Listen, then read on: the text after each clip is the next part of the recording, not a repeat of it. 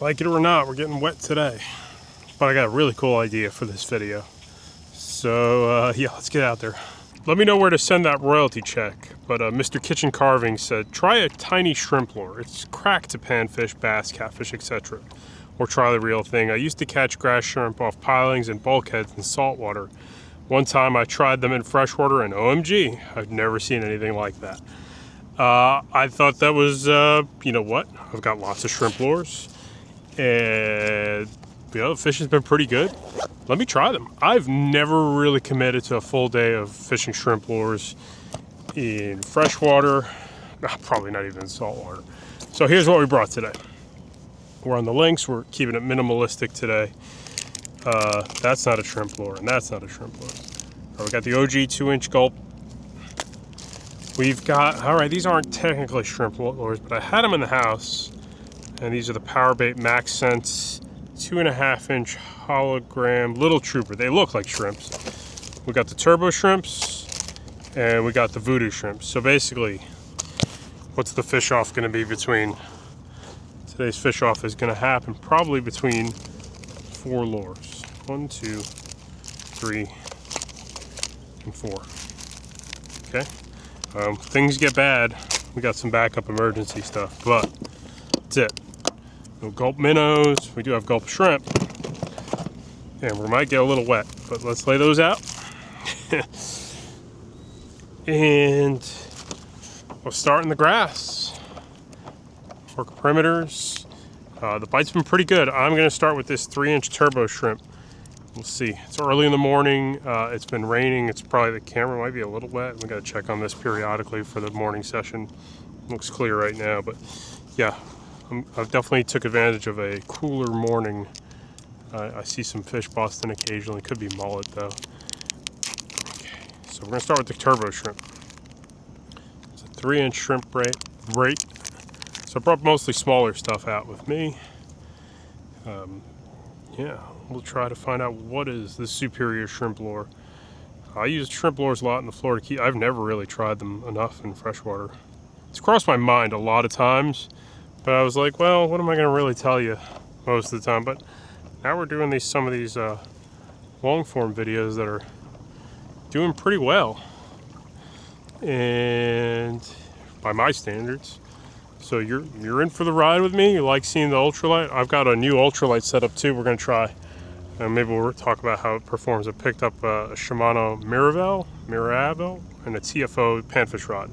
So thank you, all those YouTube bucks. Okay. I see current here, sandbar ledge. Start there. Work your way around. Using an 1/8-ounce jig head on that little Gulp Shrimp I started with. So, yeah, I mean, I imagine freshwater, you know, the crawfish. You always get the craw-looking profile, so shrimp's pretty close, right? I'm hoping this cooler weather this morning gonna get some fish a little feisty. The only question is how deep we're gonna fish these. I've got an 1/8-ounce jig, so I'm guessing 10, 12, maybe 8, 6 to 8. I don't know how things have been. No, it's been hot.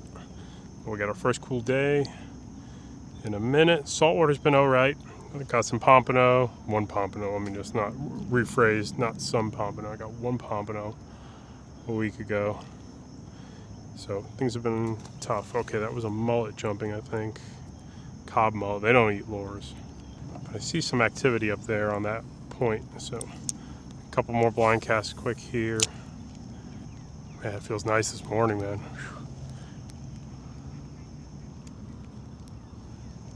Probably see some of those clouds and storm clouds blowing by. Yeah, I think now is definitely the time of year that the morning bites are probably going to be a bit more important. But you never know, right? I could be eating my words here quickly and be like, all right, should have started fishing at 11 o'clock. But yeah, usually when you get this time of year, we're really in more morning windows being prime. All right. 10 feet of water, I'm just drifting around. Got some busy electronics. Shrimp lure theory is not doing too good so far. But I'm holding out some hope here. Maybe need that Vudu Shrimp too, man. The Vudu Shrimp's my favorite, but I've been really liking these turbo shrimps in the Keys. You're all relying on fish to react to something they might not eat very often. There's some big blow-ups happening around town right now. All right, we're gonna keep moving then. Find a rock? I did. First bite's a rockfish. Make 1 or 2 casts a little shallower. I'm in 8 feet here. This should be casting into like 5-6 feet right here. Just a little jig and pause action. That Gulp's got the most scent out of all these lures, so maybe. Yeah, that looks good, man. I see those little legs running around. We came over here maybe 2 weeks ago. We caught a bunch of white perch on this little point here. They might have moved though. I don't know if they're going to be here all summer. Could move. Change it up a little bit. Morning conditions could throw them off too. Ooh, got a bite. There we go. Getting a little shrimp. Scrimper. A striper? It looked like a striper. Oh, white perch. Alright. Like you're thinking, Mr. Kitchen Carvings. Or Mrs. First bite's a white perch, not a big one. It's my Chesapeake Bay. Where's my Chesapeake Bay viewers? Where are you at? Fish is in about 6-7 feet. Keep working that, see what else we get. Should be pretty active early then. This white perch hit some absurdly large profiles too, man.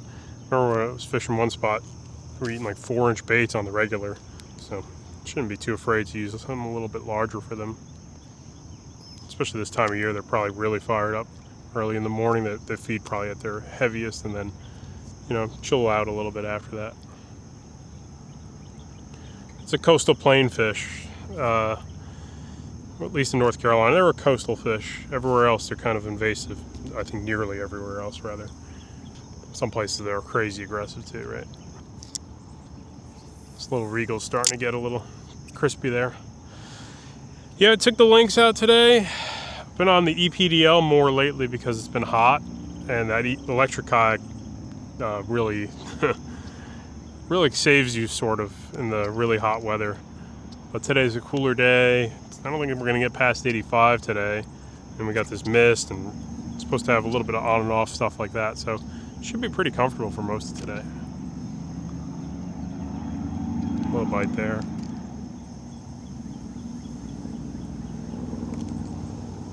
Well, I had 2 bites here.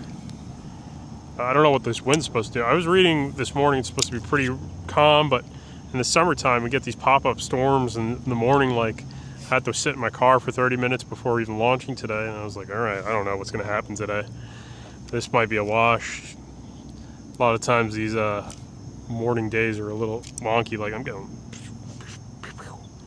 They're eating this thing, hitting it pretty aggressive with it.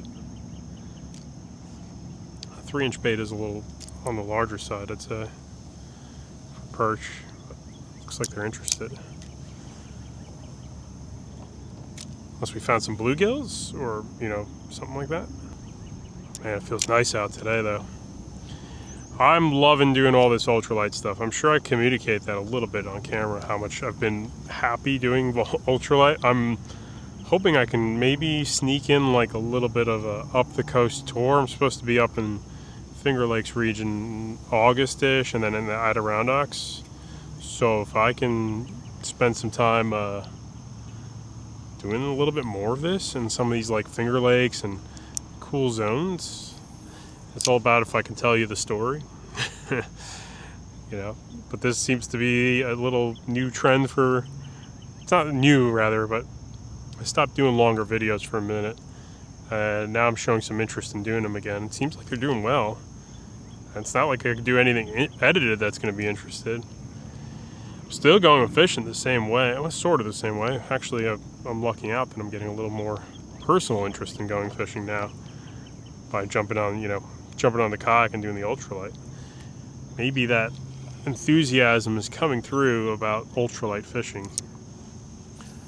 I mean, I love this. You know, I guess you just change your goals and expectations going fishing. To me, I'm all about a relaxing day on the water now.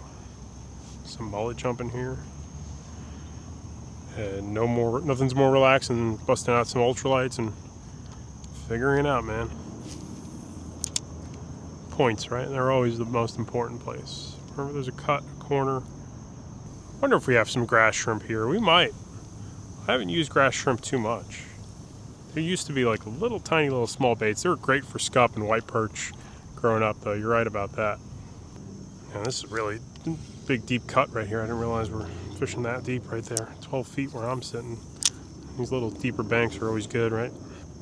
Do wish I had kind of the reverse drive, though. I'm waiting on my Hobie reverse drive. If you don't know much about Hobie, some of these parts have been MIA for a minute. Marking a bunch of fish. Any of them want to eat? Huge schools of bait, too. Could be a lot of mullet here, too. These systems get tons of those big cob mullet, and they don't eat a thing. They'll show up on your sonar, and I think there might be a fish or two around, but nothing that's going to eat. That's what I'll tell you. This little Regal's starting to show some signs of wear, too. Beautiful morning. It's going to shape up to be a nice one. Oh, what happened? Was that me? See some small bait getting popped around there. Things are looking lively. Where's my morning bite at? What's the goal? Trying to find some morning fishes.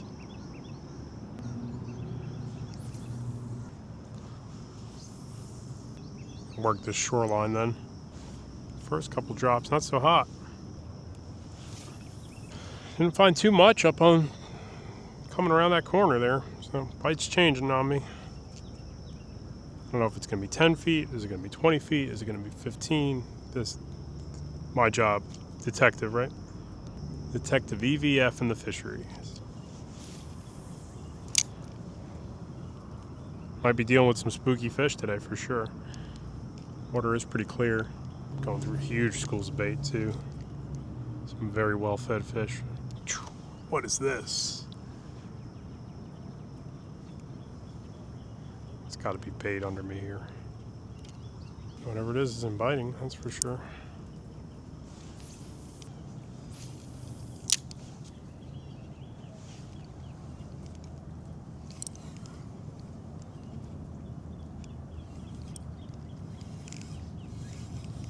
All right.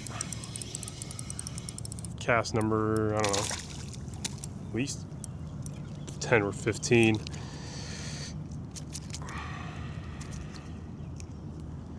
Small perches. I have a hard time finding fish that want to feed today is my current fear. I feel like, a lot of fish probably around, but see, right here I did find some moving water. You see how the current's sweeping right to left?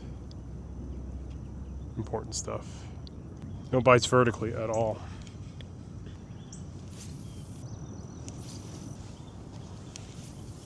All right, not much doing with these turbo shrimp right now. Bumped it out to 12 feet. Let's see if that changes anything. It should. Down to 12 feet, rather. I'm going to save you a lot of boredom with this thing. What do I mean by that? I haven't had a bite in a minute with this. This seemed to work really well the other day, but I'm taking it off. I'm going to give it a temporary thumbs down. But I'm not sure if these conditions are what's causing the slow start to a bite. Yeah. All right, -1 for this turbo shrimp, man. Crazy how, because this was the money bait in the Keys. I thought for sure I was gonna just be like out the gate, getting boom, boom, fish on, fish on, fish on. Nope. Live and learn. 3-inch turbo shrimp. Nope. Okay. It's not like I overcompensated much. It's just an 1/8 ounce jig head, 4 pound test. Fish were not feeling it. I think I'm going to try the regular 2-inch white Gulp Shrimp then.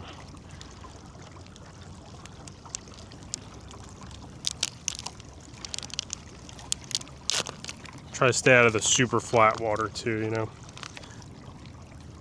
Seems to never be the best spot. All right, maybe that's going to be the key. Old 2-inch glow white shrimp. Another old faithful. You know the saying some days too, less is more. I mean, the water's really clear here. 4 feet. We'll see. All right. Let's see.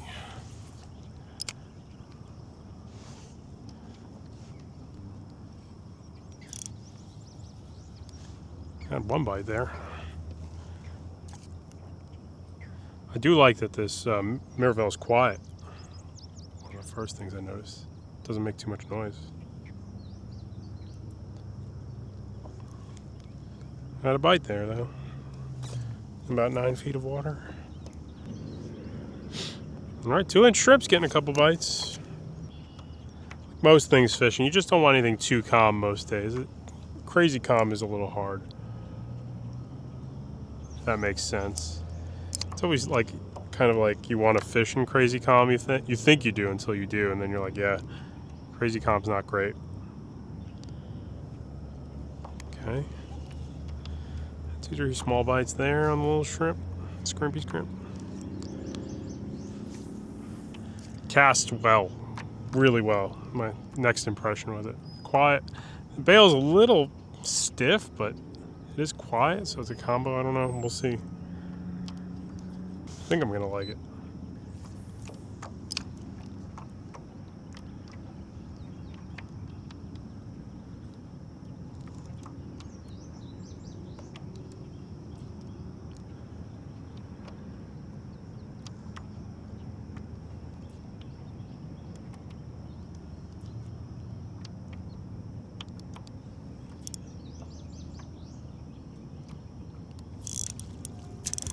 Oh my gosh, look at that mullet.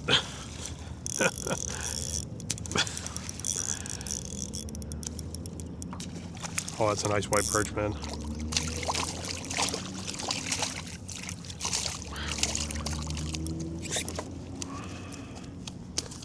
Two-inch shrimp, huh? Look at that.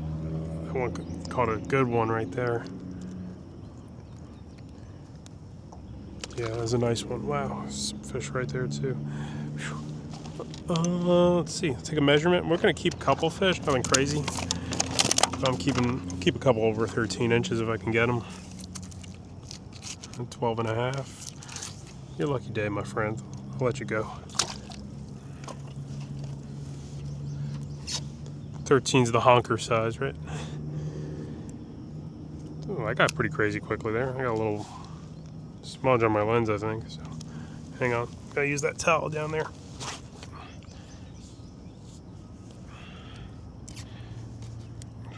What a mess.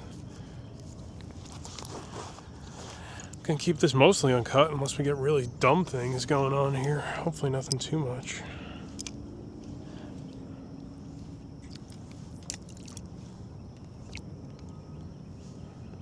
Okay, I think we're ready to go. Let's get back in it.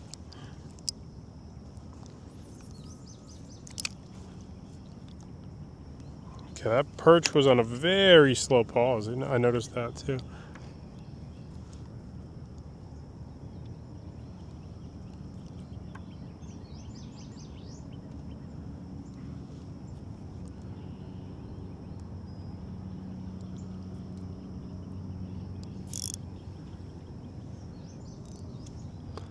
Long and slow combination of those two.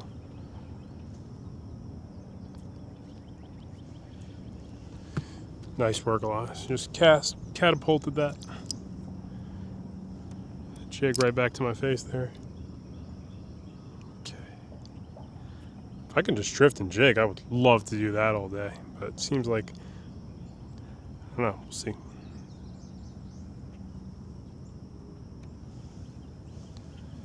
Getting some small bites here. I think there's a mixture of fish I'm bumping into. Yeah, that Gulp scent definitely attracts fish like none other. I mean, there's not much that works as good as this stuff.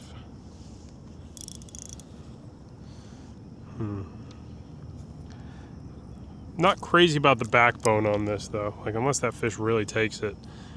Definitely missed a few fish on this little TFO. Works. It seems to work pretty well though. All right, 2-inch shrimp back down. There's something.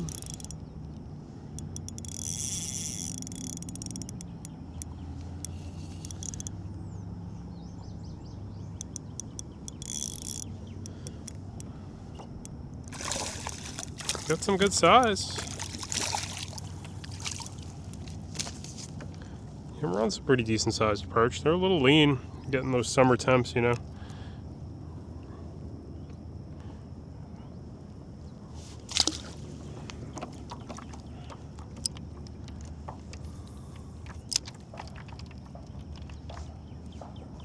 All right, 2 bites though. Pretty short order. See how long we're gonna get on these grounds here.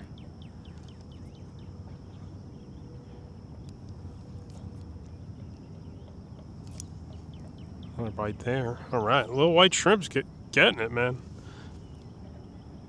Definitely getting a lot of interest so far with it. When we start jigging around, then more stuff shows up. We are pretty much in dead summer temperatures. Those mullet are gonna scare the living crap out of me. It probably looks funny on camera. Man, they're big. I've only caught 1 or 2 of those things on lures. That's pretty rare. Seems like whatever action I had here was short-lived though. Might be fishing a little too deep also though. Just pretty much hit bottom, pause, work it back, rinse and repeat a little bit. Not sure what kind of drift I have. It's a little hard for me to predict it and figure it out.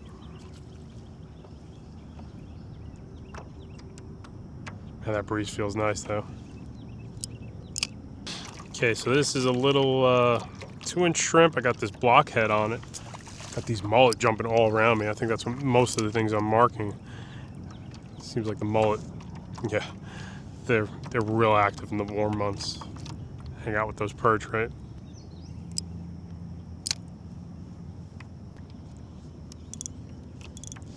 Only thing I'm noticing, I'm getting a little bit more line twist on this guy. I don't know. Let's see. I don't dislike it, but I'm not too crazy about it either yet. I think it's more the rod. I don't know if it's the guides on here. Ooh. I've also got my line caught on that bait keeper ones now. Okay. We'll see. I haven't decided if I'm pro TFO yet or against it. But give me by the end of the day. But I'm definitely having a little issue or two here so far. I'm jigging out here in 10 feet, just bouncing around, chilling. Pretty quick drift, half a mile an hour. Definitely some moving water on the shoal.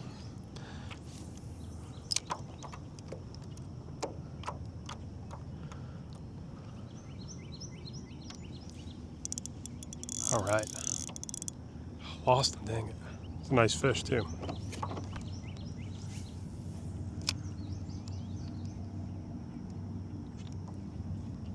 Two-inch Gulp Shrimp, get it.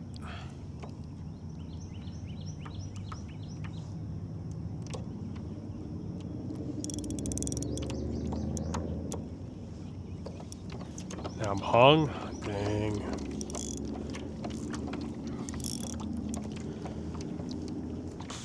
Oh no.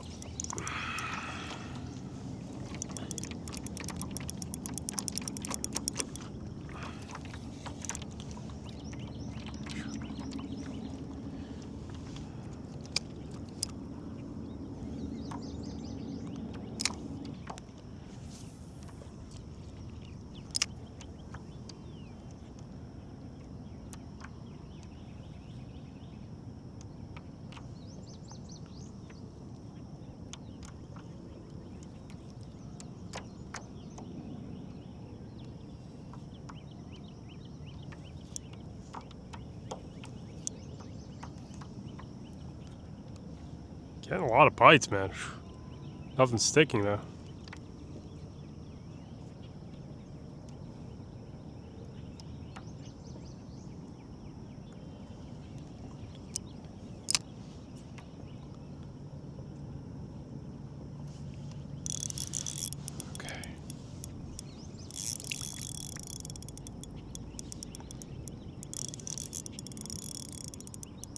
What's the fish?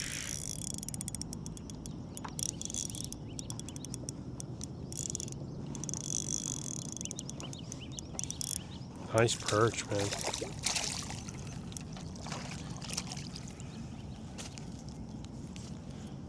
And we're on some nice sized fish actually here.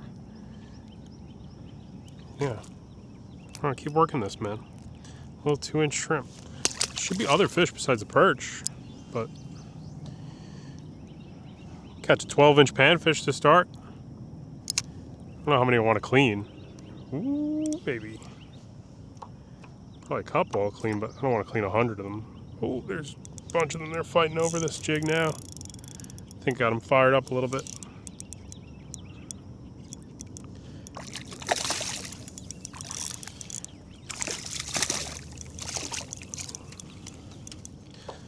Shrimp eaters, man. I eat shrimp like this too, man. You ask me to go eat shrimp, I'll do it. Pretty good size though. All right, we're down on our first shrimp here. This freaking mullet, man. Gonna give me a.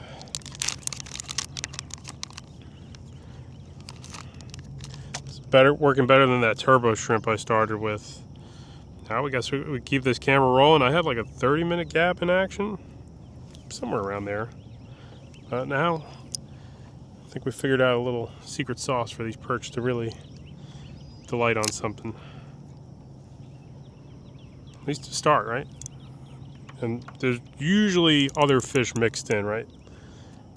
I'm starting with perch here on the ultralight. Lots of fish could be the candidate in the mix.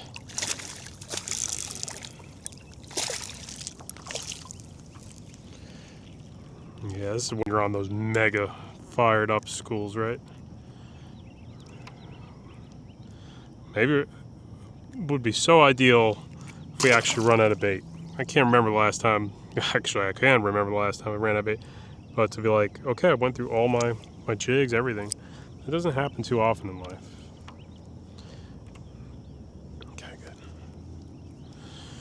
I'm just sitting on a 10-foot shoal here.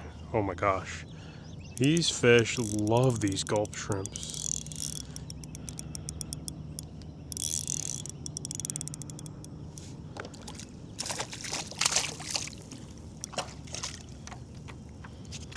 I have to fetch a pair of pliers out from behind us any minute now.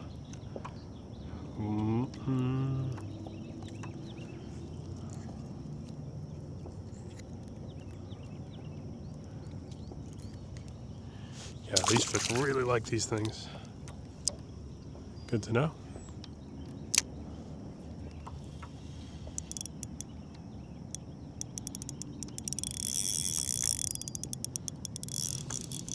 There's a couple places you can get on perch like this, but this is absurd for now. That's a nice humpback there. Oh man, this is like a throwback day like none other.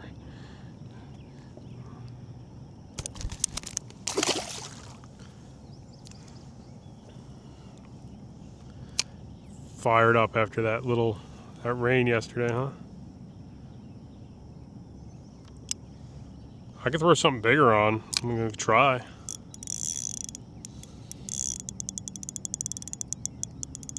Playing a little keep away keeps them really fired up too, right?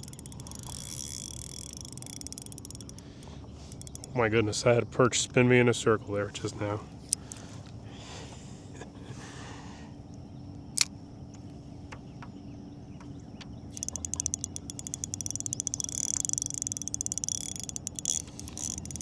Aggressive fish. See, they even have like head boat operations out of the Chesapeake for these guys.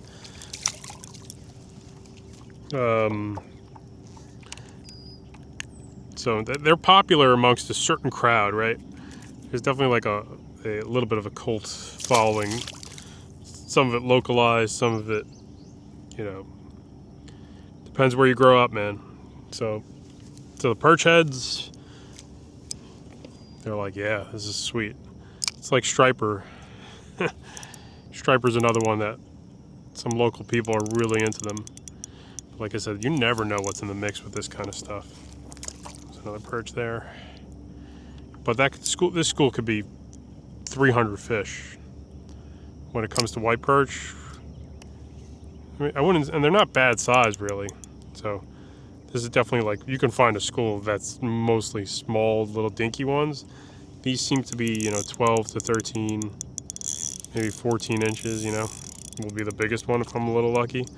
But most of them do seem, that's the first smaller one in this batch here. So come with me and run through our shrimp jigs, I guess. But yeah, they get so aggressive after the right conditions in the summer. We had that cool rain this morning after a lot of hot weather. Probably fired them up really good.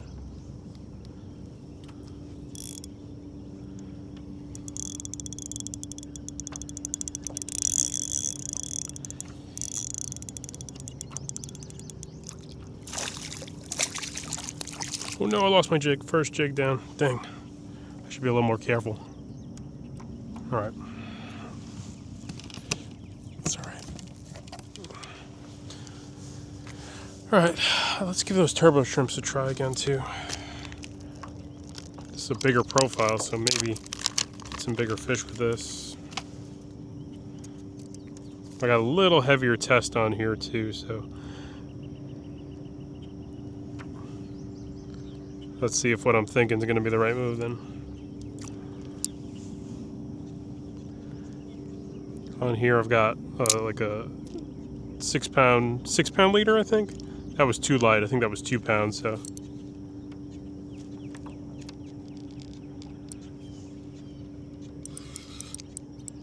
Nice one, man. I'm gonna net them. They deserve the net when they're this big.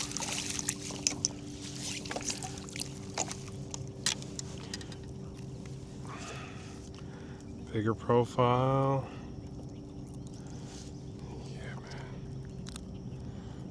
That's a great fish. I'm going to keep this one. Do want a couple for the table. Not too many, though. Oh boy, he's got a sharp gill plate to get me on. Alright, clearing 13.5 on that one. That is a nice one. Dropped him. Alright, I think I owe somebody a couple beers for suggesting this little... using the shrimp. Oh, it's messy out here. Did I bleed out? Get my ice.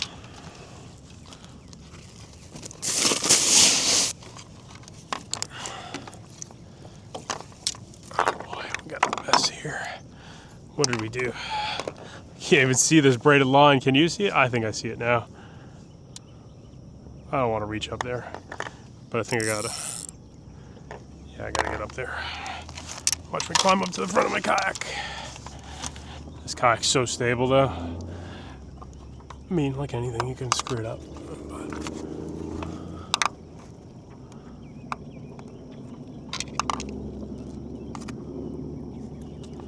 Oh goodness, I made myself a mess here, didn't I?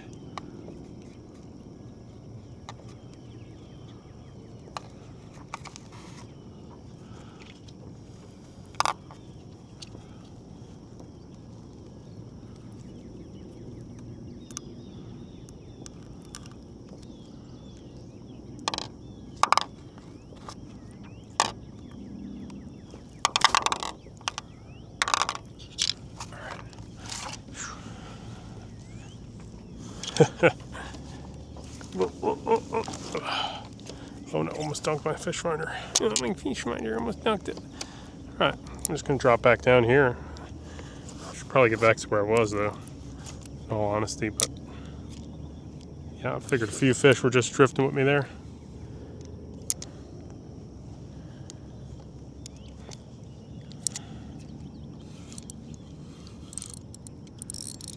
These are some smaller ones here.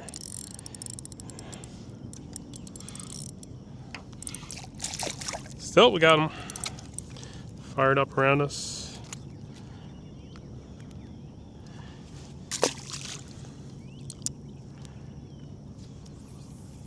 I have to probably put some sunblock on in a second. It's getting hot already. Man, I was hoping that cooler weather would have lasted more than a couple hours, but that's how it goes. Lost one jig head there. We got to be careful with that 2-pound test. I think I get a little too comfortable with it sometimes. When it's working properly, I'm like, oh yeah, I'm good. Whew. All right, pretty good start. We got at least 5, 6 fish there, maybe more. They were biting like, as soon as I found them, got them fired up. They were biting one after the other though, for a second there. See those mullet going crazy still. There will be a point pretty soon where there's going to be like a, you know, that summer doldrummy shutdown-ish, shutdown. Turbo shrimp caught the biggest one, but it's not getting as many bites as that little 2-inch shrimp was like pretty much non-stop when I was started with it there.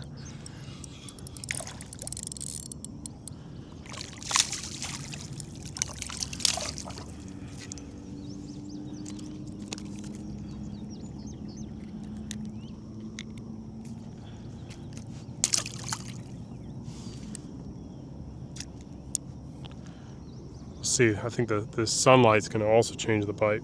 Having some sun, well, not great in my opinion. Don't like it. I'm jigging around. No, I think these fish might have moved off already.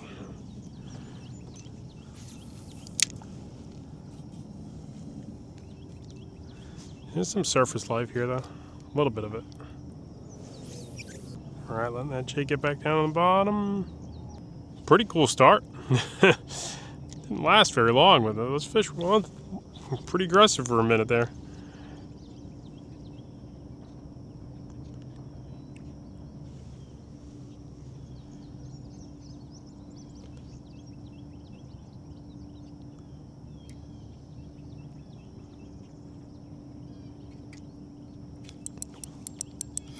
Hoping we're going to see something different somewhere here.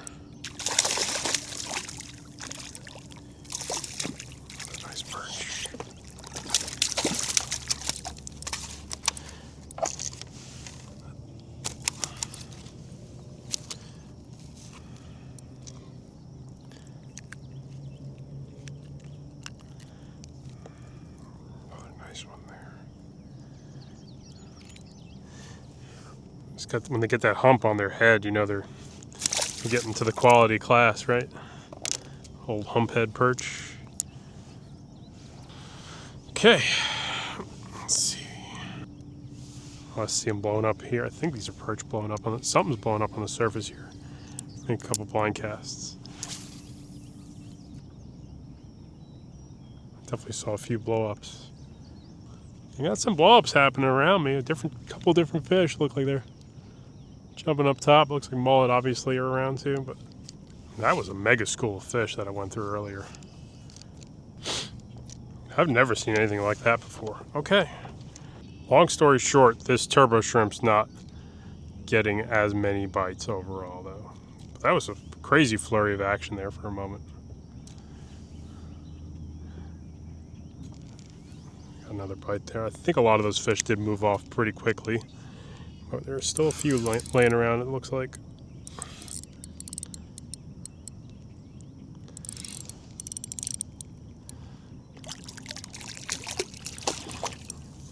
Yeah, sometimes the schools of the perch can be overwhelming. It depends on the body of water. Not every body of water is the same. But this is a good class. Around here, yeah, you're not usually going to be on schools of perch of that size class, at least. Maybe.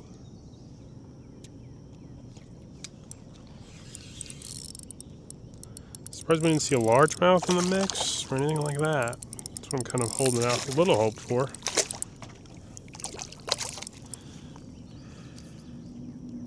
Or crappie.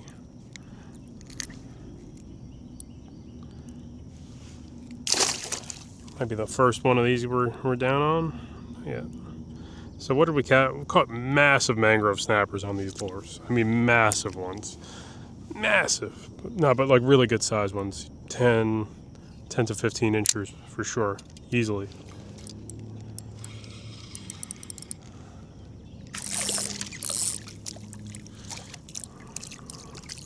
Perch will like them too, though. They definitely do.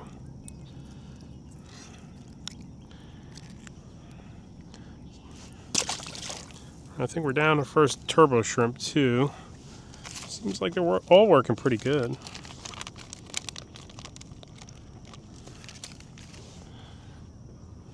I don't know if we could sit on these fish all day and catch them, maybe.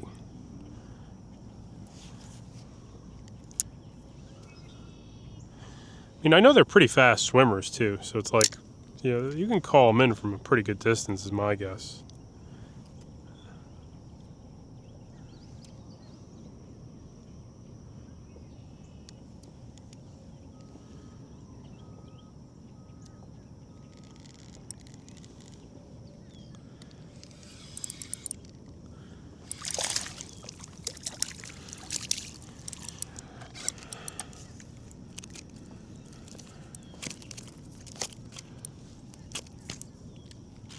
These fish spawn in the spring, and then they're kind of done.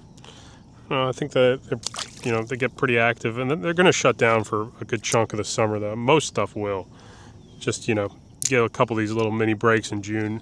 June is not quite summer doldrums typically. Wrap myself around there. Okay, good.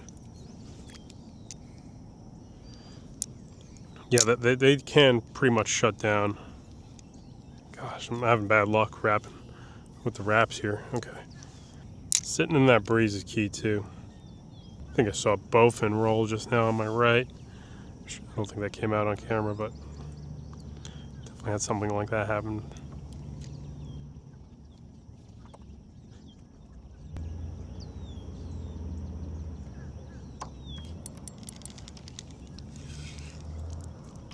Missed him.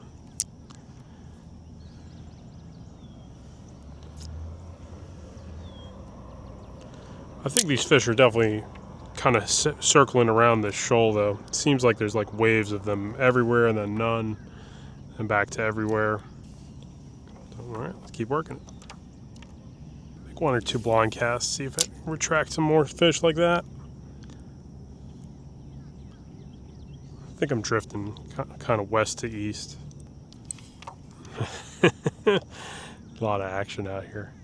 All right, I think I'm going to retire this guy. It seems like it's already perhaps outlived its stay. I just kind of re-rig it maybe. See if I can get one more use out of it. Yeah, the 3-inch, seems like the 3-incher is getting some bites. But hang on, I got to get this camera restarted here. All right, sometimes the audio on these cameras gets all jacked up. And I got to do a quick restart, something along these lines. All right, I'm getting some bites on this thing now. Sure seemed like the white one did get way more bites overall. Like they were crushing that thing the minute it was hitting the bottom earlier. It could be, due to the sun coming up already. Kind of want to try the Vudu Shrimp again, in all honesty. I see I've definitely brought in a lot of fish under my kayak right now. All right, so now I'm seeing like a change in behavior. Like last couple, now I'm getting more bites on the cast. I don't know. Overthinking a little bit. See some carp rolling and bowfin rolling. What do you say? I think we do a little reset and try the white shrimp again. Yeah, it seems like this larger shrimp. I'm not too sure about it right now. Lost a lot. I've also lost all my tails too. All right, let's try this. Let's learn our lesson. Not swing every single fish we catch over into the kayak as aggressively either. I think that'll probably be a good move.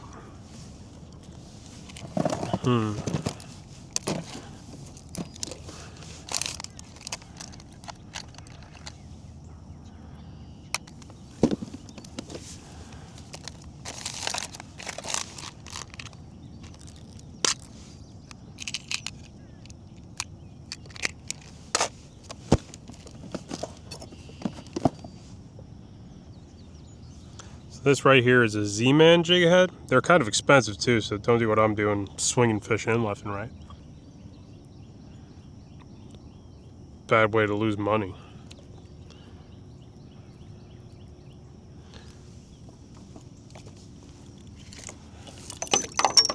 Okay, so we'll go back to this guy.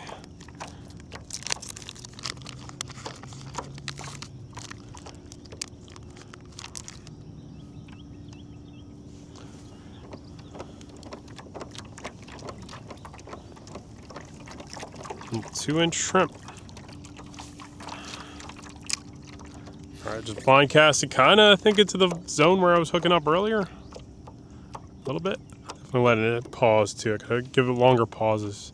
I'm working stuff too aggressively right now already.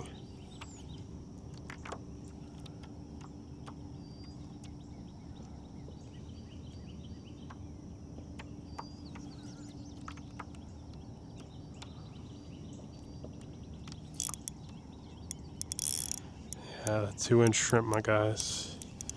Like that.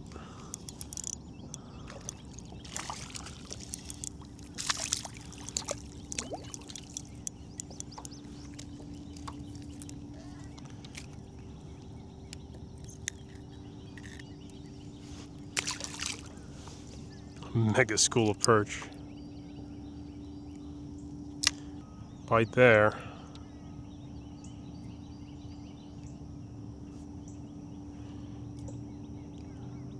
Maybe the lighter rod gives it a special action too. You know, it's very possible. These light rods do a little something special in that regard.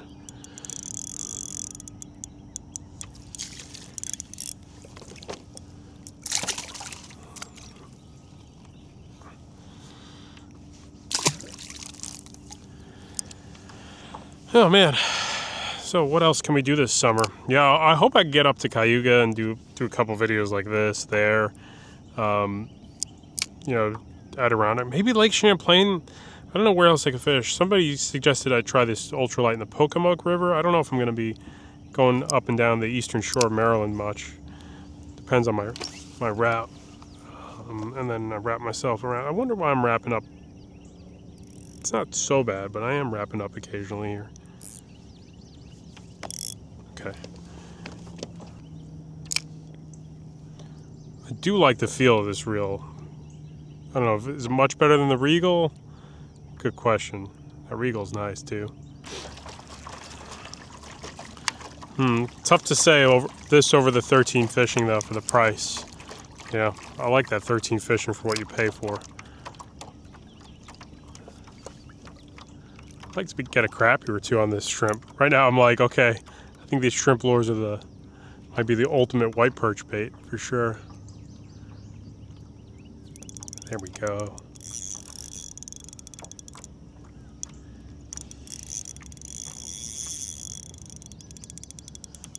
We're also in an interesting time of year, you know, those transitions now.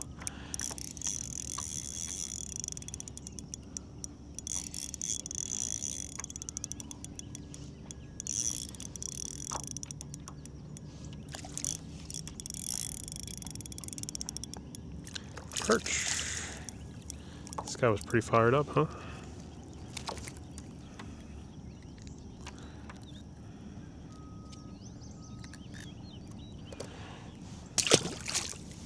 Pooped on my shoe too.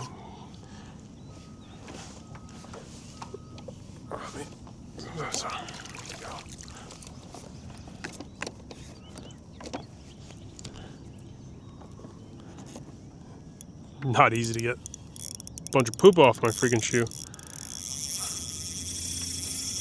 I think that might be something different, right?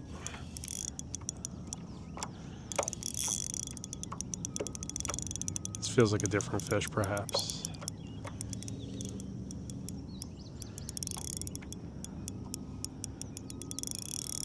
Yeah, finally, man. Whew.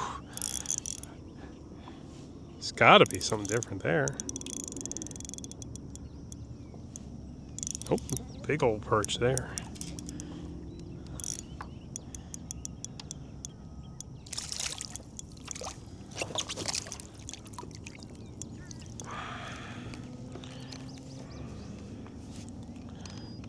Man, this is, of terms of, yeah, shrimp lure, man.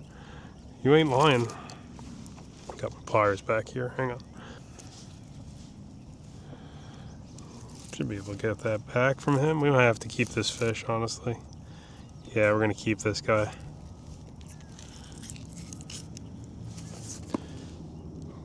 Swallowed it too deep there. All right, we could chunk this guy for a catfish too.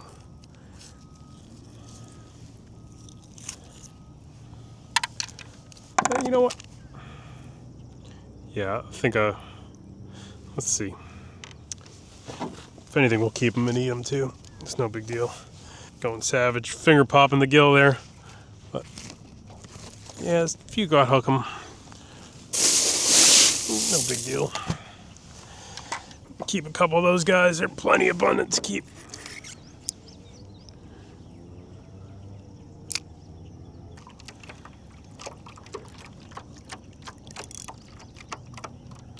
Yeah, I wonder though, the action on this thing might be the real ticket too. The blockhead and this TFO rod.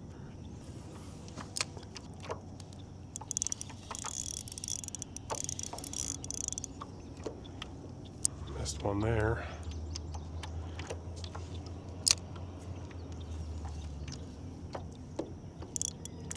There we go.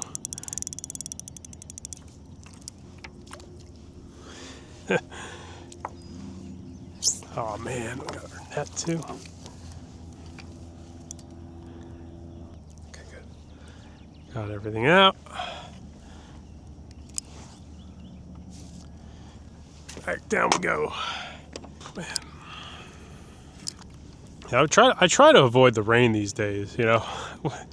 Just like to fish in nice conditions mostly now. And the ultralight really brings that feeling back, man. I put in the time getting beat up in weather, you know. I'm loving this, just fishing in nice conditions. Maybe one day I'll get another, you know, fire up of, all right, it's time to, you know, prove myself to myself or whoever, right? But these days, this feels like it's just a different world, right?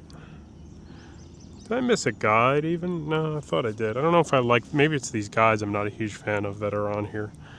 Like I find myself feel like I'm wrapping up a lot. 2-inch Gulp Shrimps gets thumped.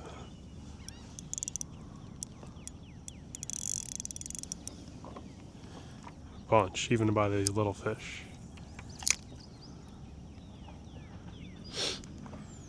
Where's my crappies, man? My crappies. I think the white perch have taken over. I'm gonna have a hard time fishing through them, at least in this spot. You never know. They're well known to be very, you know, takeover kind of fish. You could definitely fish through them, it's just not easy. Bigger profile, right?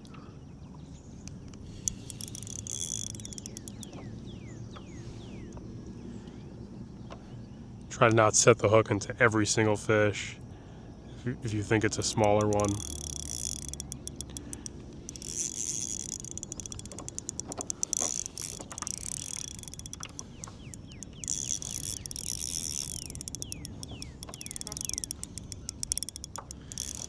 You know there's a flathead somewhere nearby eating these things too.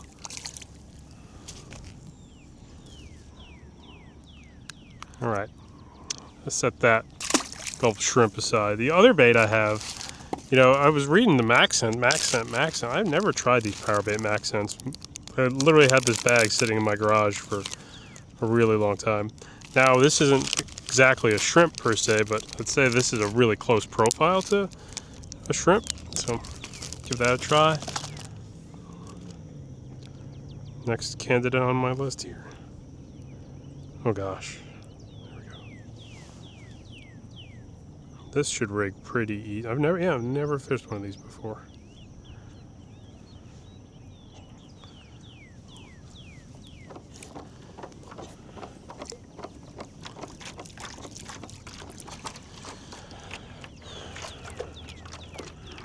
Power baits, I mean, they work good. Don't deny that.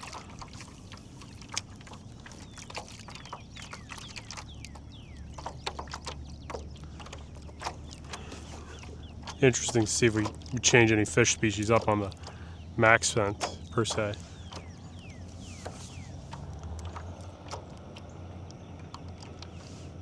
Or if we downgrade, right?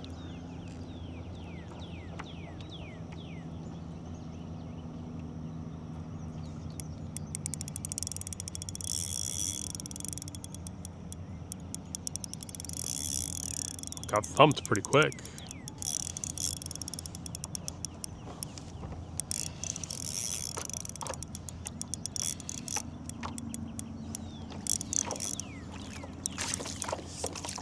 Fell off the hook immediately too, notice that? It's alright too though. I don't know. I'm having a hard time thinking about leaving this though, because you're catching, what are we on, an hour now? Almost an hour of just non-stop with these things, huh?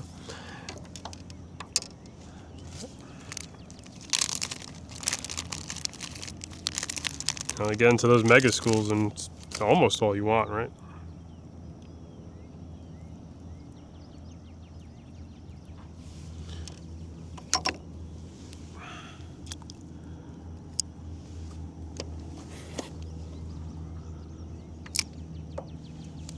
Oh my God, this max scent seems to work pretty well though.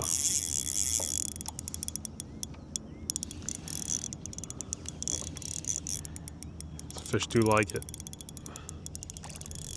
Seems like a very quick bite on it too, just like when I started with the Gulp Shrimp.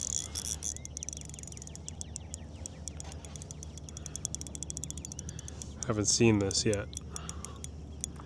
Well, that's a good one. Yeah, that's a really good one.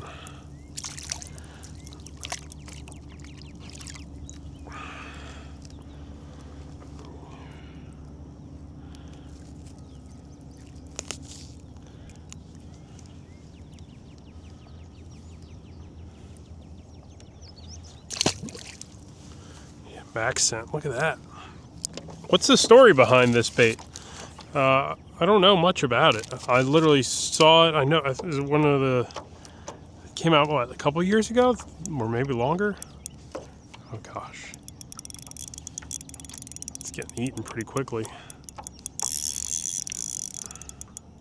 Never tried it in saltwater. They have these new Berkeley Labs bait. I think I saw too. LABS. Not sure if that's going to be like really good in the salt and brackish water environment. It's like this is working just as good as the Gulp though. It's not, you know. Sure does seem like it is. It's a little fragile. I don't know if that's a typical trait of these things too, but it does seem a little fragile. If you could smell it through the screen, I'd let you. But on this Miraval, I bet you killer for rock bass and stuff like that too. All right, first cast, it got a bunch of bites now. Seems to be doing anything with it anymore though. Immediately. Okay. Oh, there we go. So yeah. Noticing it's kind of a fragile bait. You kind of wear a hole in it quickly and then you're done with it, huh? Yeah, it does seem like that scent definitely gets a lot of bites quickly though. Might need a different jig head too. These Z-Man ones are a little bit, I don't know, I'd say they're a little too, they don't have enough barbs to them. They're great because they have a small hook and they're pretty reliable overall. Pretty good start though, man. I can't complain about how the fishing's been right now. So far the king is the white Gulp Shrimp though. That's my take. All this other stuff's getting bit and it's working a little bit, but I don't think anything's come close to the white Gulp Shrimp so far. I feel like every cast, every time that white Gulp Shrimp went out there, it had like fish hitting it. Here I'm getting a bite.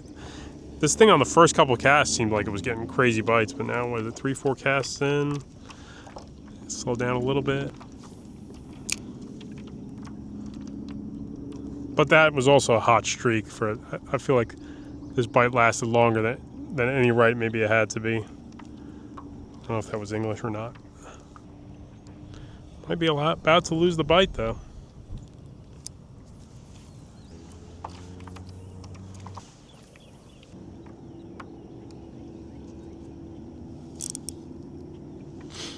A little bite there. Alright, it's been about 5 minutes or so now. Alright, let's see. It's pretty good though, when it lasted. Those white perch are a crazy aggressive fish when they're fired up, huh? That's for sure. This one seems to be working a little bit. I wouldn't put it in my top choice though. That's kind of how I feel about it. Alrighty, let's see. Wherever there's that current flow, man, comes down to just that little bit of that current. Alright, looks like I'm losing a lot of that water movement that I needed. That was good early. So we're gonna probably keep looking, I guess. See what else we can find them. Berkeley Max scent. Worked for a minute. Doesn't seem to be working now anymore though. Alright, well, that Max scent seems to be not really drawing too much now. We've been on, I don't know, 15 minutes with it, I think. Oh, we got a bite finally. Cut a lot of dead space out, so, might have found some fish that finally might want to mess with it a little bit. This might be some new perch or new fish, whatever they are. Don't feel very big, but definitely had a couple pops.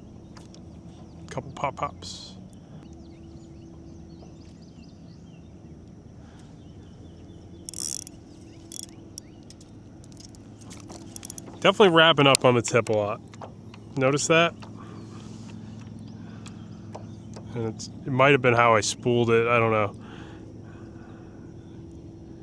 Maybe it's the reel, maybe it's... Sometimes these rods with like really, you know, extra noodly action can do that more.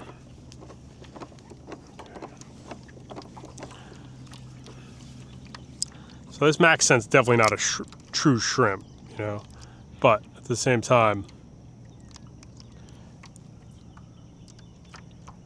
it still might be the right stuff.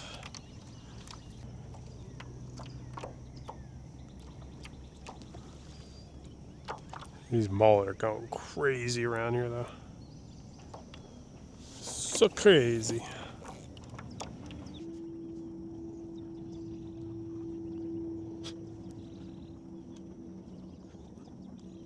I'm just bouncing away here.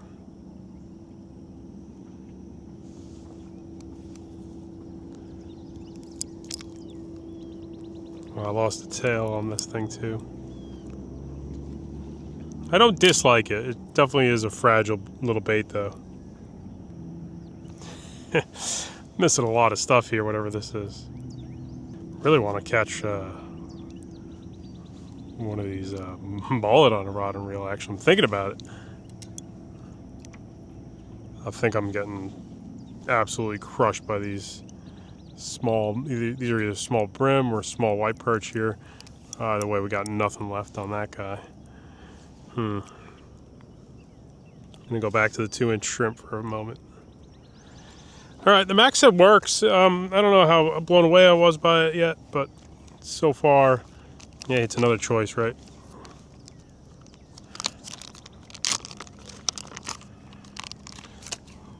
And at the end of the day, that's also important. It seems like this little 2-inch shrimp just gets clocked immediately.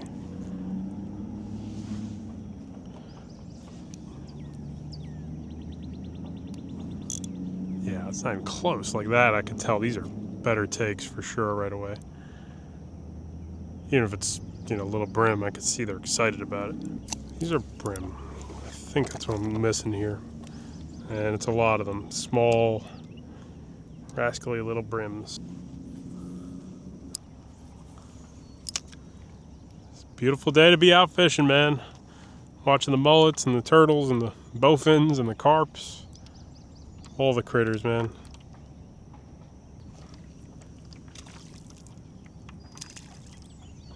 Looks like some kind of shad, right? Is that what that is?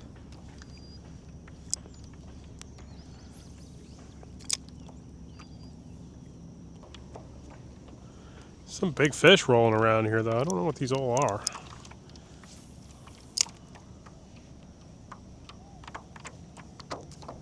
Might be all mullet, though.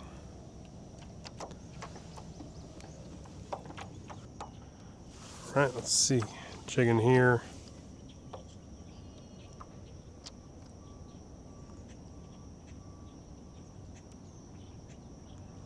Not getting any bites here.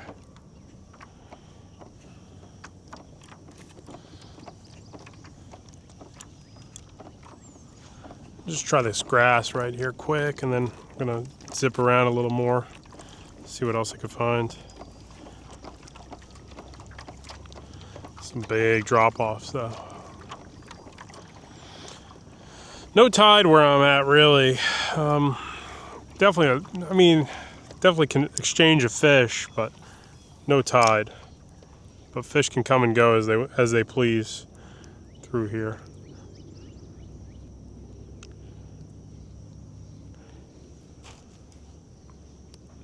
So you get more new fish, old fish. Yeah, you definitely get exchanges of fish, but no tide.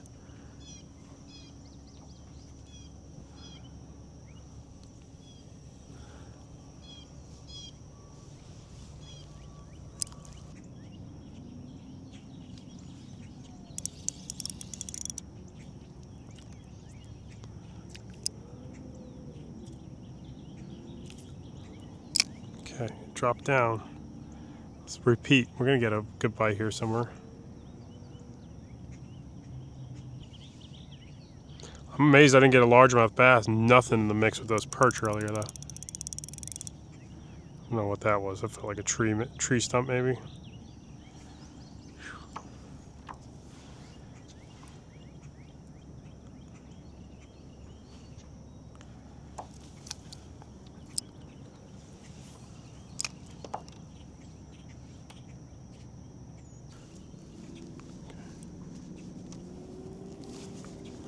Well, this area seems to have quieted down a little bit.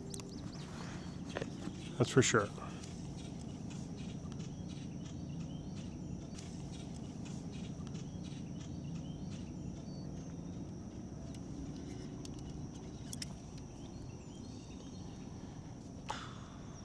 That was a break off. You ever had to guess what that was?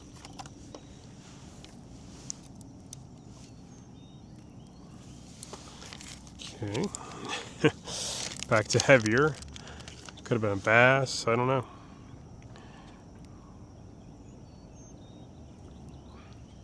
There's definitely catfish, stripers, bass. I mean, you name it can be right here. So we're both guessing. I'm back to that turbo shrimp now.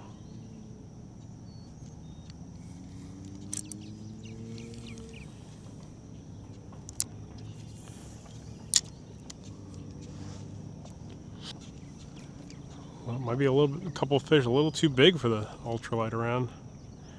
2 break-offs I think I've had.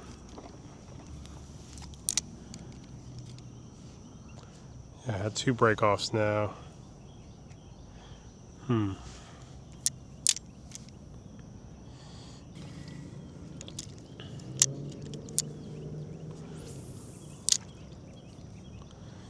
Alright, can I keep looking around? That was a cool little, this was a great little zone that for a minute. Maybe I'll come back here. That bite was hot there for a moment. I think I hooked either bowfin or a carp or a catfish, something like that.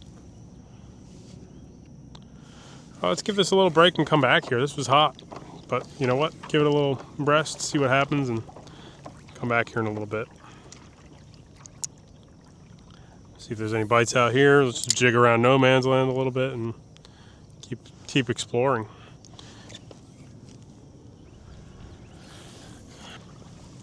All right, so what are we gonna do here? All right, took a little bathroom break.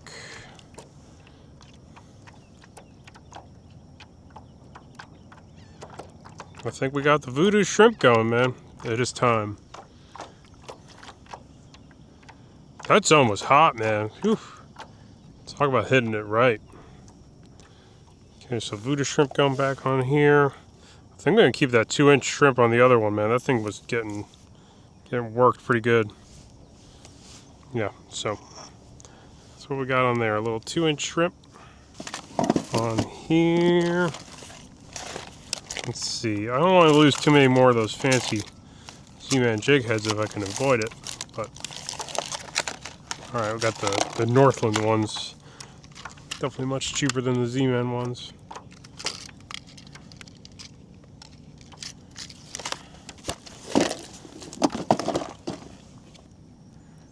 Four-turn uni knot. Boom, boom. These weigh a 1/16 of an ounce, so they're a little bit lighter than I was using earlier. Should still work pretty good.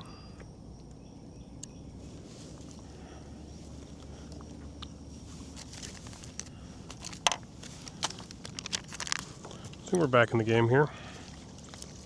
Oh my goodness. Looks like a school pogey's running for its life down there. Got all this little bait under me too, man.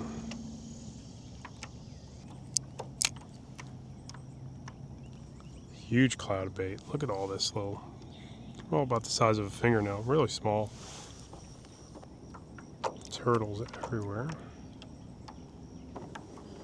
All right, next spot. Keep looking.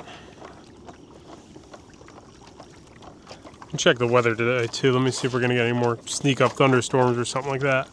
See, now we should be good on thunderstorms today too. Okay. Things you want to make sure sometimes. Not too much going on out here. This looks really interesting actually. See a little hump here. It looks like there's some life on this. I don't know. Just loaded with bait. So does that mean fish? Not necessarily, but bait is bait.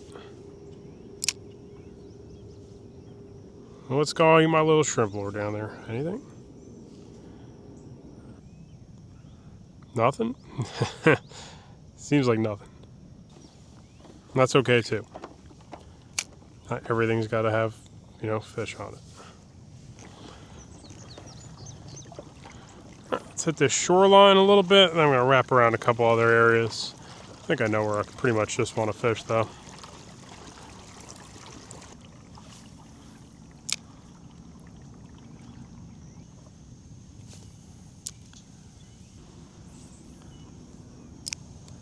I was hoping that was going to be pretty fishy. It looked fishy.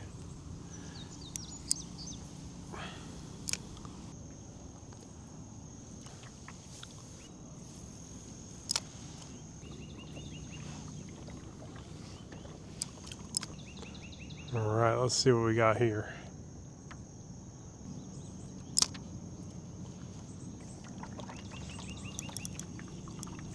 I'm working around this shoal here. See if we get anything. Water's really clear, so gotta be a little cautious. Easy to spook fish, probably. No bites, though.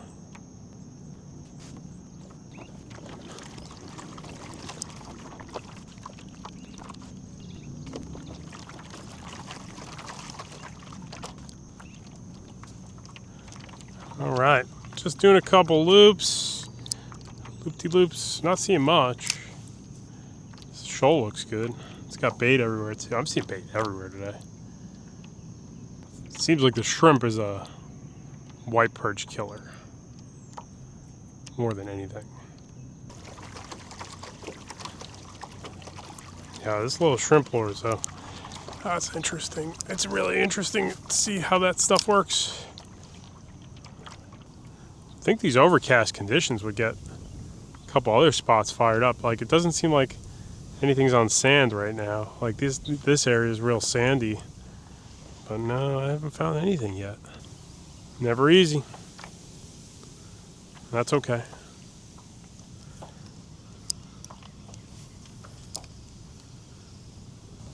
Feels good out here, though. Too bad it's going to be 90 degrees, 95. We're going to be real hot soon. This already was what I was planning. I was already thinking I was going to be done freshwater fishing, but you know, just a couple better trips keeps the motivation high. Sometimes I'm always like, oh well, I don't think it's actually over yet. Oh, I don't think it's actually over yet. You know, you get some really interesting trips. You never know. Like I said, there's always bites that happen later than expected, etc. But sometimes you're just like, yeah. It's done. I don't think everything's done yet. Anything's truly done right now. I'm just kind of patrolling these perimeters, looking.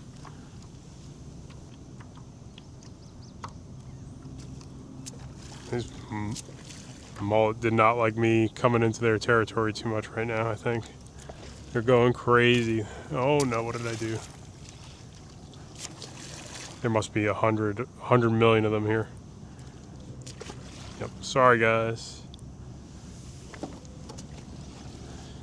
Did not mean to. My bad.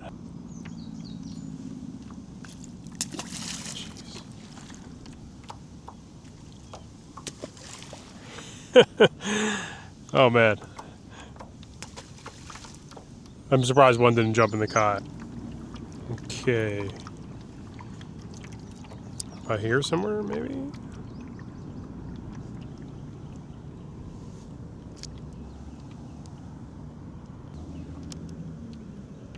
Okay, there we go. Gotta go a little deeper, I think. Just fishing maybe 5-6 feet and covered in those mullet. I found a deeper edge and missed a bite. Let's see what else we got here.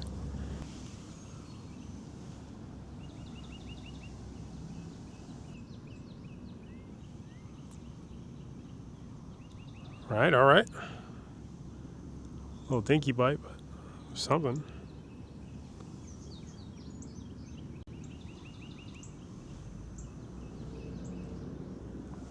Hey, missed them. Missing a bunch of fish here.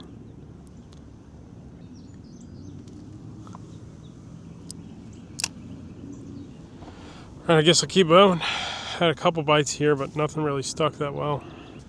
This might just be mullet. You know, sometimes I might have bumped a mullet in the freaking head for all I know. Maybe some fish somewhere here. A lot of bait here.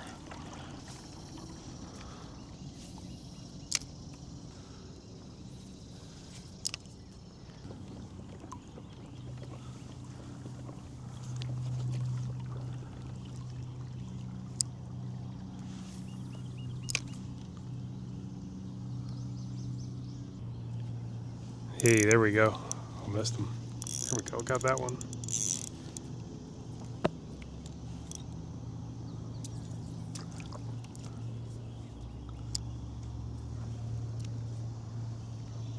Okay, I think I found a few fish somewhere here. See all this little bait flicking around? There should be a few.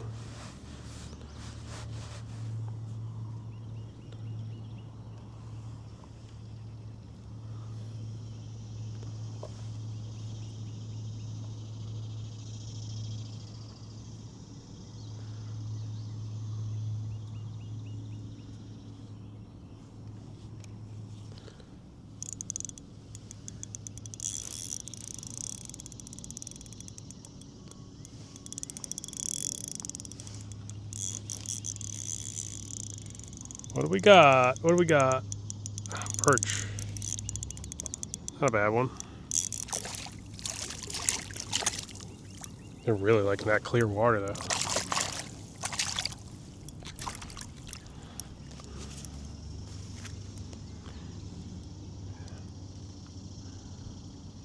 Got that shrimp lure.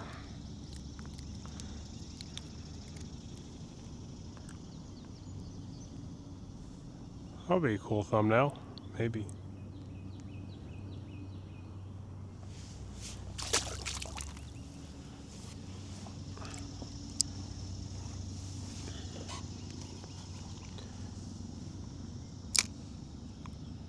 I think we got a couple more down here.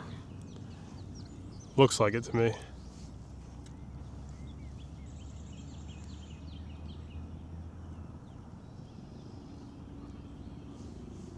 Seems like it really perches are heavily feeding this time of year. Do seem oriented to those sandbars though. A little bit of current washing off this sandbar right here actually. That's probably why they're there. It's not too many fish in every spot though. So the size has been pretty good though. Not insane, LOL, but pretty good.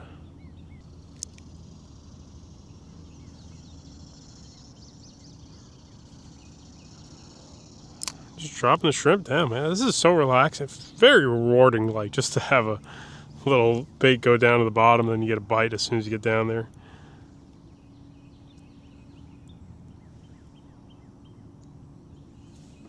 Yeah, there can't be that many fish here, though. It's not a big, this isn't a very big zone where I picked right now. But it's got some bait, you know, that's important too.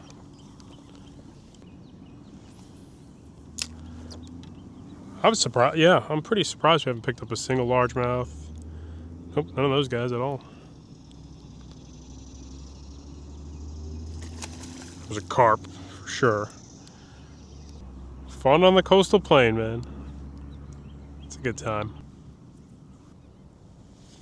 All right.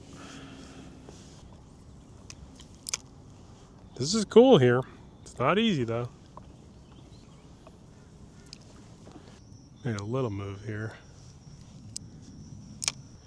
Greatest thumbs down of all. No current. All right, gonna make another move then. A lot of bait here. I think you want a little bit of moving water though. Probably catch a fish or two, but yeah, it's not ideal. Okay, explored around a little bit. I didn't get any other bites with this shrimp. So, mixed feelings on this so far. I like the action, and it seems to get a lot of bites. It definitely feels nice when it's working properly. But I did have a couple too many rod tip wraps, and I'm not sure. Maybe it's the reel size or what I have going on here, but it doesn't seem to happen too often on the other setup. But there's a lot of action and a lot of bites to do that to you. All right. Let's drift around here. There's plenty of those little, those big mullet around here. Maybe drifting around 10 feet, 8 to 10. Get a couple good bites. Tons of mullet up on that shoal though. Tight little drop off here, you know.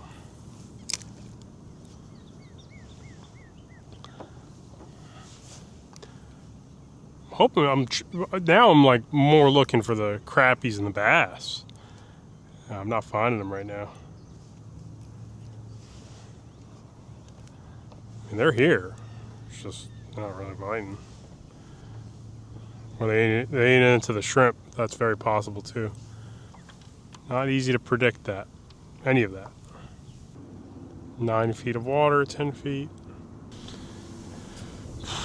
That first zone that was hot, I'm getting drawn back there mentally already. It seemed like there was just so many fish there. Usually not really the case for me to find such a hot one little zone, but maybe the bait was there, I don't know. I mean, I'm not getting bites anywhere else right now even. Alright, I guess back to one-stop shopping then.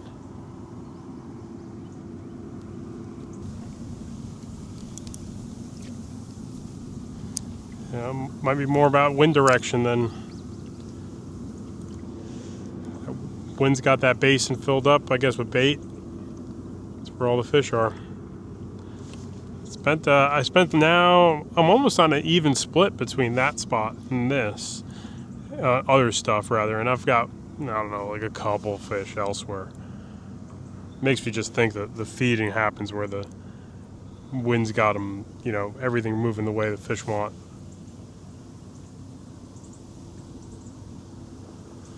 And it's not that this doesn't look fishy, and I've caught fish here before.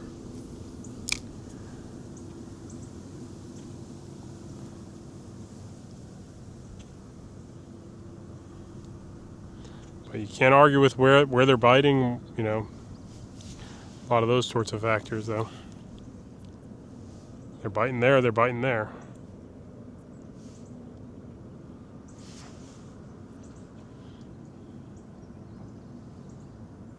This looks pretty good here, though.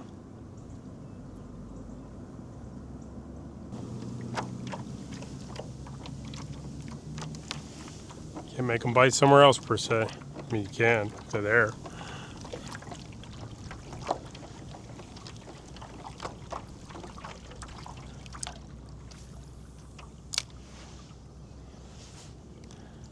Structure, structure, structure, right? That's what you always hear for this time of year. These are some fish under me here, but they're not biting at all. All right, stick to the basin with the fish.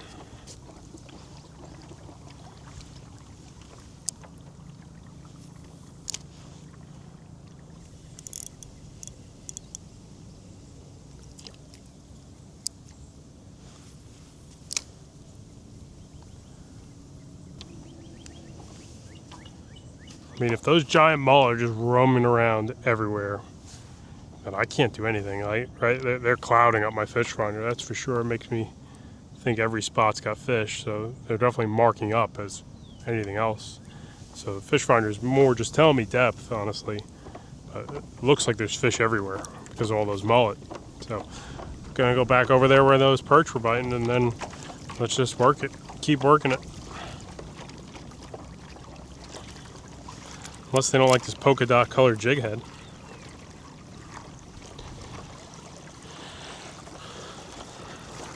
Maybe they're all the way up in the back of that basin there, and that's where there's bait and they're feeding.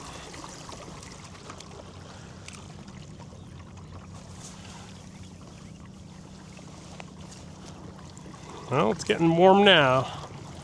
Going back to where we all started today. Shoaly shoals.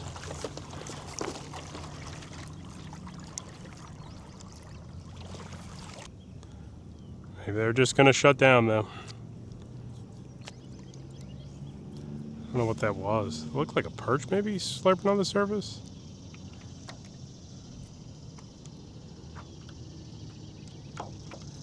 Good sized fish.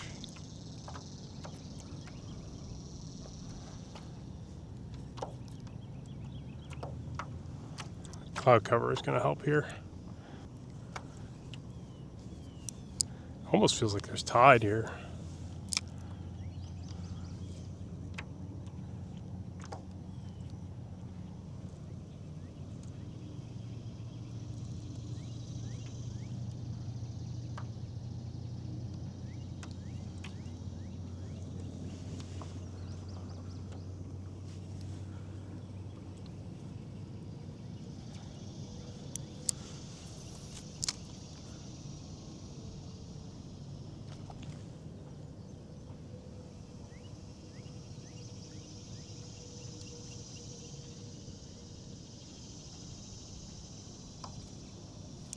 There we go.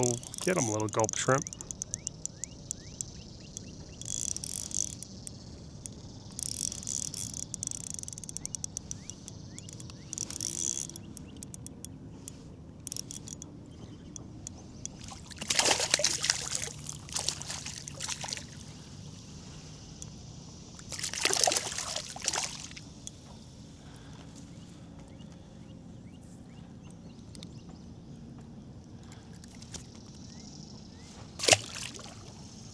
The shoal's just railed with these perch, okay?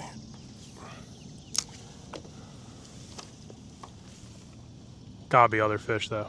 Can't just be perch.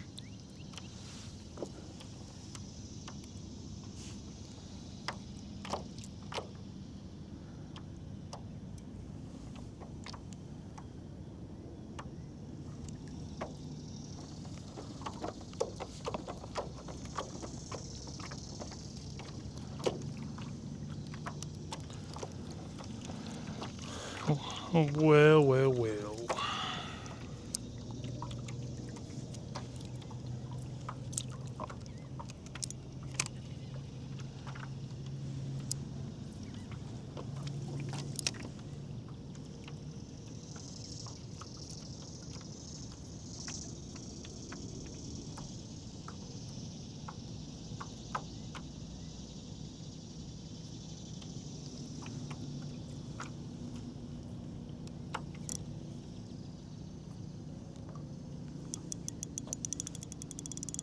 Fish.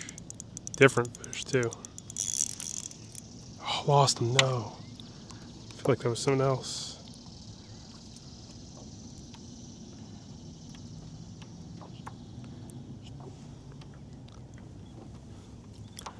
Bummer. That was disappointing. I felt like that was definitely a different fish. Maybe it was a rock, a freaking tree, and just I feel like it.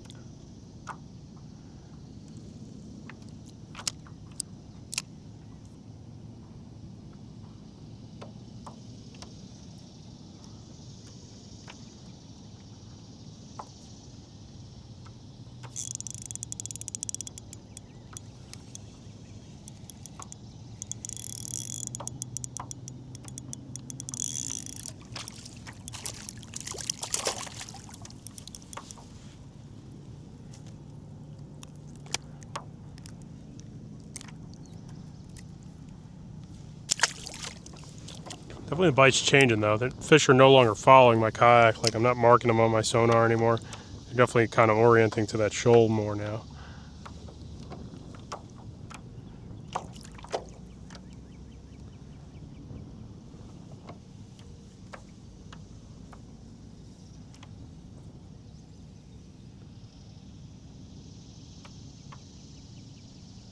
Definitely still biting a little bit though.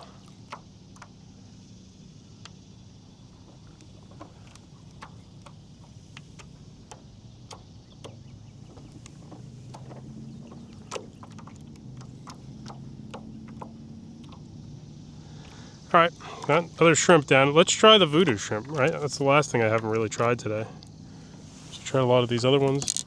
Got a Vudu Shrimp. I'm going to add a little Procure to it too. Got this Procure shrimp. Big fan of this stuff.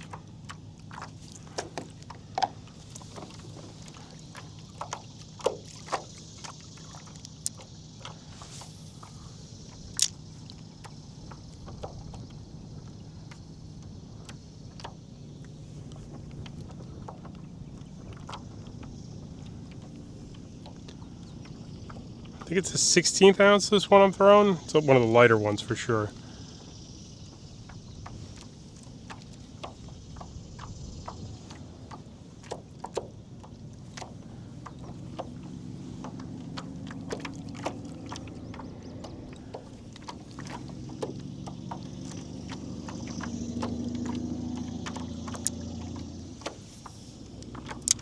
Gonna bite that cast. Might take a minute to start getting them.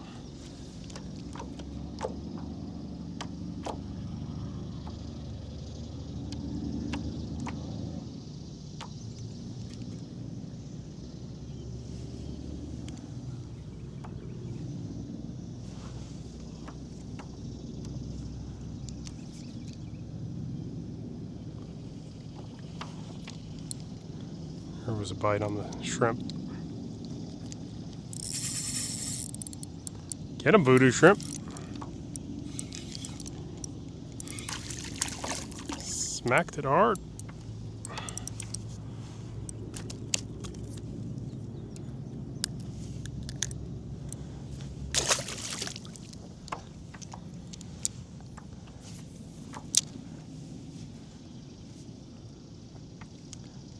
These fish do like shrimp, you know that. We know the white perch do, right?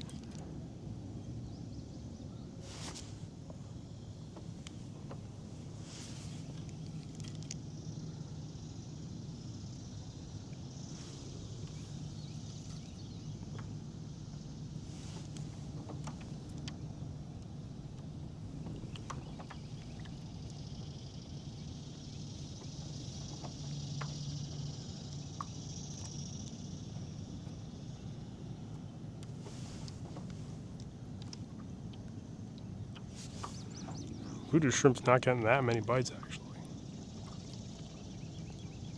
I think they'd be crushing this thing left and right.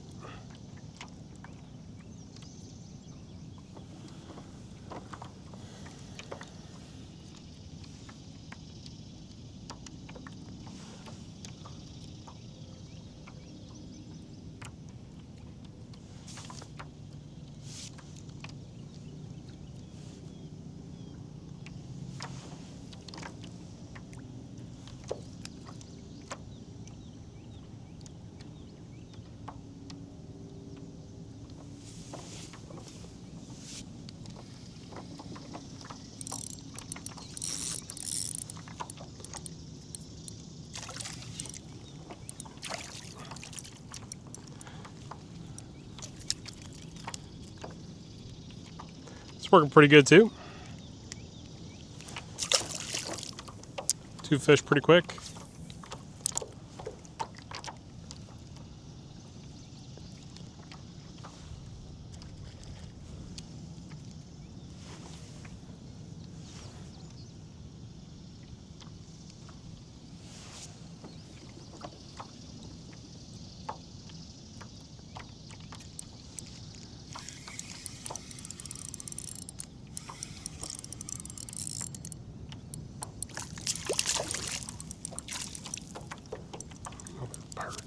Perch on the Vudus.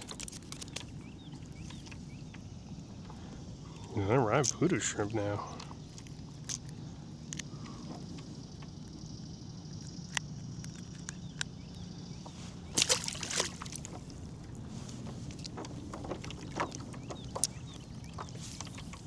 You know, famous speckled trout lure. Catch flounder on a pretty regular drum. Vudu Shrimps are incredible lures. I've caught big sheep's head on it. Couple. No, not a regular thing, but they work well.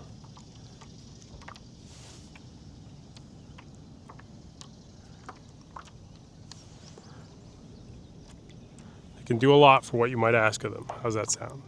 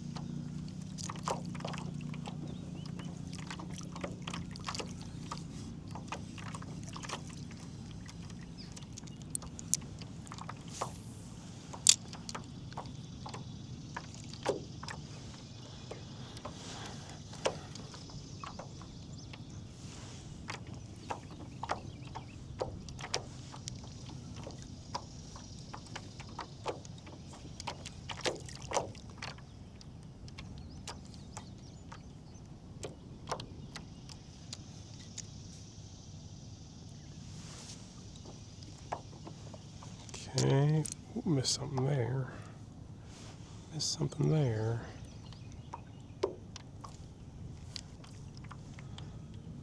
They're definitely bumping this shrimp pretty good too.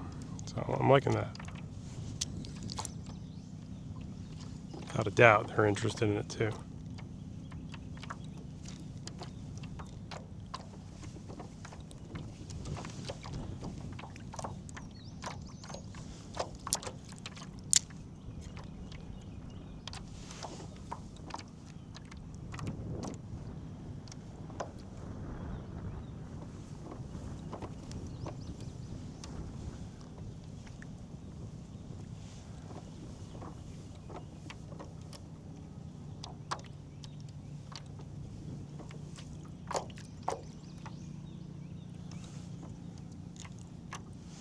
Size-wise, we're kind of I'm not blown away with what's gotten on the shrimp yet, though. This little Vudu Shrimp so far, I'd say it's been 4 fish probably. Nothing's been really, size class-wise, has been really interesting, though.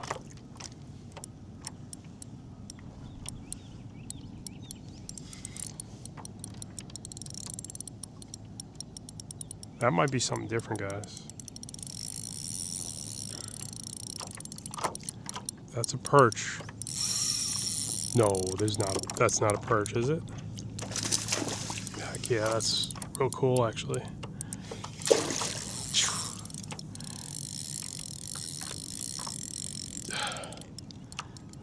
Oh man, good thing we got these little shrimps for the day. That is a very large bass, isn't it?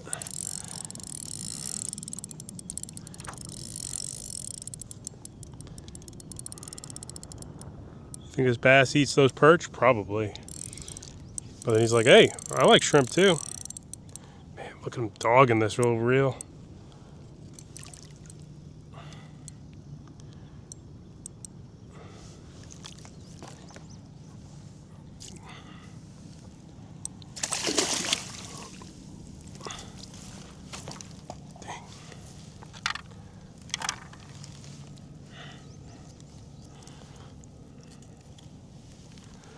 feel like that's an appropriate catch though for a little tiny shrimp lure.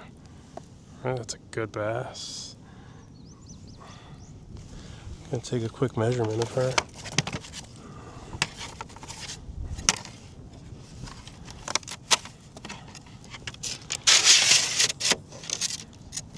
I guess really the moral of the story is just change your lures and change them frequently. He's got some tail rot.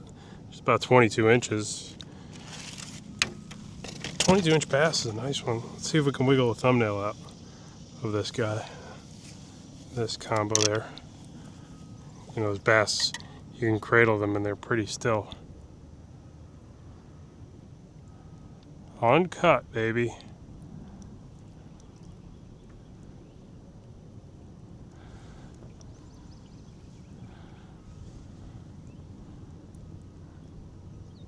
Alright, dude. I don't have to weigh you. Love how tough bass, bowfin, crappie, sunfish, all those fish are really tough. The white perch are definitely a bit more fragile. But yeah. Clear water. That's YouTube algorithm, right? Algorithm fishing. You gotta get a thumbnail. It's more important than a photo, I guess, for Instagram, right? It's more about a thumbnail. Trophy, what is it called? A hero shot. Haven't heard that term in a while. That's cool. I was just bouncing that on the bottom. I probably had like 3-4 white perch hits in the middle of all that, and then that guy came along. Question is, did this sauce make a difference? Probably not, but to me, it mentally does.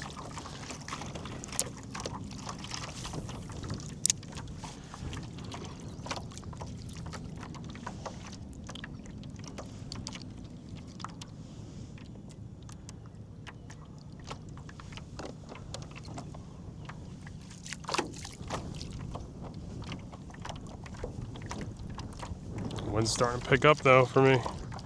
Hope I can get a little bit more time here on this.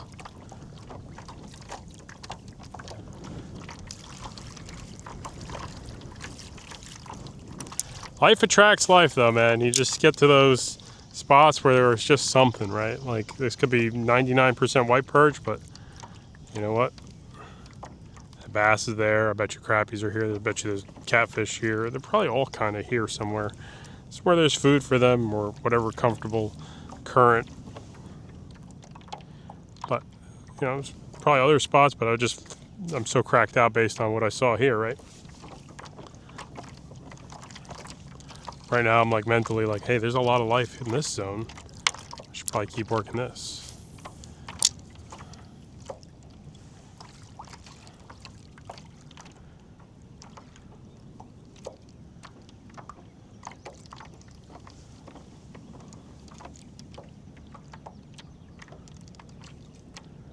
I'm casting up shallow. That's like 2 feet up there. I'm drifting back into like 10, 11 feet here.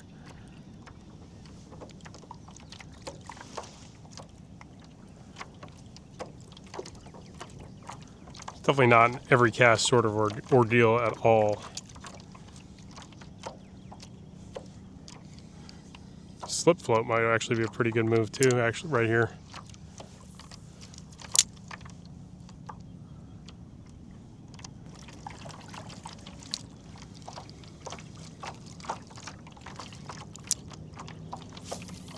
Tough to keep your finger on the trigger of it though.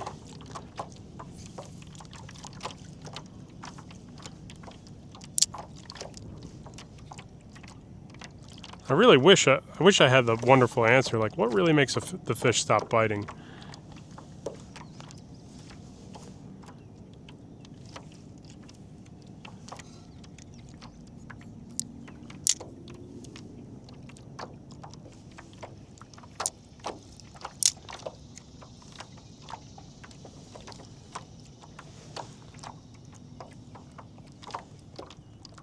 All right, I'm just vertical jigging a little bit.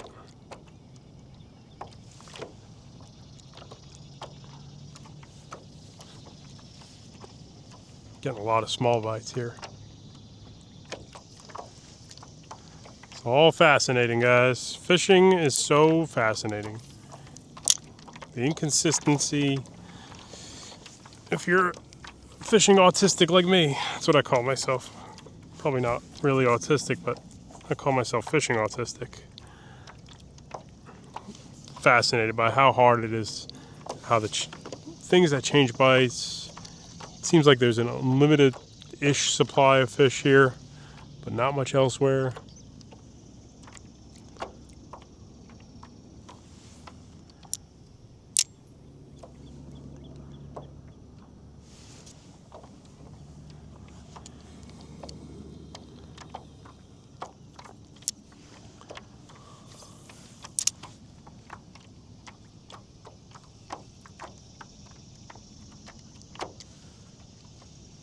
There's a lot of, seen a few gar now too. It's like a midday sign, I bet.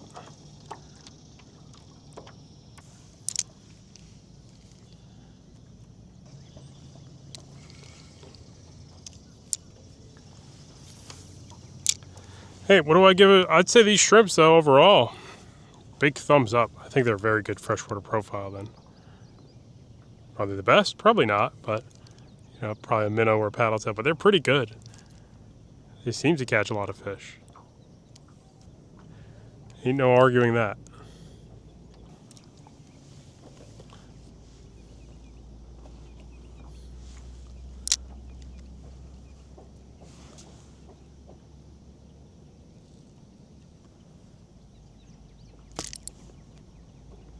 A little bite there.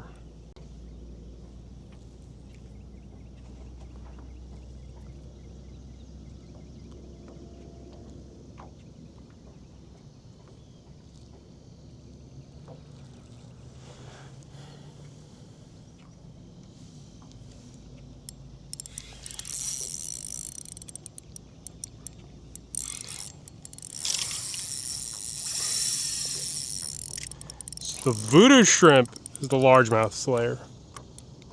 That's what we're going with here. Wow. Different shrimp lure, different results. Crazy. So this Vudu Shrimp's not catching too many white perch. But I think I got another largemouth on this. Yeah, I did. That's wild. Secret largemouth bait. Vudu Shrimp.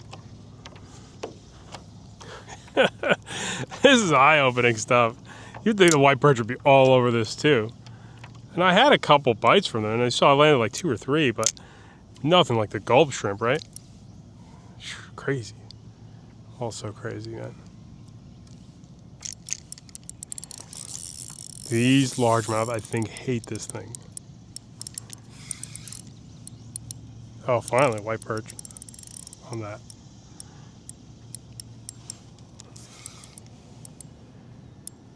Really nice one, really nice one.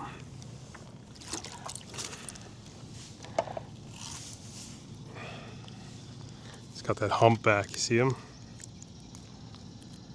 Curved back there. Big white perch.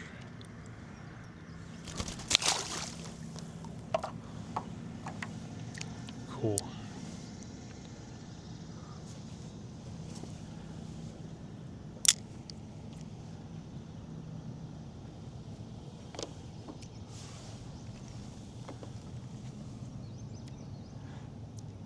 Yeah, those largemouth, man, that's hilarious.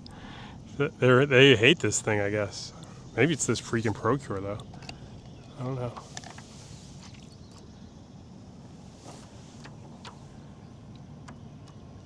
Getting a few bites now.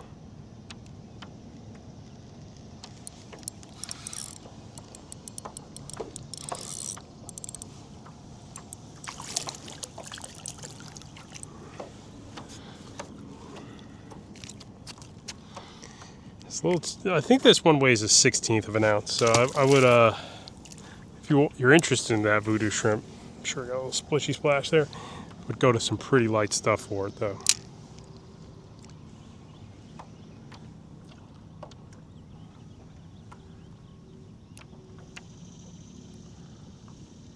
Yeah, we're gonna just work it slower on the bottom, man. I bet you I can get another largemouth hook up there. There's 2 nice largemouth on that thing, though.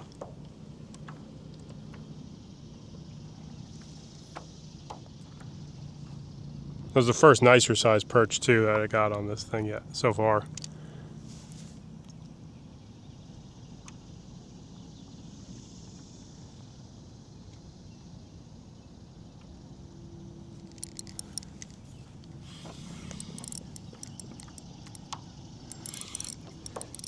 Seems to have attracted a lot of the smaller perch now.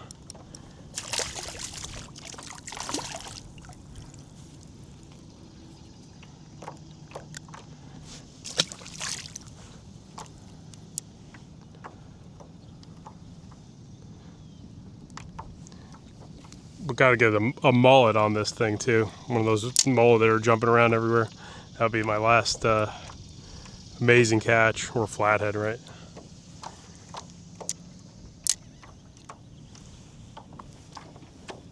It's been interesting though.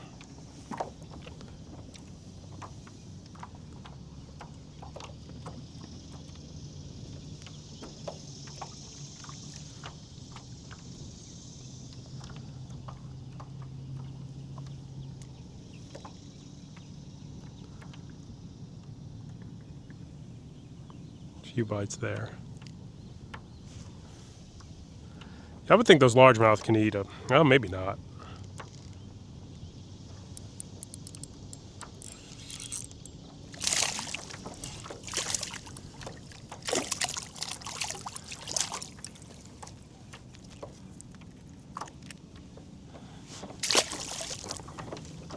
Some days you can't run from them. Other days you cannot find a single one of those fish. Talk about a crazy. That's so crazy about those perches, like feast or famine, like nothing else. Let's see if that wins. Get it? I'm pumped though, man. This is kind of cool.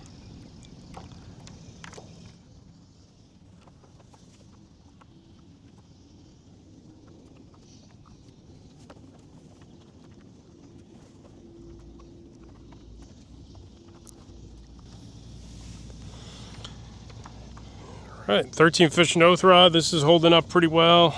I got no complaints, man. Happy camper out here in life, man. Getting to go fishing. People like to see the ultralight experiments. Some people find it relatable. That's wonderful. I'm glad you're doing this with me. Sharing what I'm learning here, right? I've got years of my own experience, right? Fishing the salt, variety of different fish, variety of different ways. But this is all new, you know, what, 2 years now? And I'm having a blast learning it and just seeing how fishing is, right? Can be. A lot of fish with the ultralight stuff too, man. You know, one of the things that you do notice is, you know, saltwater, you're catching trophies, or what are perceived as trophies to many. Freshwater, you still can catch a lot of trophies, but you're also catching a lot of fish, man. You know, sure, I can have 30 fish, 30 croaker a day that are all 8 inches, but generally the average size is going to be smaller than these white perch. I'll be fighting more elements, that's for sure. So, you know, everything's got its pluses and minuses. But I'm going to go home stress-free, smiling, you know, not getting beat up by weather per se, and still soaking in some sun, don't get me wrong, but there is definitely a little plus to some of that. All right, we got a couple bites there, but now seems to have dried that up a little bit.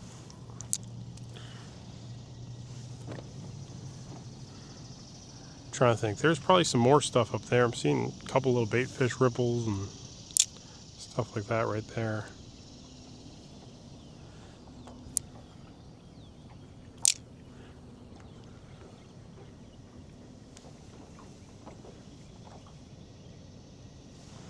Vudu Shrimp works pretty good. Probably got to pick up a couple more of these smaller ones then.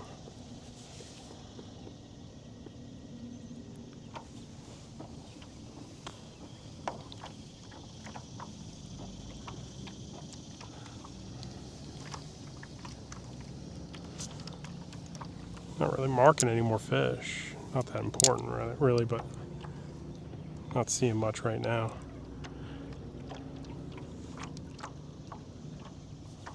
It's definitely a lot of movement. Like this shoal's got a lot of movement, probably. It's my guess. Fish moving a lot, etc.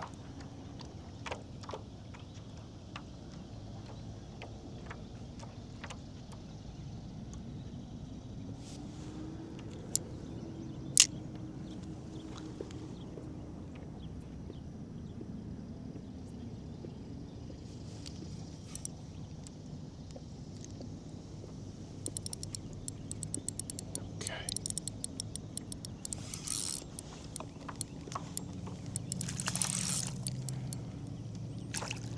Nice, man. Nice, nice, nice.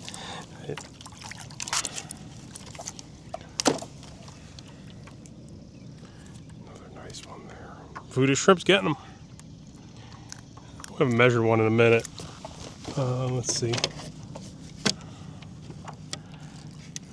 About 12 and a half, yeah. A lot of 12 and a halves today. I'm guessing if I had to say what I'm estimating most of the fish have been, it's been about 12 and a half.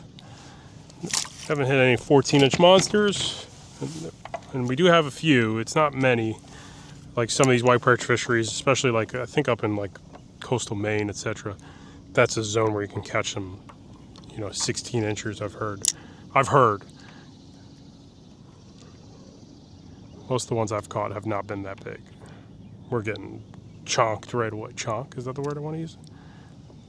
Fish are hitting it pretty much the minute I'm getting down there right now.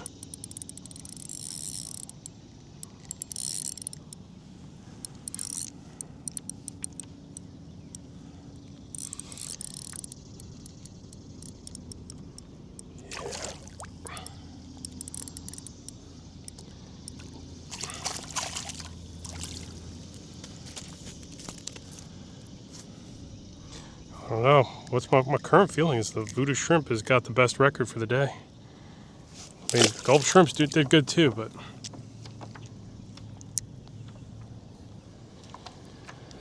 hard to argue with these results right now. Yeah, I know. I feel like it's such a goof. I didn't really get to explore. I'm just sitting on like one spot for most of today. It's usually not this good. Usually not.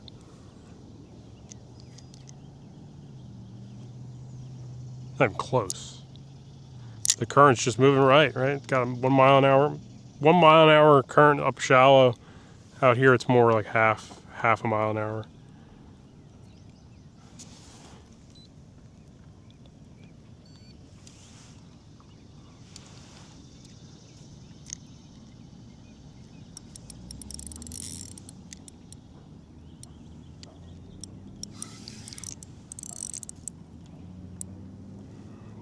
Nice fish, man.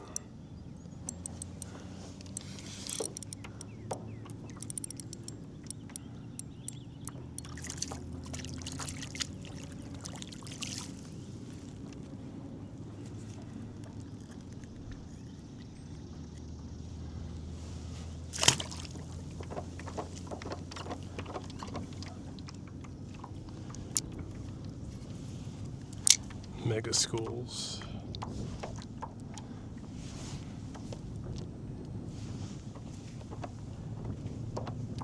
Those poor bluegills and crappies, they all get bullied out of the zone probably.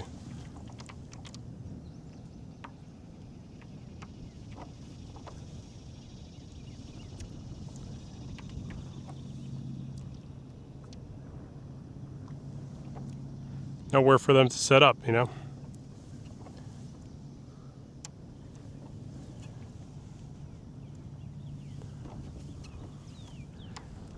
I'm guessing those schools of perch have to be like 100 fish sometimes, though. I've heard like it could be thousands when you're on the biggest school, or the right school, whatever you want to say. But it definitely feels like it's in the hundreds when it's on. I'm gonna add a little bit more of the sauce to the tail there. Let's see. I'm a firm believer in that Procure stuff, man. Knock on it all you want. It's a gimmick, it's a scam. Something big up here, cruising on that rock.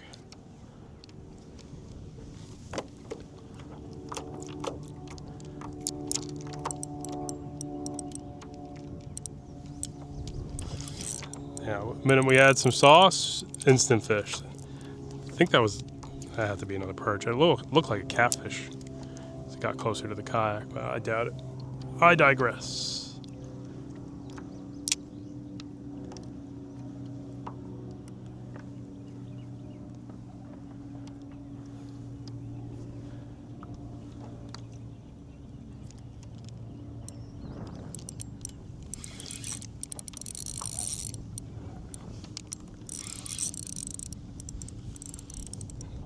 Vudu Shrimp, the ultimate fish catching machine.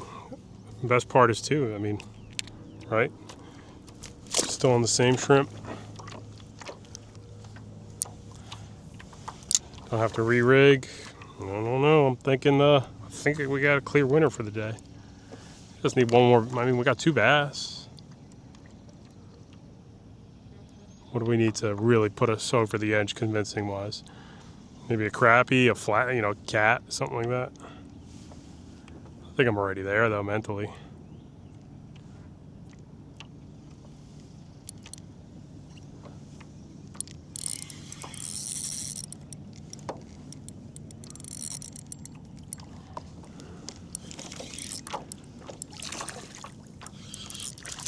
Search for the ultimate shrimp lure. I think I found it.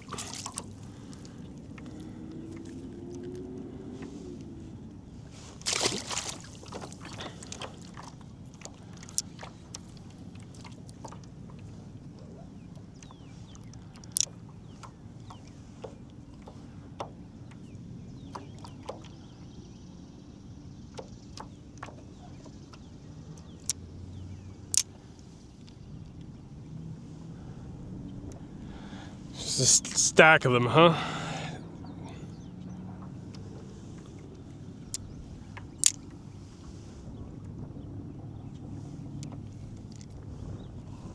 Just gonna really slow it down, see if that changes anything.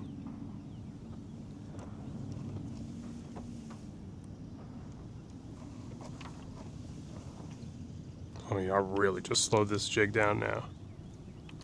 Still had a bite.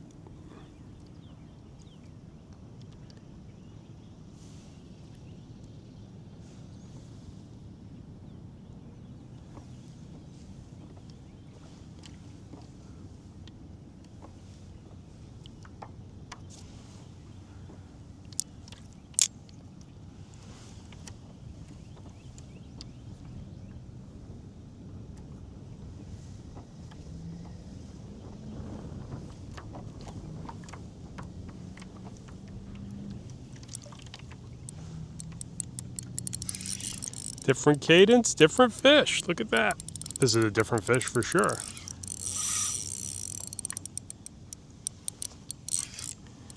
Went much slower, and what do we have on the end of our line? That's a big bass. That was a big, big bass right there. Wow. That was a big one. He was big. Definitely one of the biggest ones I've hooked. Wish he stayed on there. I didn't think it was going to be that. I thought it was going to be a bowfin or a channel cat, honestly.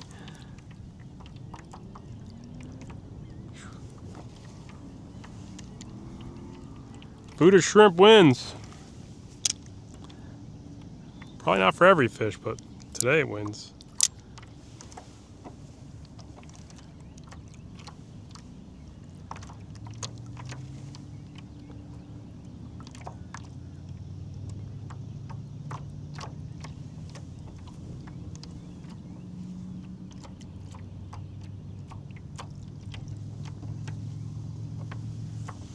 Was a big fish. I don't know. I'm guessing that was over 5.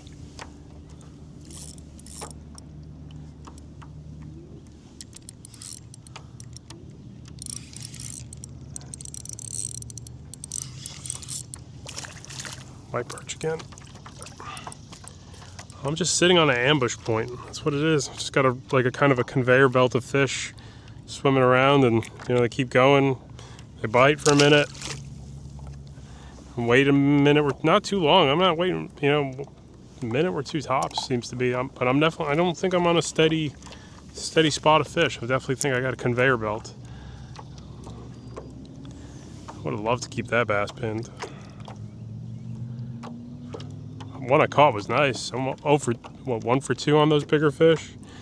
The ultralight rods, just might not stick them in the right spot sometimes.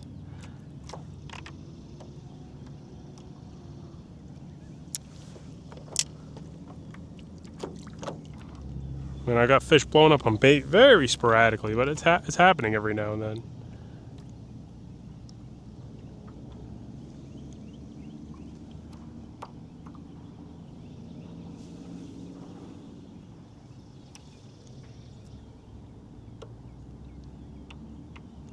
Yeah, we're slowing it down, man. Probably see bigger perch doing it slower too.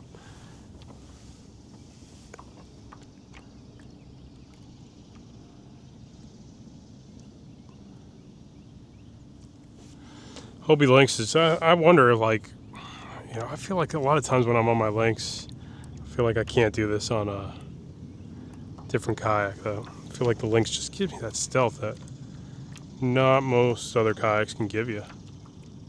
Yeah, there's definitely a couple perch or a bass blowing up on some bait right there on my left.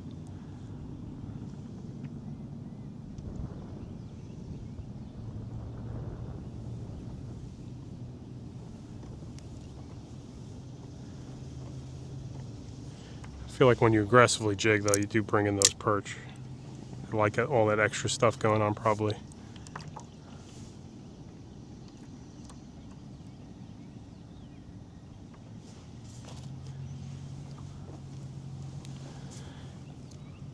Had a bite there.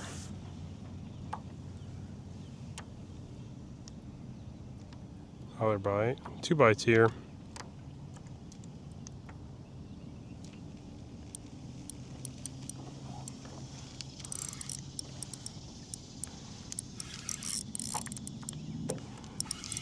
Smaller perch too now. A couple of them.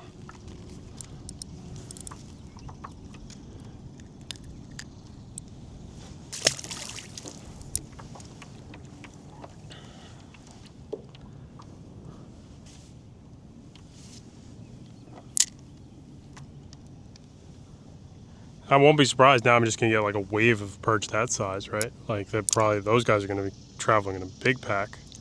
It's my guess. Yeah, I just had like 2 bites from them. I didn't want to set the hook into those.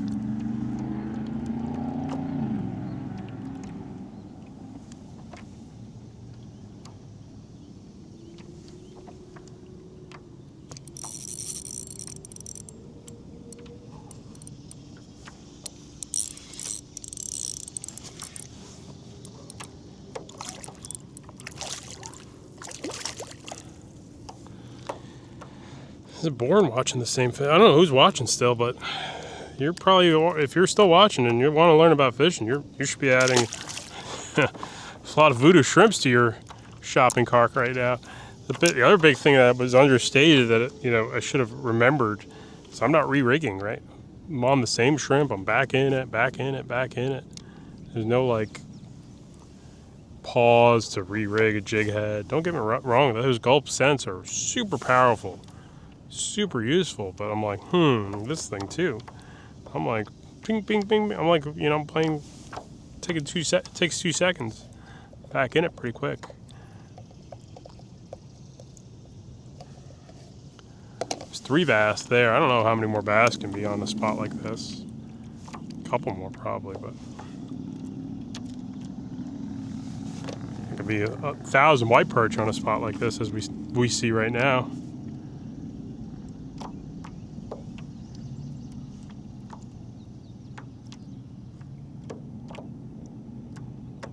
They're real aggressive when they're on a spot like this.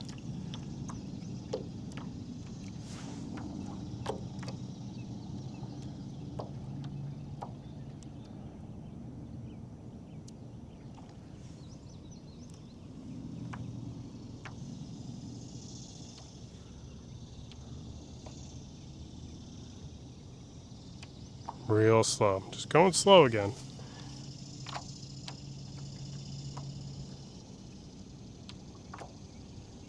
That bass is lazy.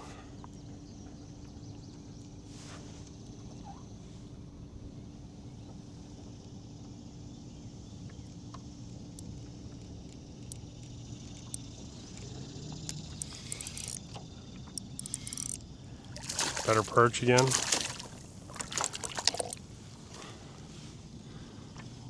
Nice one there, huh?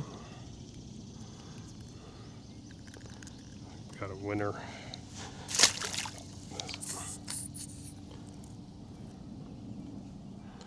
Only thing is, thing about it is Procure might be running low. Just let it do its thing out of the bottle there.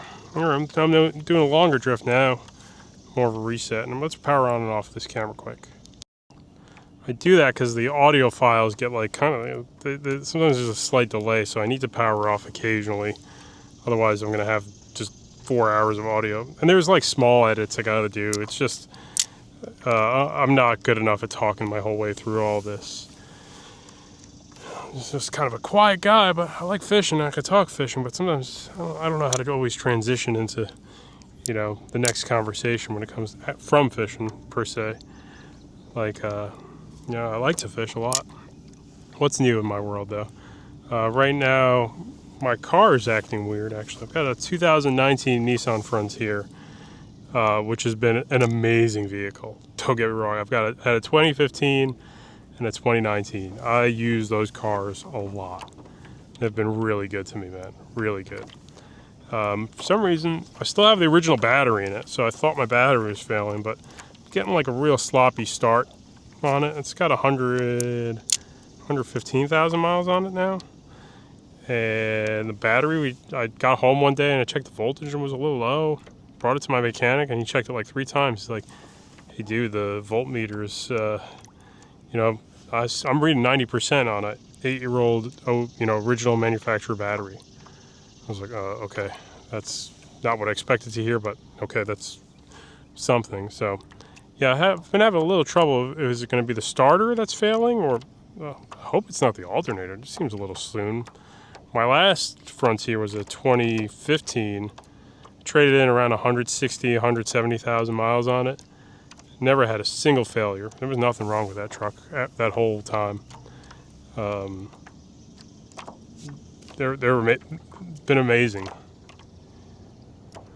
I can't say enough good things about those freaking Frontiers, as goofy as they are. Timu Tacoma, right? That's what I've heard. And I'm like, yeah, that's kind of funny. But I think they're great, man. They've been reliable.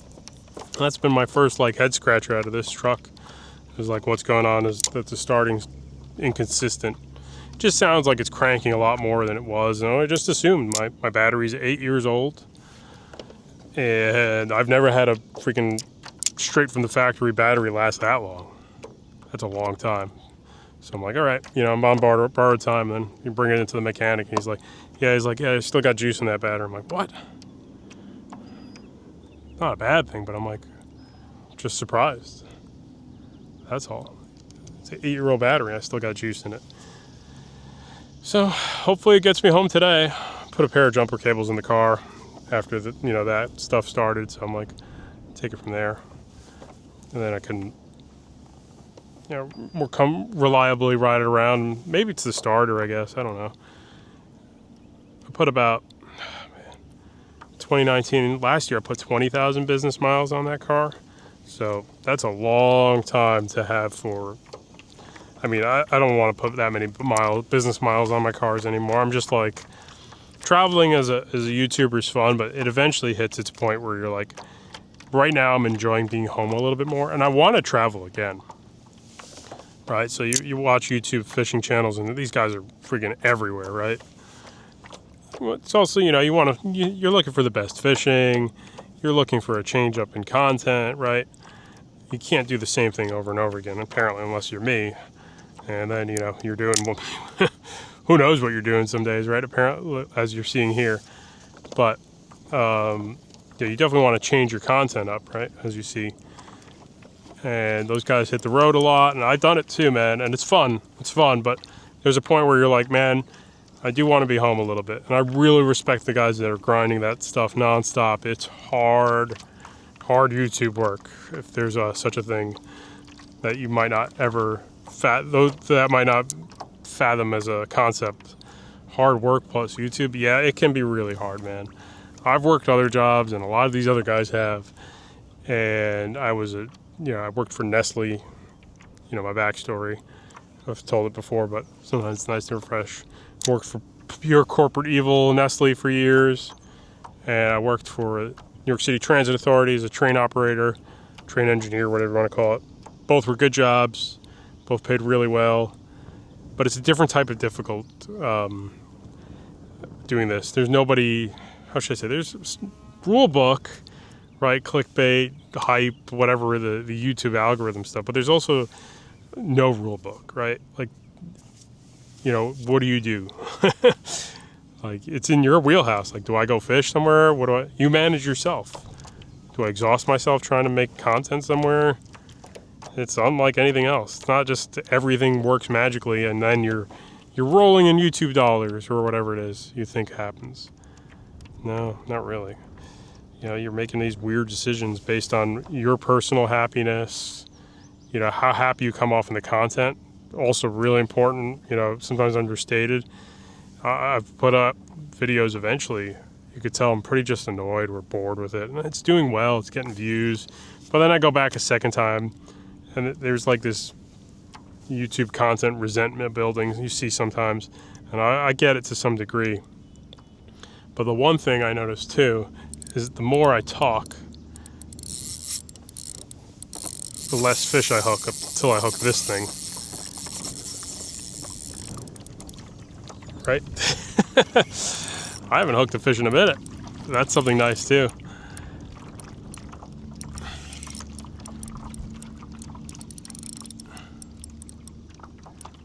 I don't know, what is this? This feels bigger than those bass even, man.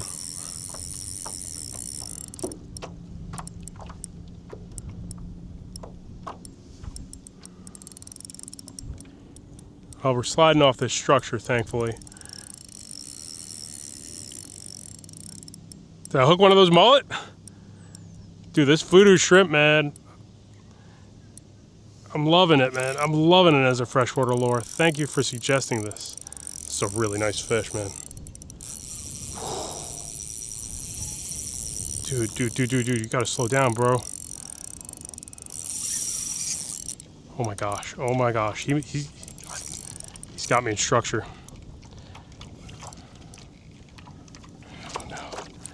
Got me in structure, man. No. I think that's a big channel cat or flathead, maybe.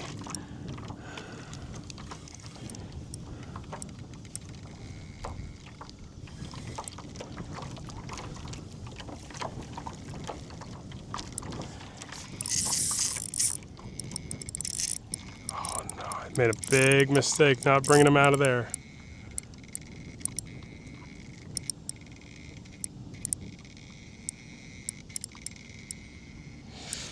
You hear that line, Robin? Oh, he's back out. Heck yeah. I think this is a channel cat. A big one at that, though. Oh, man. Oh, I just want to see it, man. I really do. Missing that bass sucked, but if we get a channel cat consolation prize, I'm okay with it. Even if it's that's okay too. We're not trophy fishing. I think it was a channel cat, yeah.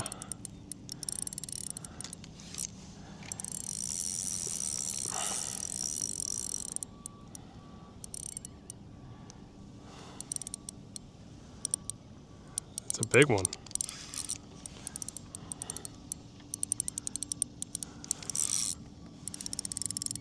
Not a flathead, is it?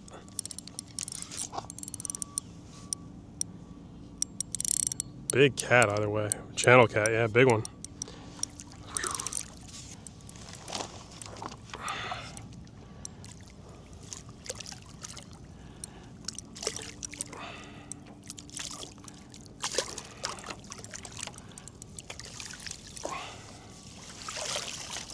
That's a large cat, channel cat. Not the biggest I've caught on artificial, but he's pretty good. 25, 26 incher probably.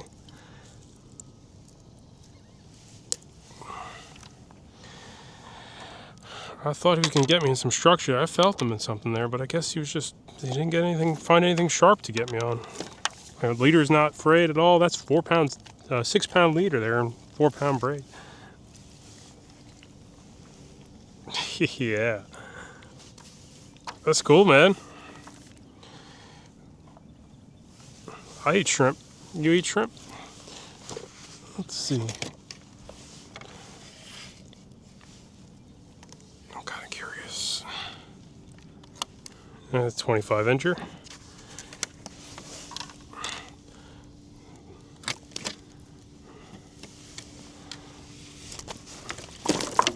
Just slipped out of my hands. All right, dude. Thanks for participating. Sometimes those mystery break-offs, you know? Oh, you're thinking, oh, was that the bass of a lifetime? No, it might have just been a channel cat sometime. You know, the way they hit a lure is inconsistent, right? Sometimes there's no bite at all. Other times that was it's like it punched it. I guess I got to tell more stories more frequently. We got a little smudge here or two. Because that was a pretty good fish to hit a Vudu Shrimp.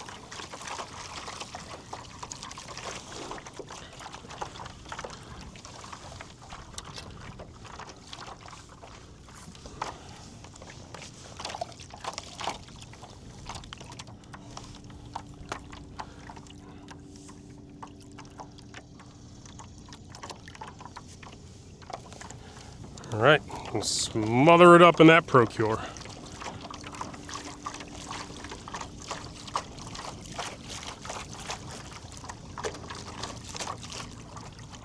Dude, this is a sick day.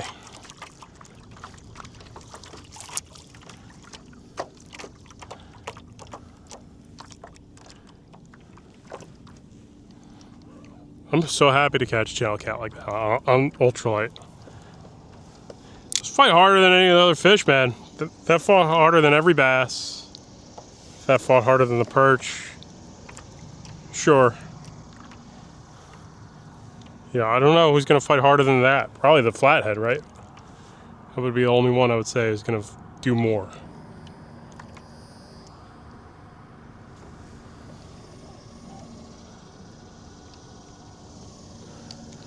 Okay. Get back right on this side here.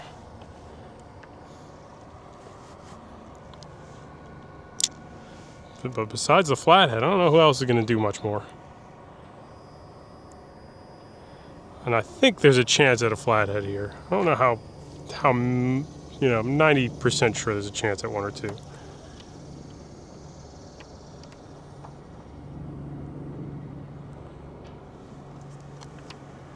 They just don't hit lures midday very often. I feel like the channel cats are going to do that.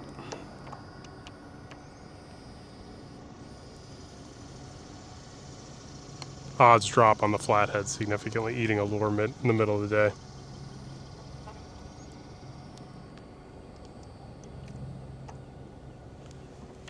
Okay.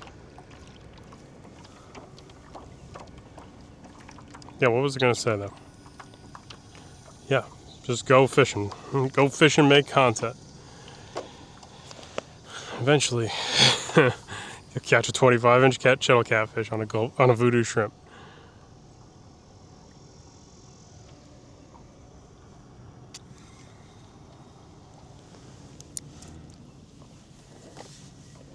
It's been a fun journey doing the content stuff, though. You know, if this is my last year, you know, I wouldn't say worry. I always think about, like, you know, a lot of guys get phased out, right? There's a new crop of younger anglers with more enthusiasm than me. I have my own enthusiasms, but at the same time, I just know it's like somebody younger can do more, fresh perspective. You know, you do something for a while and it works, right? I had my own style of kayak fishing that I thought was unique to me. I was passionate enough. I was miserable at a job, and you know, took a pipe dream and turned it into reality. In 2018, right? That's kind of when I made the big shifts. 2017 is when I shifted full time, and then right around 2018, I was like, oh, I could do this. I could do this, and I made that next leap over. And here we are, sitting on a beautiful day, North Carolina, catching white perch. You're watching with me, and I need to remind myself that this isn't, you know, do or die. Sometimes I do have some of those corporate-ish beliefs. Enjoyment above all should be this still. I'm still doing something in the outdoors. There's no boss, you know, I mean, there is a boss. His name is Google's AI, Gemini probably, but there's no real boss in the sense of, somebody who's gonna yell at me and fire me. And there's accountability for sure. There's personal accountability, like everything I do, sloppy with fish, whatever I say, you're always accountable of that. You have to always keep that in mind when it comes to personal businesses like this. That was the hardest thing, I'd say, to transition from employee, where you did evil. I tell myself this a lot. Like, I worked for companies and people that were far more evil than what I'm doing now. But I wasn't personally attached to it as a brand or personality. It was always just like, well, I'm a cog in the machine and blah, blah, blah. Nope. I am personally, it's me, right? It's the Elias Food Fishing Show. So that definitely has a lot of weight on you. And we haven't had another bite. Has the Vudu Shrimp finally hit its maximum capacity for the day? I don't think so. I feel like we get 1 or 2 more bites here somewhere. That was a lot of fish, man. I was hoping we hooked one of those mullet. There's one jumping behind me right now.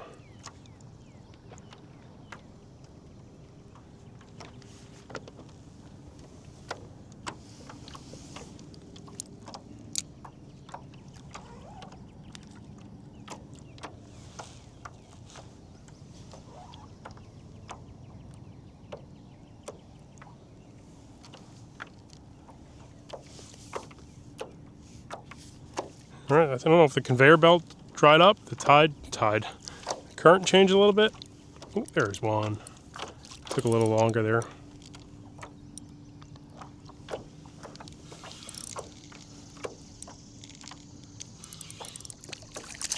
Perch.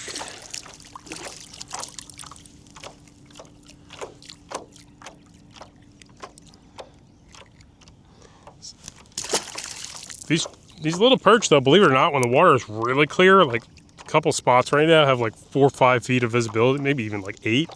Gosh, they are hard. A little bit of murk goes a long way at making your life easier catching perch. They're goofy little, pretty much dumb fish, but to catch fish shallow in crystal clear water, so hard, man.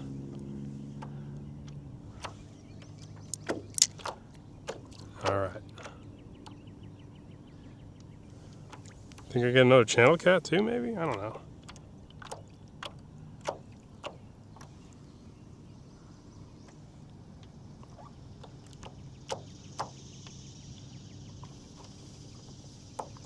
I felt that channel cat running through, like, man, he was going under roots and rocks, whatever. He was going through stuff. I'm amazed he didn't break me off on something.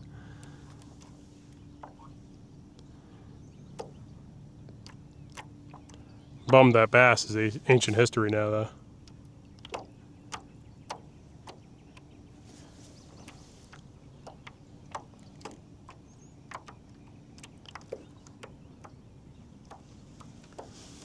All right, probably time for a move in a minute here.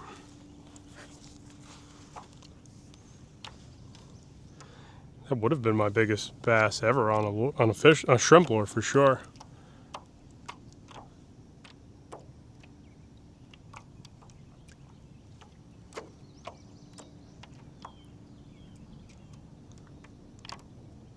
All right, I think it's time we look around a little more. Oh man, fish busted like right on the right side here just now.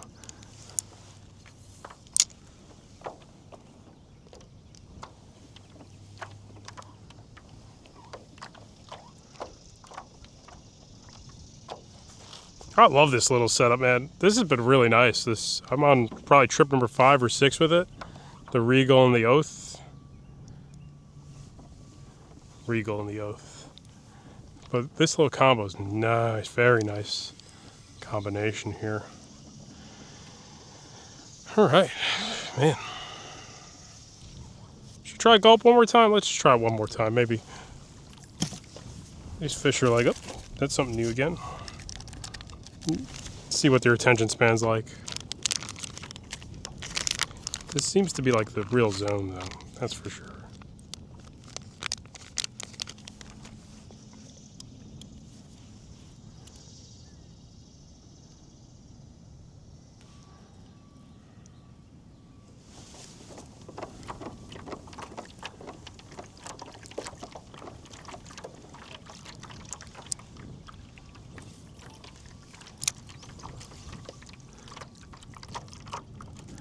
Yeah, unfortunately carp don't eat gulp. Like, fortunately or unfortunately.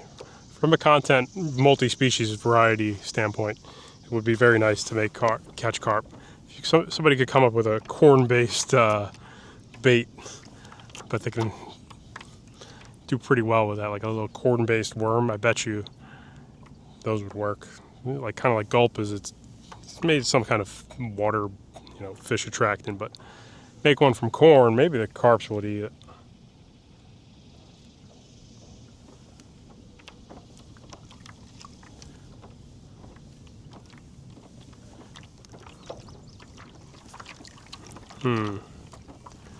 This was the hot zone. Let's just go right back to it. I would find myself guessing again right now.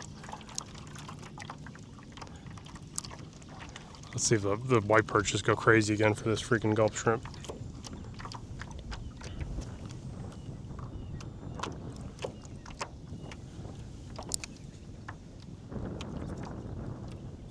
Yeah, again, I got caught up there. It's only feedback I got for that TFO rod. I think this one was 120 I paid for it.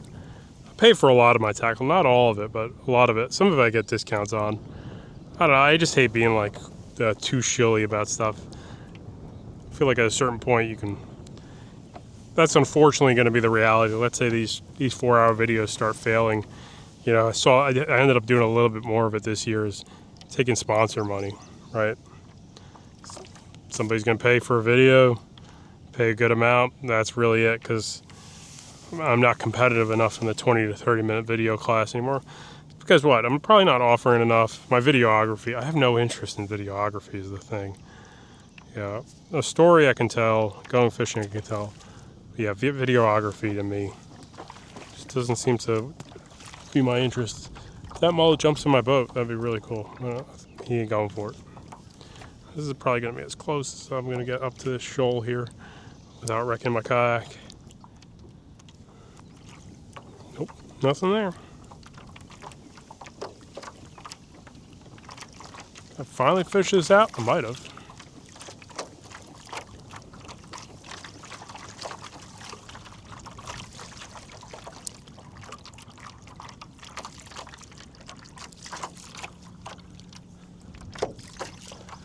A lot of area to fish though, so this could take me days to fish out. It's a huge little zone I'm working.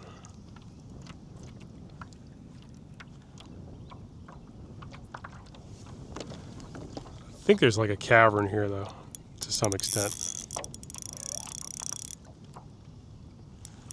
Alright, we're gonna lose this jig.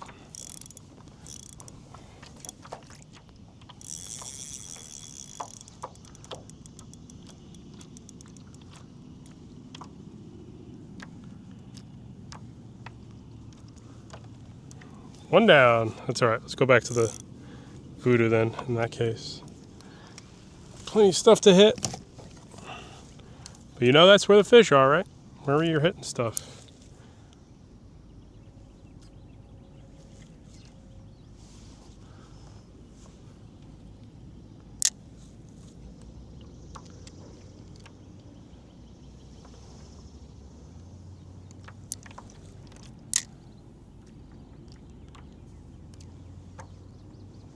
If you ain't losing a single jig out fishing, you're definitely in the wrong spot. You have to just know you're fishing. You gotta, that's the thing. I'm definitely very comfortable losing jigs. I know it's part of the game. Like, I know how to fish structure vertically, cast it, just knowing how to fish structure, rocks, riprap, oyster, whatever the structure is, wrecks. Do a lot of wreck fishing too. So that's it. You lose a jig, cry about it for a minute, but it's fine, Get back on the structure, That's all you can do.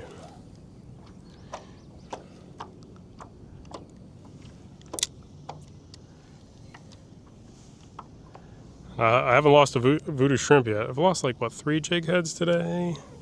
Yeah, 3. That's not too bad.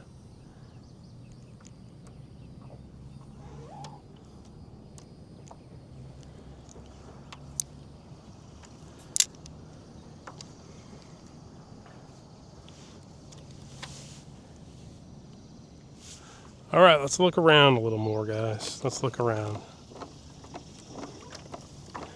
There's definitely a good amount of fish here to work. Good amount, good amount.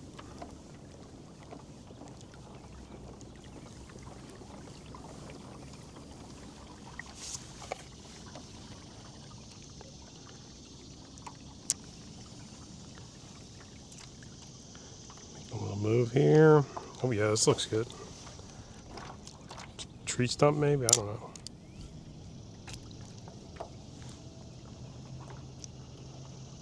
Something was doing circles there.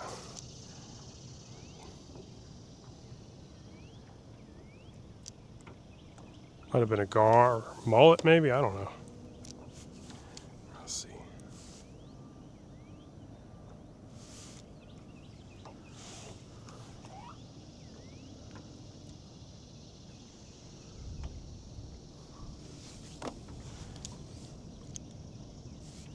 A little bite there, another one. 2 bites. These are small. I don't know what this is.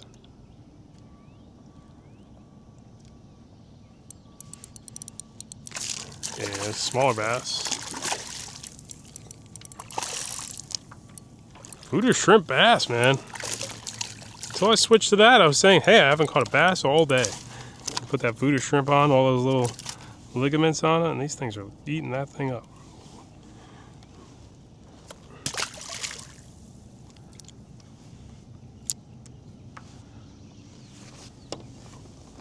Now I know. I mean, got some nice white perch on it too. It got both. That is like that's the play, man. Not the only play, but that's one of the plays I got for myself then. I gotta wrap myself up there. All right. Yeah, just hit bottom. Tick bottom.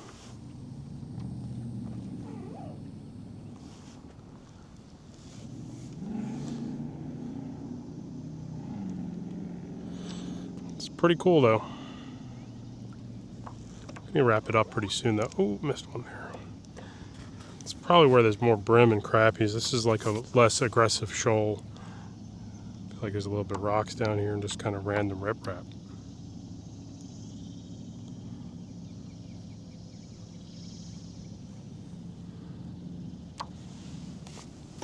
I got life down there too.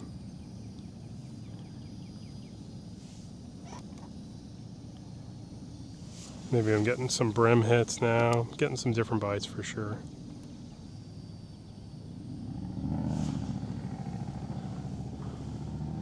Just that one bite here though. Yeah, you fall into 8-10 feet and then bites kind of stop, I guess.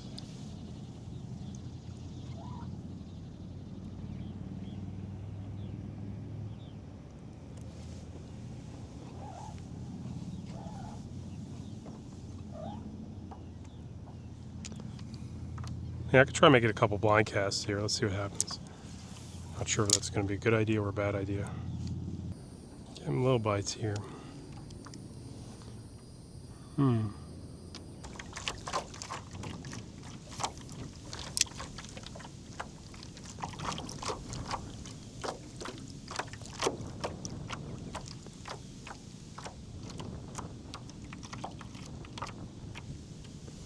Alright, I'm just kind of blind fan casting around here now. See if we find anything here.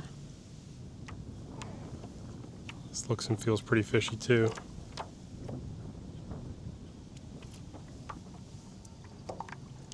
Pretty tough, man. Marking fish here, but no bites at all.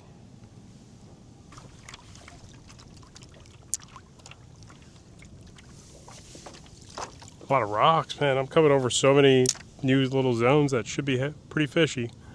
Let's see.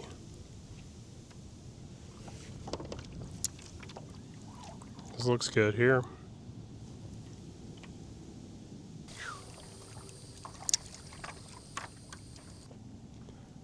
All right, getting some bites here.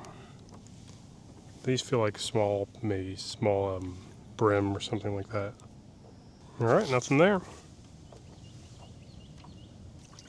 Let's see if there's anything else really interesting I haven't hit here. This looks pretty interesting right here. There's a couple more shallow shoals here I could check out. I think I'm going over one right now even.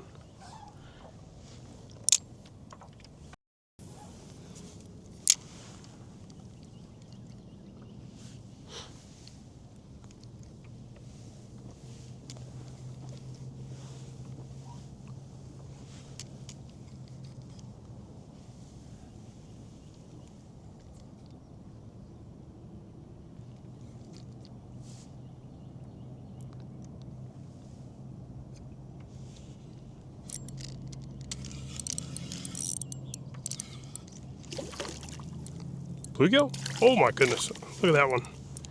Vudu Shrimp.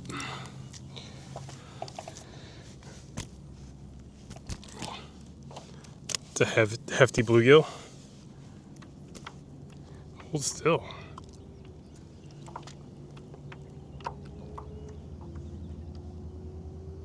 Cool.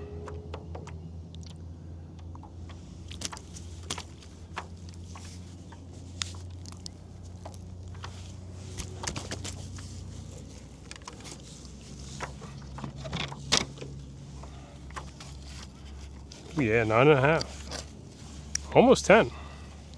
You're coming home, man. Love me a fried bluegill. Heck yeah.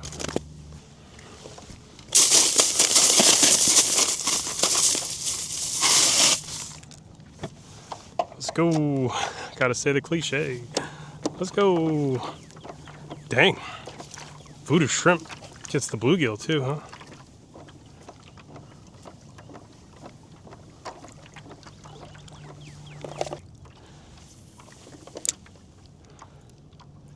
Cool. Very cool stuff, man. Oh, it's trying to jump on out. Yeah, maybe the beds are kind of deeper than I thought. 9 feet. That's not that deep. All right, no more bites there. It's definitely scattered no matter what you want, however we want to say, right? It's like a fish here, fish there, but no numbers anywhere.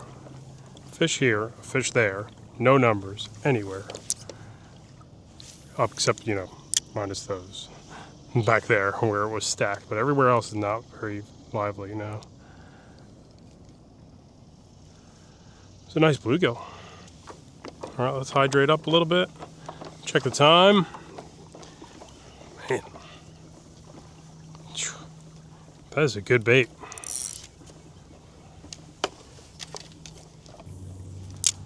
Any other cool ideas I got? I think that's kind of drying up on the idea bus, but I wonder, was that a carp or a gar right there? Something made a breathing noise.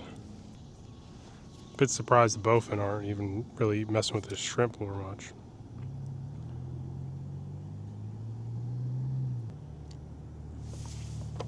Bummer.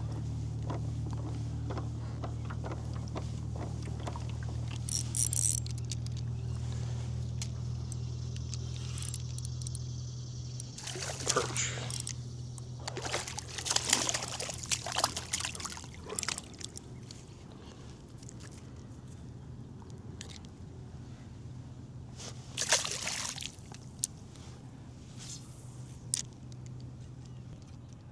This little zone's real fishy right now.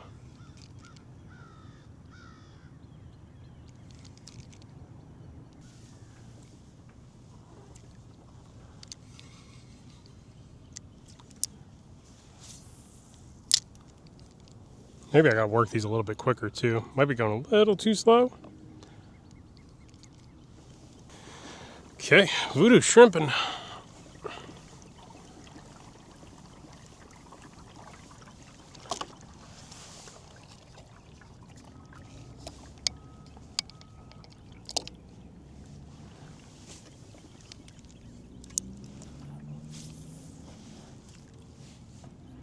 lot of life here too.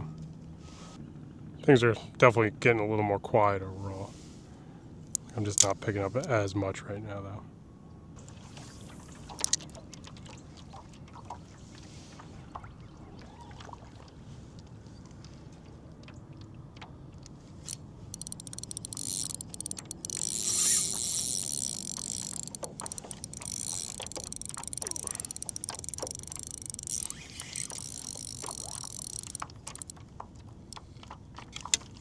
Got me. Whew. Alright, let's retie and chill out for a minute here. That fish got me. Okay, we're back in it. Do I want to try another Vudu Shrimp again? I don't know. This feels like it's the undisputed master right now of this shrimp lure stuff right now. Let me just change it up a little bit. Let's see what we get on something like this.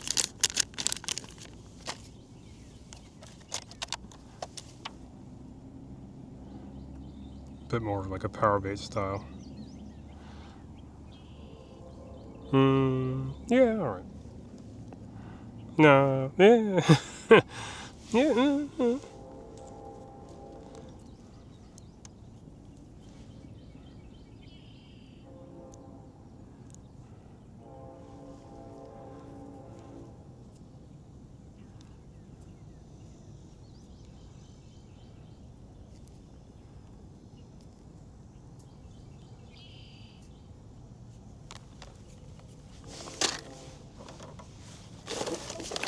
Your boy got crushed by a bass, I think. That was a big one. Maybe it was another catfish, I don't know. But it was something nice.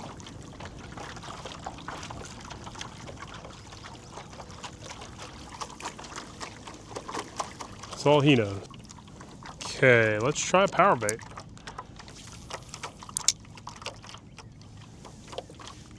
A little heavier jig. I think it's an 1/8 ounce, maybe a 10th ounce? I don't know. Heavier, a little bit heavier.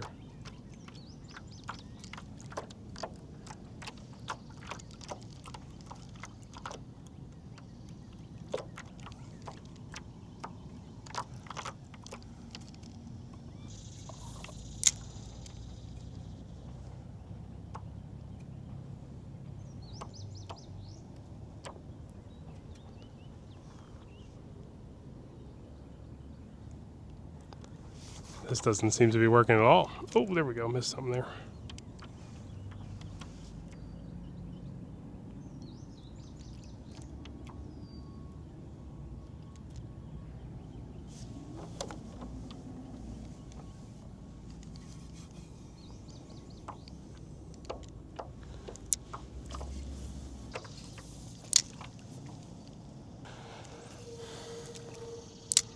Okay, I'm not doing much on the power bait right now, that's for sure.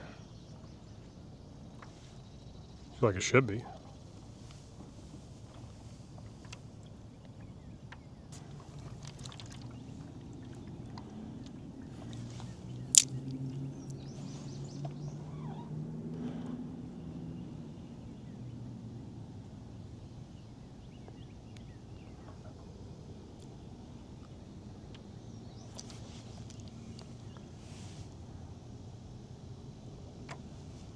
Missed something there.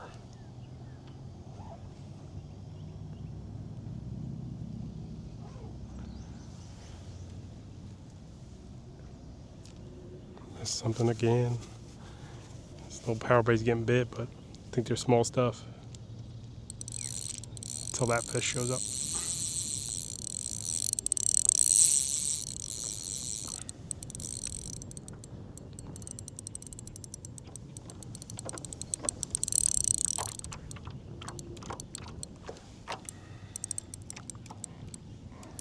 Channel cat at the end, I think.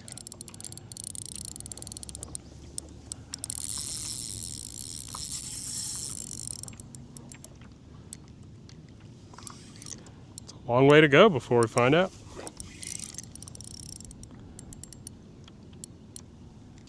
Pulled him. I think that was another channel cat though. Yep, look at all that slime there. No guessing that. Okay.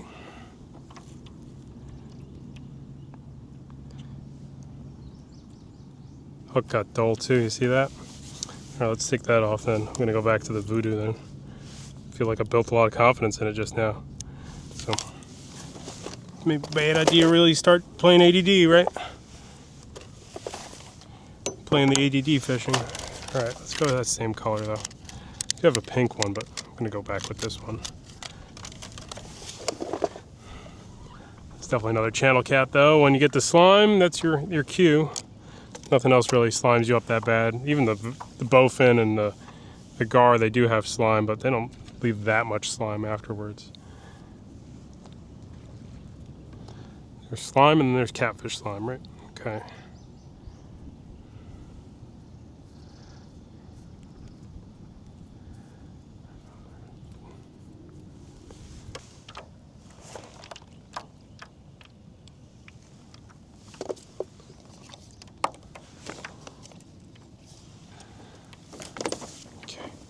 Got some Procure on it. Let's see if we get any more bites there. It's like a 10-foot rise right there.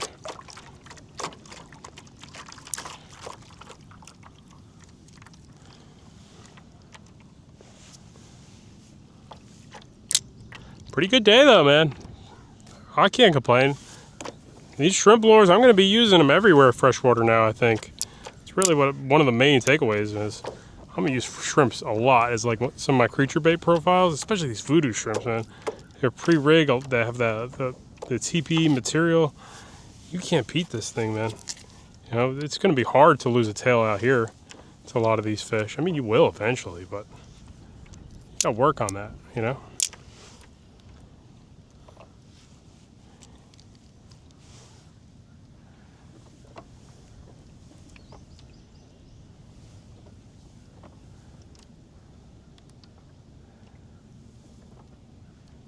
Still, I think I got the biggest white perch of the day on the Gulp Shrimp, the regular one, but I don't think you can't get one on this after seeing how good it works. It seems like white perch maybe is the only one that works okay.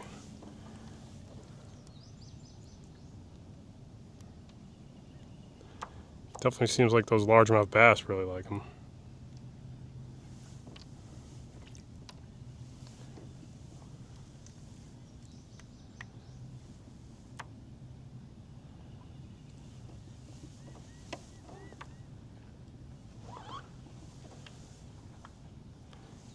Jigging around here, I am like in 10 feet of water, I'd say. Alright, no more bites.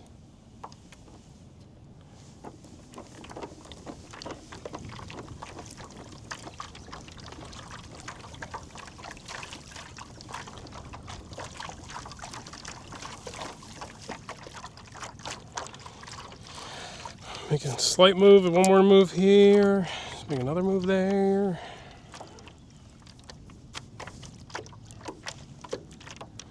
Before you know it, we'll be back at the car. We're working our way in now.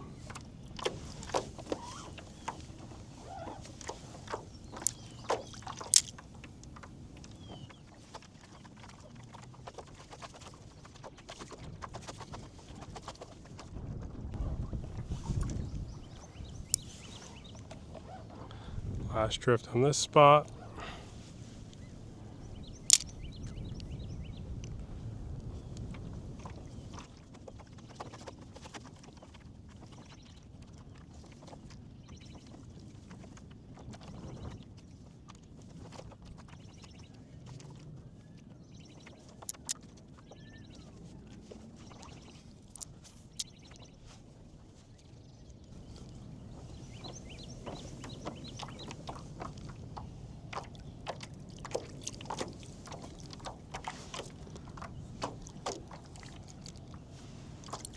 Hey, there you go. Saw like a quick blow up there. Bass.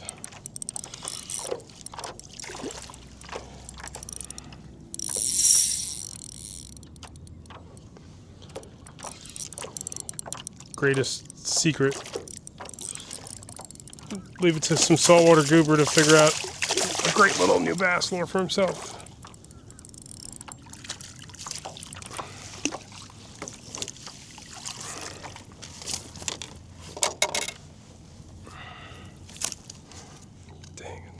What is it, number 4 or 5 on the Vudu Shrimp? Yeah, I think so. Let's try one more shot of the thumbnail there. Yeah, there you go. Terrible. But we tried. Thanks, dude. Nice fish. Nice fish.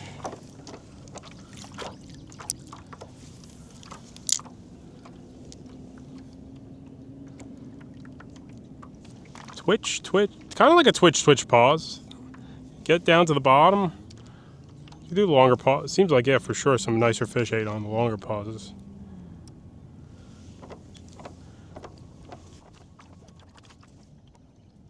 Another bite there, actually.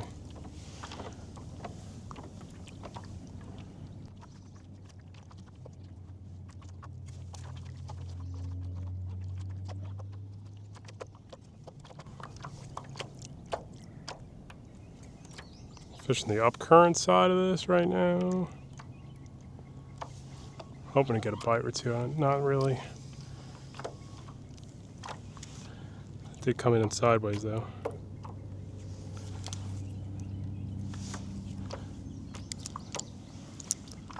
Yeah, I'm huge, really impressed with this shrimp lure, man. Oh my goodness. Like no BS. Definitely my favorite non-scented shrimp opportunity I've had, for sure.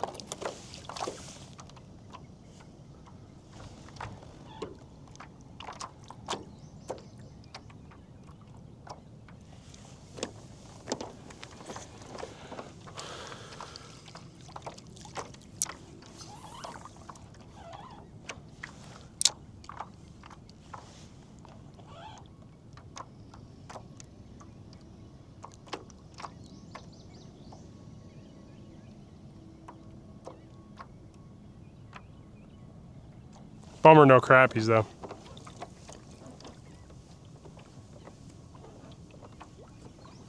All right, let's keep moving then. Worked that hard. Definitely worked it for what it was worth, probably.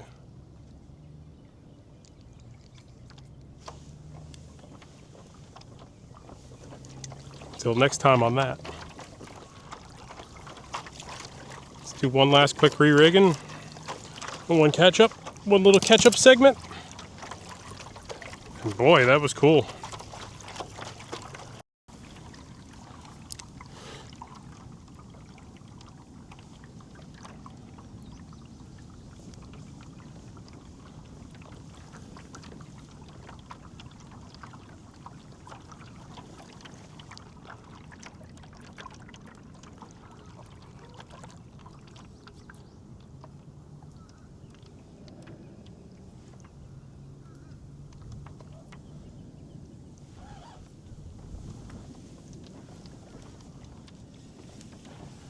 Okay. One cast there, nothing. Second cast, let's see.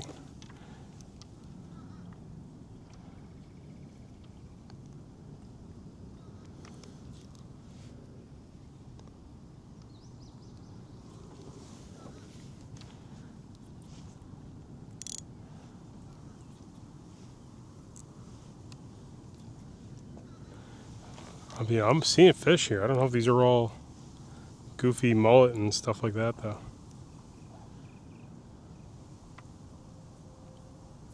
Just fish that don't bite, you know? Them goofy mullets just don't bite. All right, come on.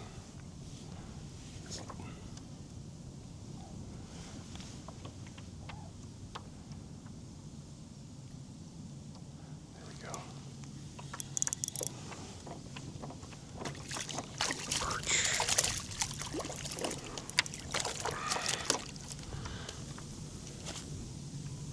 Perch for days.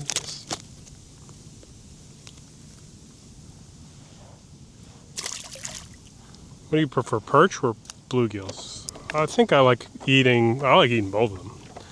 I think the perch are cool. I like to, chase the fact I know I might get a big one.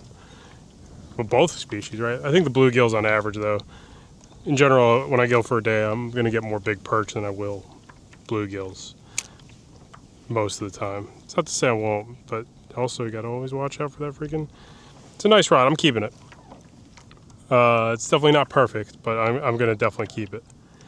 It's better than the St. Croix I've owned. I would say that. I like that noodly stuff to some extent. It does make some types of fishing really fun, but sometimes too noodly is also not good. I wouldn't say this is too noodly, but it's flirting with it.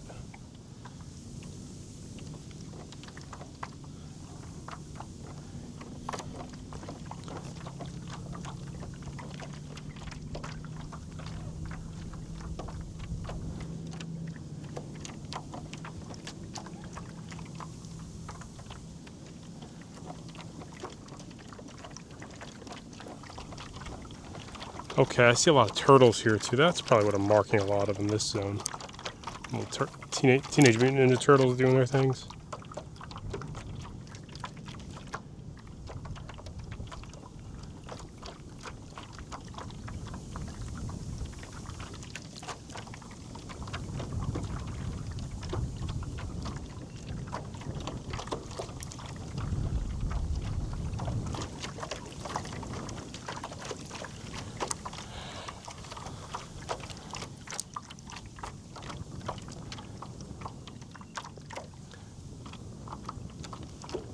Those white perch people are kind of fanatical, they're right.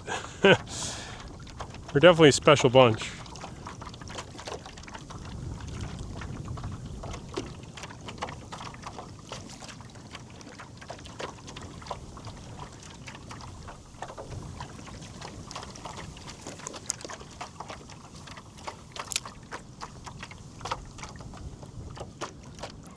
There's a lot of places you can go white perch fishing though, man. You don't have to take somebody's secret hole or something like that.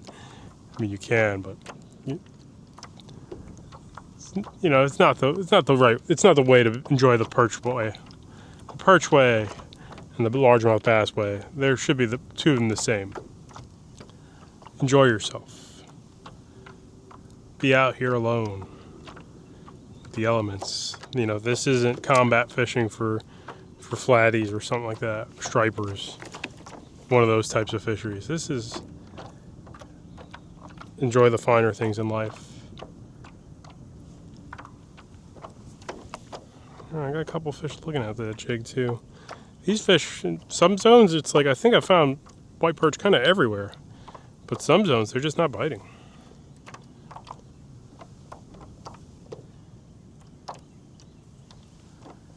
Not biting well.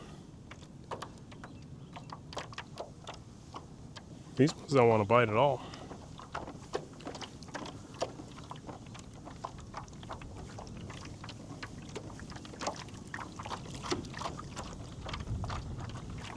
That's how it goes. Goes to show you though, right? We've done a couple videos here and I was tearing them up over here. But today the current's just not working right here and we're working right in that other zone. And yeah, it just goes to show you. Like I'm not finding many. Like I think I'm finding them, they're just not biting them. Biting anything I'm throwing at them. Or in general, probably not biting anything at all. The current's not moving the way they want it. And they ain't doing a thing.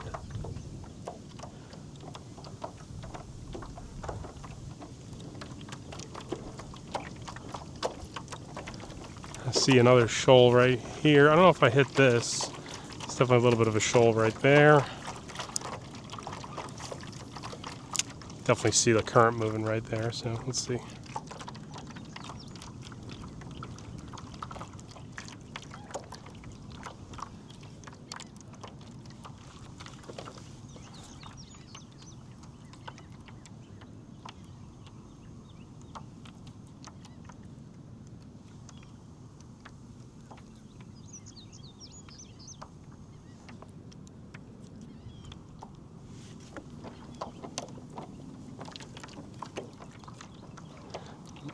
Like when you get really clear water though, fish do go deeper overall.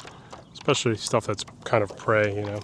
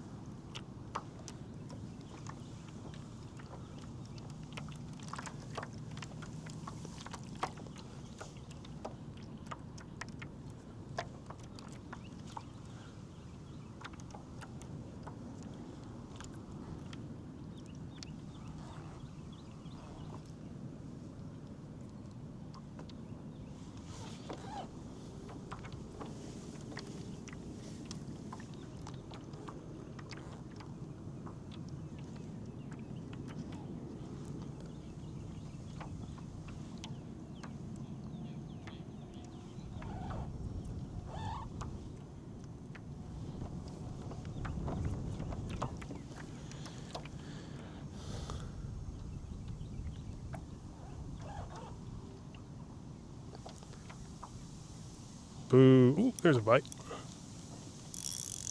It's tough. That took a lot longer than I think I wanted it to.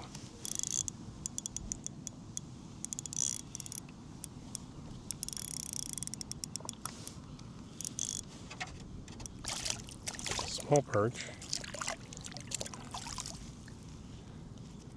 Hitting the last couple spots here.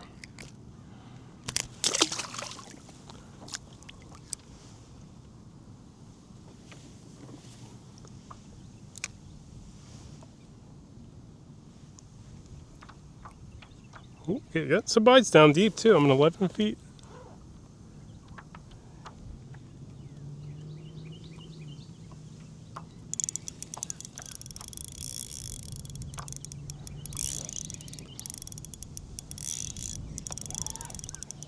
Seem to be smaller ones on average though. But new real estate, you never know what else is lurking here. I think this is all sand here, so I'm not going to be losing jigs to structure really.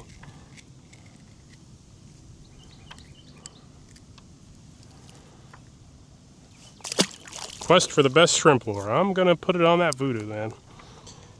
What other shrimp lures we got to try? There's some Z-Man ones I know.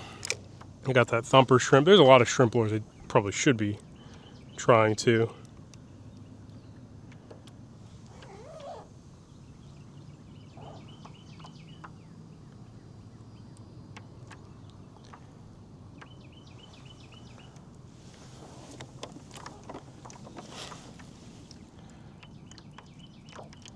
There's a bunch of fish right here, man.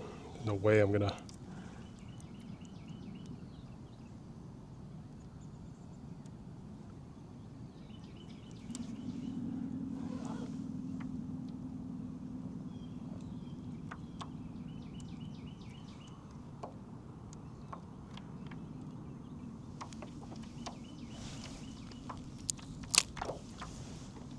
It's like mostly white perch here.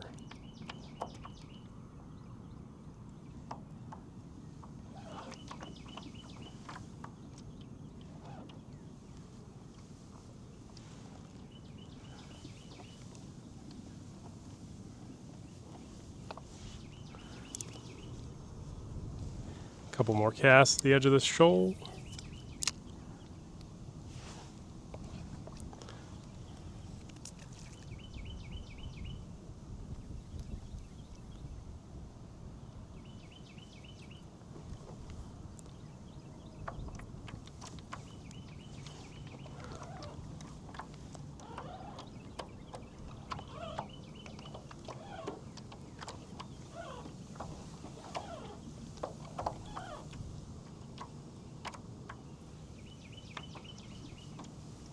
These fish don't seem that active here, where there's not that many. It's hard to say which of the two is going on here.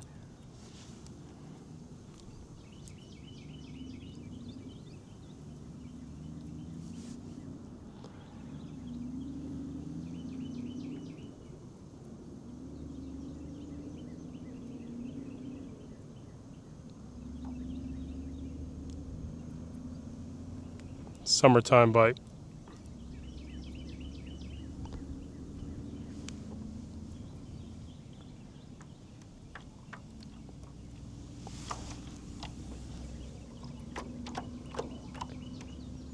I'm a little bit more surprised they're just not that biting that well. This little gulp shrimp now.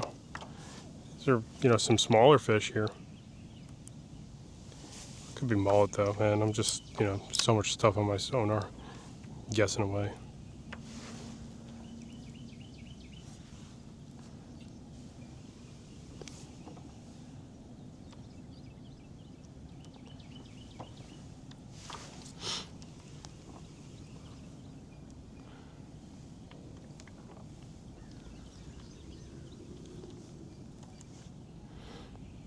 Any other spots we got in mind here? I'm sure I got a couple more, but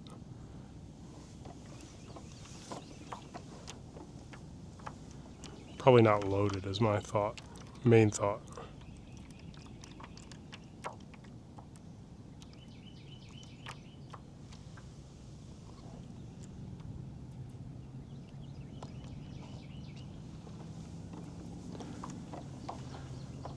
All right, keep looking a little bit. Let's see what else we can find.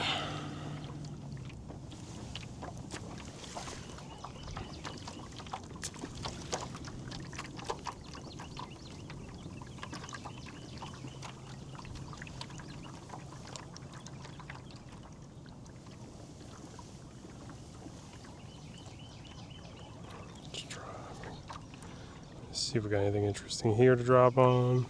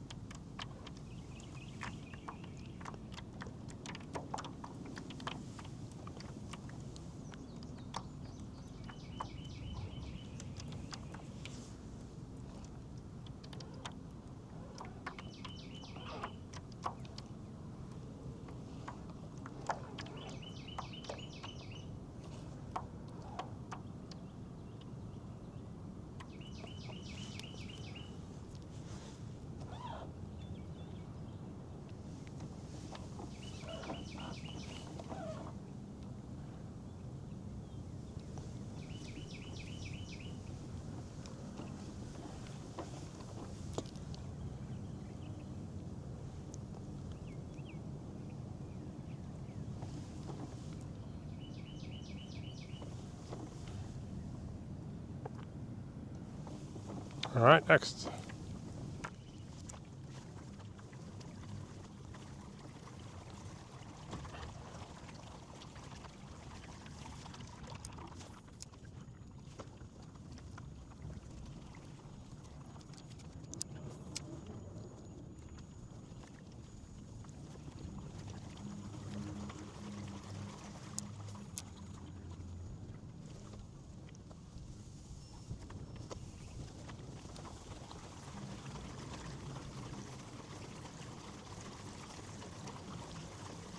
Okay, this is going to be the last move of the day. We're going to work this shoreline, wrap around, and call it.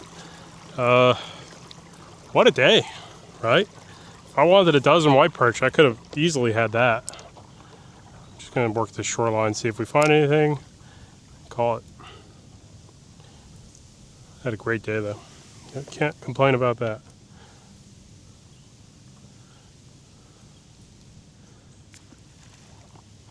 All these giant mullet, though. Still couldn't even snag one of them. I was hoping it might snag one.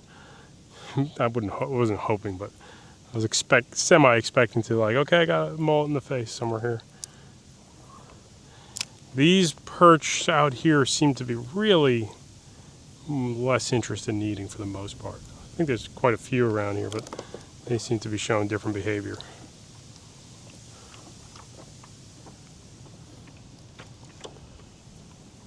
Had a bite there, though. Do want to get another giant bluegill. That'd be awesome if I could.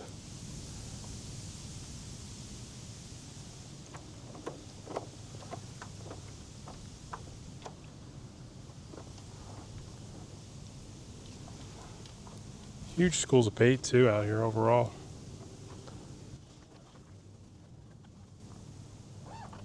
Seems like the wind-blown sides are better overall, though. If you like just getting the side with a little bit of wind pushing against it, not a lot, just a little bit. The water's moving, especially this time of year. Water's, I'm reading 84 this morning, 79, 84 seems to be where it's at here. But oxygen's good.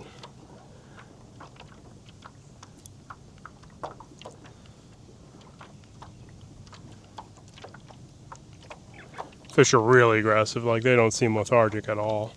So things seem healthy, that's right, for sure. Not this winter though. This spring and this winter, it seemed like things were really unhealthy. Like, I don't know if with a cold winter, I think our fish don't like cold winters. Gives us some bacteria that we're probably maybe not used to around here.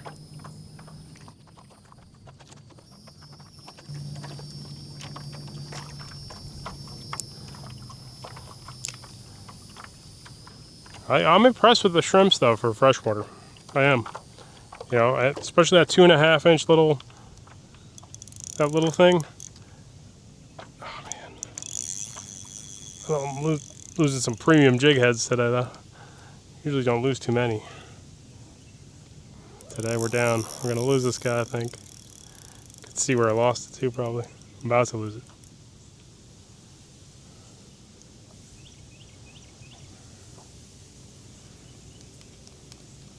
Here we go, got it back. There's a lot of rocks here and stuff like that. Man, it's really clear. I see 4 feet down right now, 3 to 4. When it's that clear though, yeah, it seems like fishing at least 8 to 12 feet. I have a hard time getting a lot of fish to eat that, 8 to 12 and that drop is always good. First drop. Doesn't matter, wherever the first drop is always kind of the sweet spot for a lot of fishing.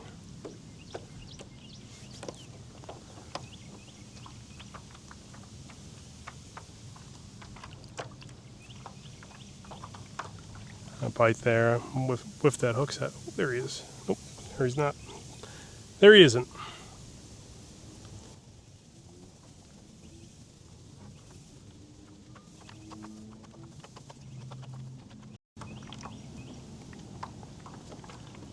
Bummer. Had like 2-3 bites there and nothing came of it.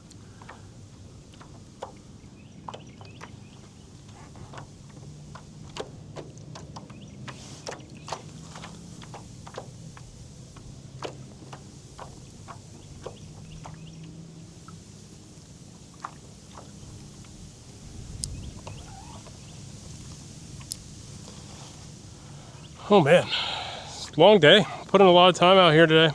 I had time where nothing was going down though. I definitely did. And then just like 2 hours, I'd say 2 hours of some really solid fishing. We're not even done yet. Yeah, I'm thinking Cayuga. I'm probably going to do 2-3 days on Cayuga. And we're going to do more ultralight fishing, less lake trout fishing and brown trout. I want to get, some big rock bass. Supposedly yellow perch fishing has been pretty good the last couple of years. And then Adirondacks, I don't know that much about it. My buddy has a little cottage there on Racket. So I was like, okay, that sounds like fun. I think smallmouth bass fishing is really good up there. Largemouth are there. I think they're invasive in the Adirondacks actually. So in terms of catching fish to eat, I think you eat largemouth up there if you're hungry. And then, yeah, it'll be fun. Oh, we got something. Ooh, what is this?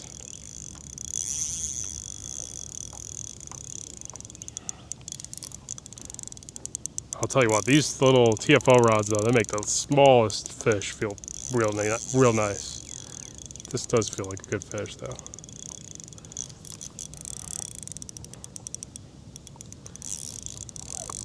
And then I could finally, that's the last dream of mine, I guess. The ultralight tour of the East Coast in America, I guess. Finding the best ultralight spots for my 40s up until, it's time for me to call it. Oh, that's bad. Bass is gone. I was hoping that was going to be a big white perch, but hey, it's still pretty cool too. Fish is right on this edge here, 11 feet. It's fun catching those, even those like 1 to 3 pound largemouth on the ultralight. I feel like the 6 pound plus fish, you're in trouble. I mean, you could always land, you never know, right? But I do feel like a little more concerned. Certain types of fish I hook, I'm like, oh, I'm in trouble.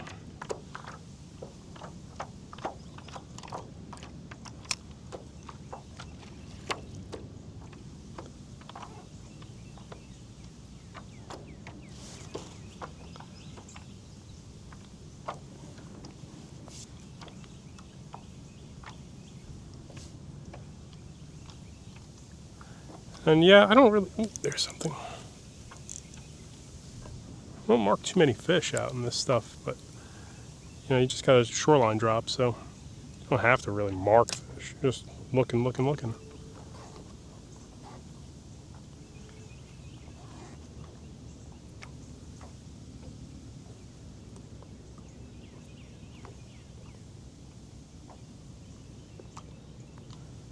Well, 2-inch Gulp Shrimp does get bit.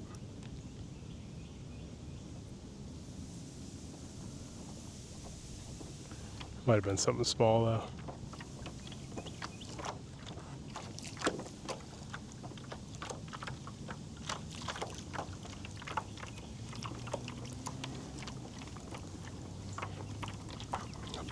Put it in the repertoire. I used these 2-inch Gulp Shrimps a bit in the Keys. I was getting good sized mangroves on them, grunts, stuff like that. So they do work well. That I kind of knew. I had a feeling rather. But now I don't know here. I didn't know. Didn't have it on my bingo card. The 2-inch Gulp Shrimp would work that well for the white perch early, and then definitely the Vudu Shrimp blew my mind today. The biggest thing about that Vudu Shrimp too was how much time you get on the water with it, right? Because you're not re-rigging ever.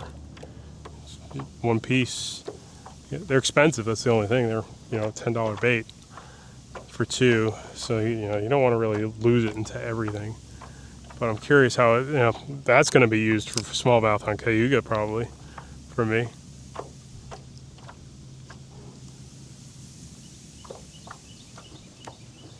Amongst other things, but yeah, I'm definitely going to use that thing.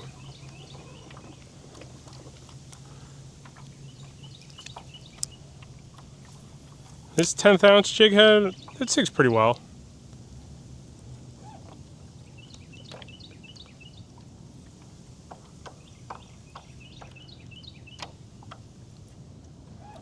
Got some structure here, it looks like. Gotta be a little careful.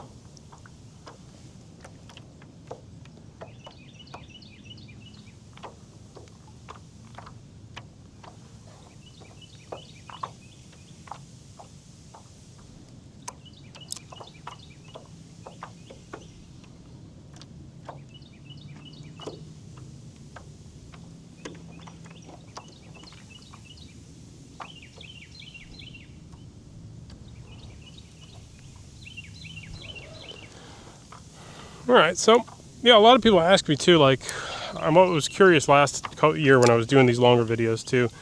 Most of the guys, put it up in the background, passively watched and paying attention. I mean, I know there's a few diehards that are really watching because they want to learn, and this is great for that. I know that, to see what how I'm really doing stuff.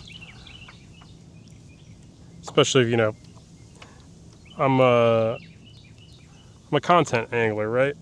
So I'm not bass fishing tournament wise. I'm fishing probably a far more aggressive version than a non-full-time angler of myself would be probably. Right at this point in life, if you told me there's no more YouTube, right? You have a big pile of money lies, right? You don't have to work. How often would you fish? Probably once a week, I would say. Maybe twice a week. Maybe, and with that pile of money, maybe I'd get a boat for offshore fishing, but I don't know. This is what I would do though. 100%. Wouldn't mess with much saltwater. Here and there, maybe I'd flounder fish, but I just don't find it that enjoyable overall. I've said that before. Maybe I burned myself out on most saltwater fishing. Kind of a bummer to think about. But more the fact is, I don't know, conditions, the traffic. I think there are some places I'd really still saltwater fish all the time if I could. Florida Keys.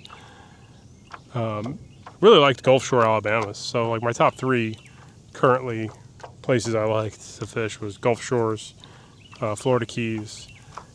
I mean, not in particular order. And the Everglades are my saltwater top 3s right now. Really like the opportunities. Some of the Gulf Shore stuff was pretty cool. Wish there was more natural structure in kayak range, like ledges and rocks, kind of like the Keys has that pretty dialed in. But overall, it was still pretty interesting. All right, I got some stuff here. It looks like tree stumps. I don't know, rocks. Stumps or rocks or both.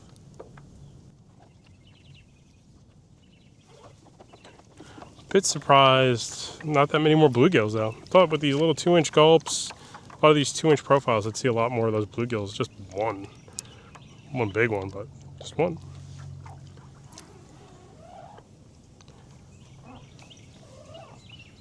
I guess they want some beds maybe, I don't know.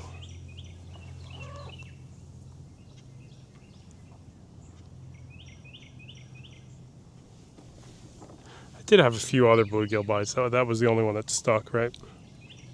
That's probably how I would phrase that.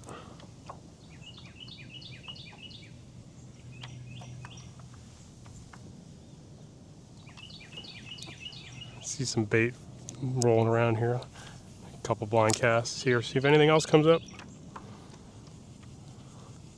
So what was the peak bite? I would say that was probably 8 a.m. till 10 a.m. Had the weather blow through.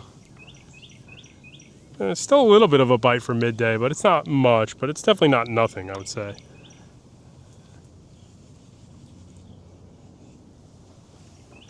But overall now it's like real spotty. There's no fish that are coming up. Like earlier I was definitely able to cast around, get bites just randomly. You know, fan cast wherever I would, you know, look around a little bit, maybe pick a fish randomly, but then can really pick off some more fish randomly like that. Now, if I'm not really on top of their holes, I'm not getting anything. So, you know, most of those fish bite really well early and then kind of shut off. Maybe come in waves a little bit for the midday, get some cloud cover. Right now we got the sun, it's beautiful. Life's good though, so we can't complain too much. I think I caught some fish here the other day. I see some tracks, maybe some largemouth.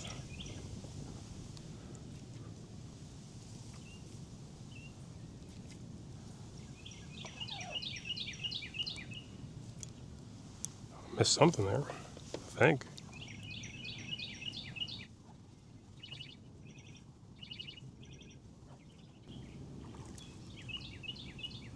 Not sure what that was. Could have been gar.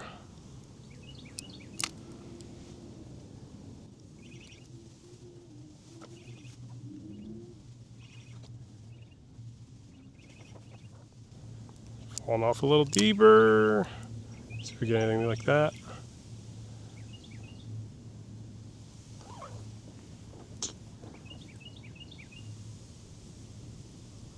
Nope, nothing there.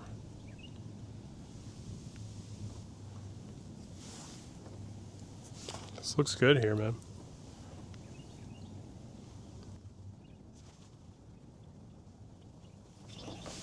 No bites there, huh?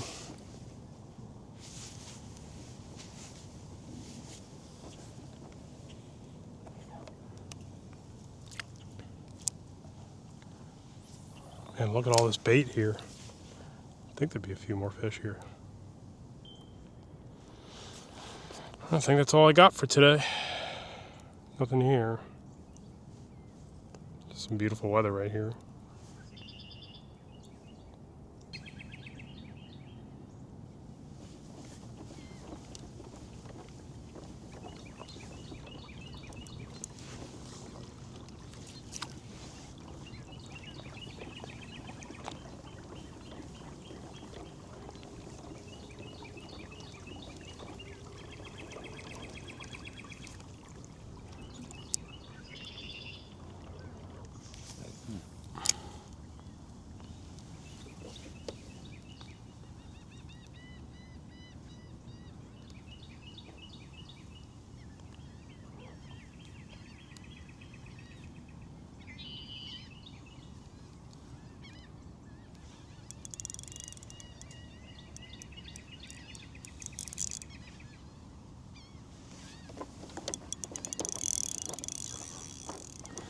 Guess we're getting hung up to end it, huh?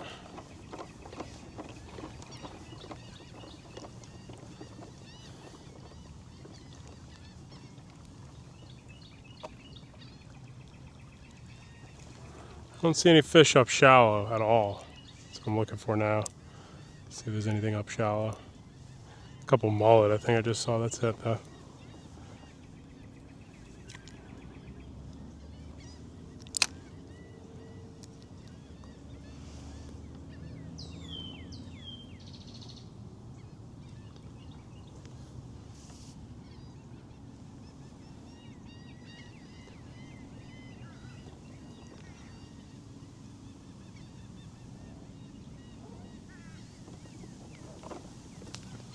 Yep, mullet. I hear him jumping.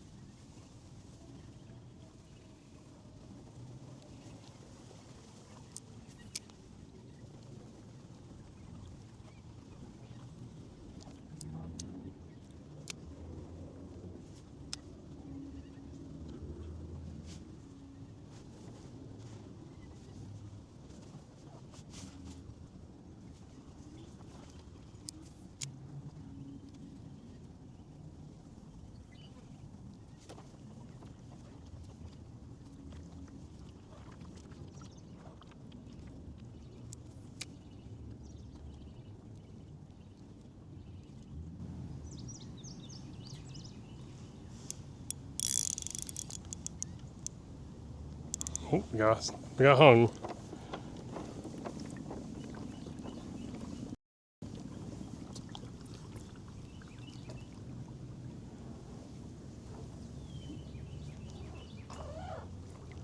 Might be the end of the trip there.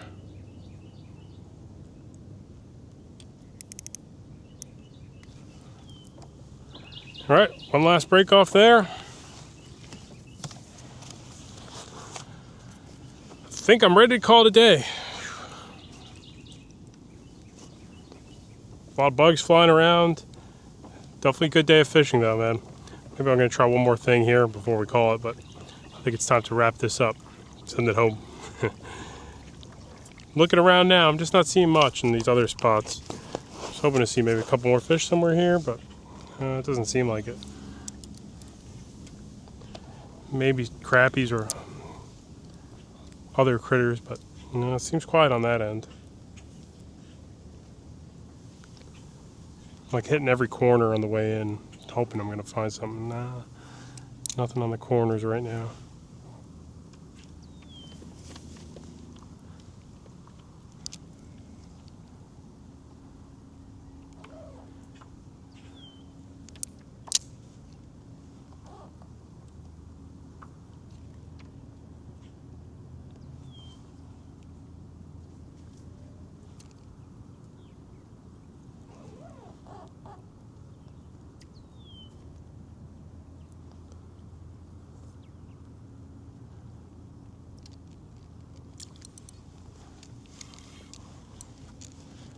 I'm gonna drop that guy, whatever that was. I did miss something finally.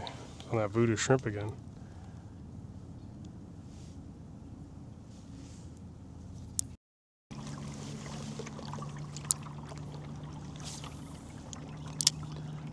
That might be the best shrimp lure ever made.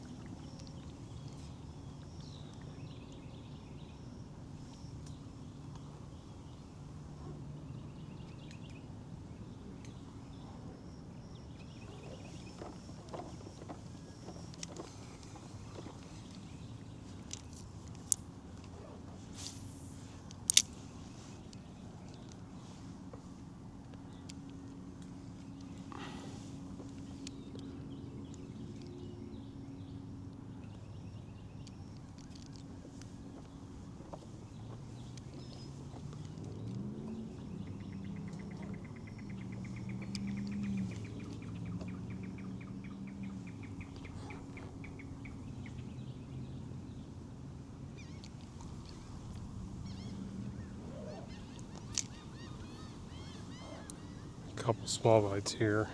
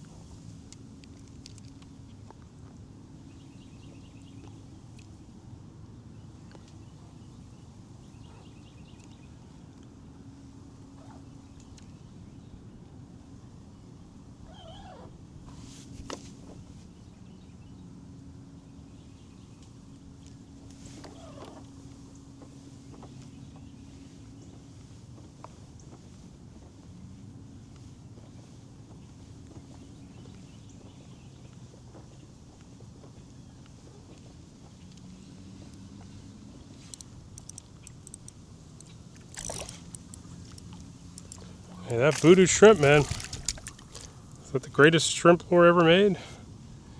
Catches some pretty nice brim on it. Alright, this is going to be the last fish of the day. What we got to do, I think we're going to chunk this guy up first. I got one quick stop, but what I want to do next trip is use the brim, the shrimp half the day, and then the rest of the day I want to try them for flatheads. The only thing is I don't want to lose 100 of these things, so I got to get creative how to rig this. But I'm going to put this guy in the cooler. I'm going to try dropping down for a, you know what, day's running late. I had a great day. Let me not push it. I was like, well, maybe I'm going to give it a quick try with the cup bluegill for a flathead, but let's call it a day in a minute here.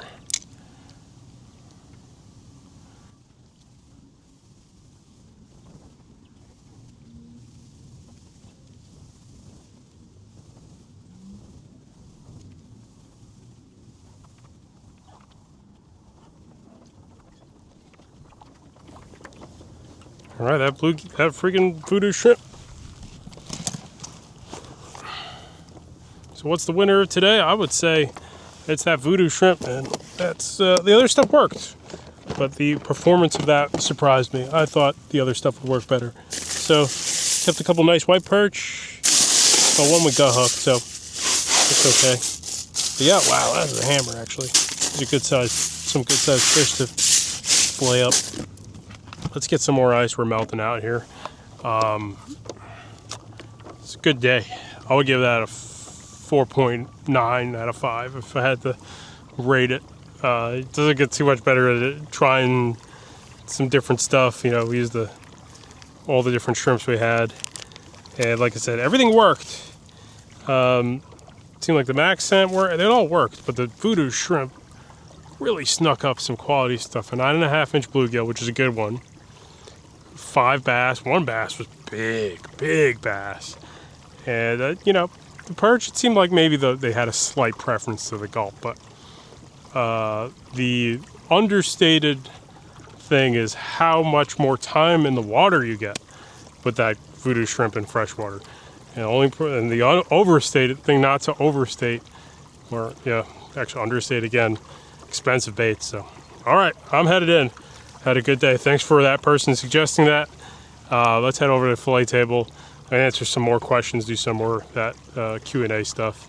I think it's a fun little spin I could do with these longer videos too. This time of year, fish maybe 2-3 days a week. I go hard, but man, they exhaust you being out there in the heat and the sun. So I do the old special. Leave on ice overnight as best as you can. They look like white bass. That's typically the most common. One of these measuring devices are liars. That's not a 14-inch white perch. Maybe it is. I feel like my fillet table at home is truly for fishermen. Somebody's a 1/2 inch off. Either way, these are some good quality perch. So we're gonna do the same thing we did the last time, which is read some comments about from videos. Gonna do this segment kind of like a quick Q&A. So let me load up a couple of videos from these other uncuts, and let's see what we got here.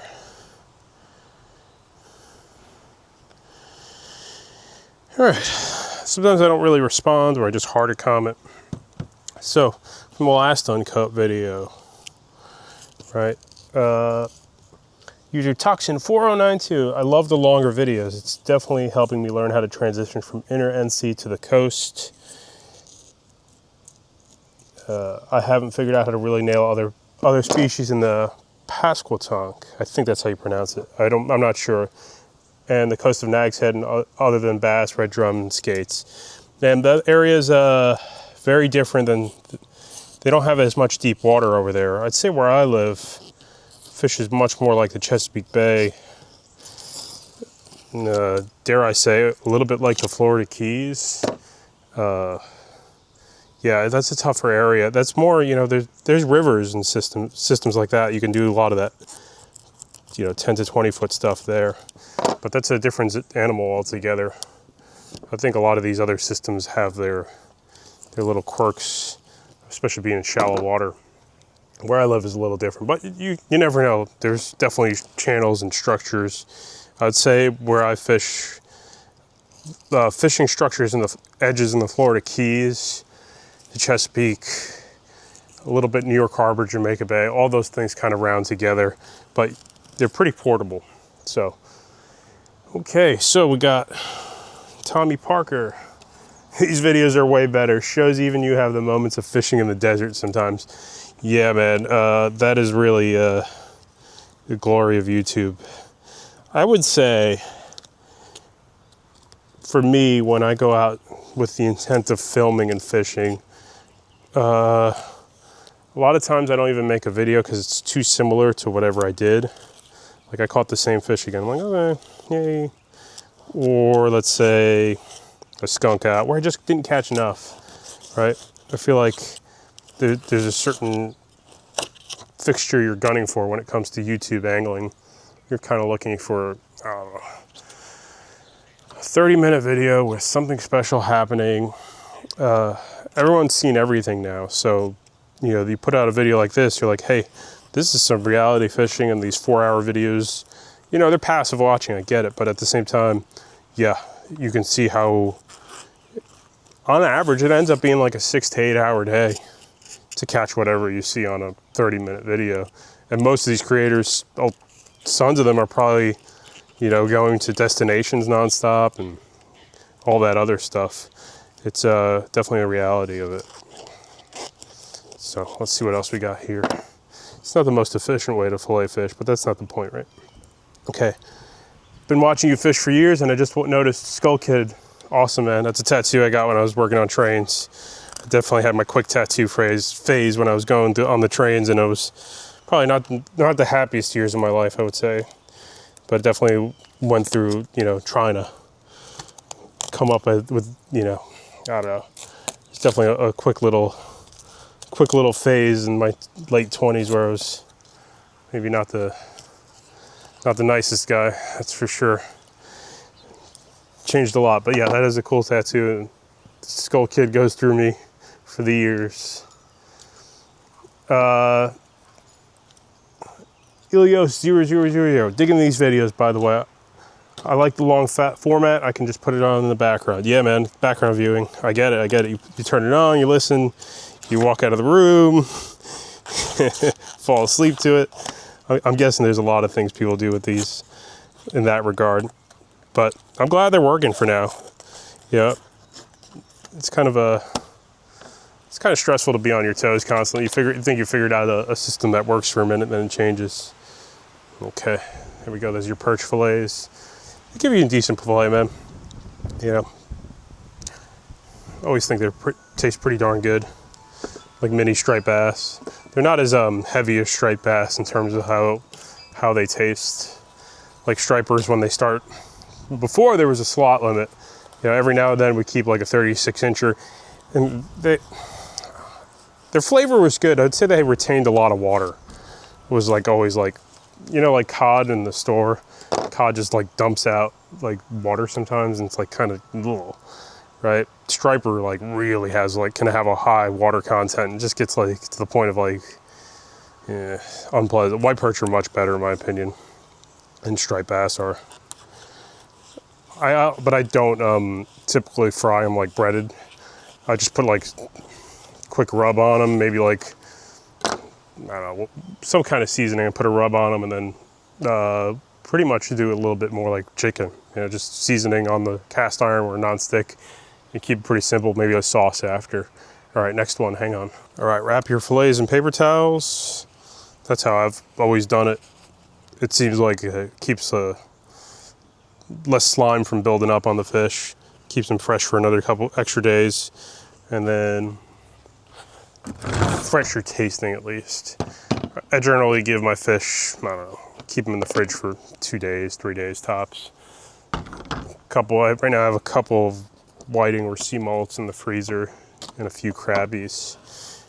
Sometimes you get somebody who comes into town and is like, oh, I love some fresh fish. Let's see if this measuring tape is going to lie on this one too and tell me he's another 14-incher. Yeah, I love that. Love my little line measuring tape here. Yeah. On the water, they're 13 and a half inch white perch. I get home, they're 14 inches. Love it. They grow. This is what you got to show the game warden, right? All right, let's get back to the next set of comments here. All right, I guess I could give you a little bit of a different angle. Let's fillet that fish together. Okay, Lee 8287. This sheepshead slayer. Thank you. No, I'm just. I like sheepshead fishing. It's kind of the best option, right? Right now, you don't want to really. There's no flounder season in North Carolina, and speckled trout's closed. So most of these types of fishing, you're going to interact with them. And that's no good either. So you don't want to deal with that. All right, Nova Day 8813. This should last about 12 YouTube lunch sessions. Heck yeah. That's why we do this, right? Just put it out in the background. Non-stressful viewing. This isn't monetizing any rage or anything like that, right? I hear you. Fishing with Brewski YouTube channel. Great guy. Lives near me. Pretty close to me. I mean, same state as me. I've been walking this back. Your jig heads are better than the Fusion, in my opinion. Lost a big trout on the Fusions, but those barbs on yours keep them pinned. Yeah, I'm working on finding a new manufacturer. I've probably told a lot of people this that know me. I'm in the situation of being stretched thin, right? Like I can't do everything at once, unfortunately. LISV fishing content sometimes requires more attention than the lure side of things. You would never think of that, right? When I started doing this years back, I was like, oh, I have to have a product, right? I need to make jigs, paddle tails, whatever I'm making, because, you know, content's a big nothing burger, right? That's still kind of my opinion of it. But at the end of the day, like every year I'm like, oh, this is an unsustainable business model, whatever it is. If you want to talk straight business standpoint, I'm like, but every year I'm like, man, I'm in it. It's still doing well. And hey, I can't really figure it out, right? I used to just literally be like, you know, the amount of lures I'd have to sell, it's just 2 full-time jobs, right? And my time is better suited managing Elias Fishing's content right now. So the lure stuff takes a back seat. I get emails nearly every day about like, hey, when is this coming back in stock? When are you working on this thing? And I really, I really want to work on it, but like, I honestly need somebody to do what I did maybe 4 years ago. Take that over full time, work on everything.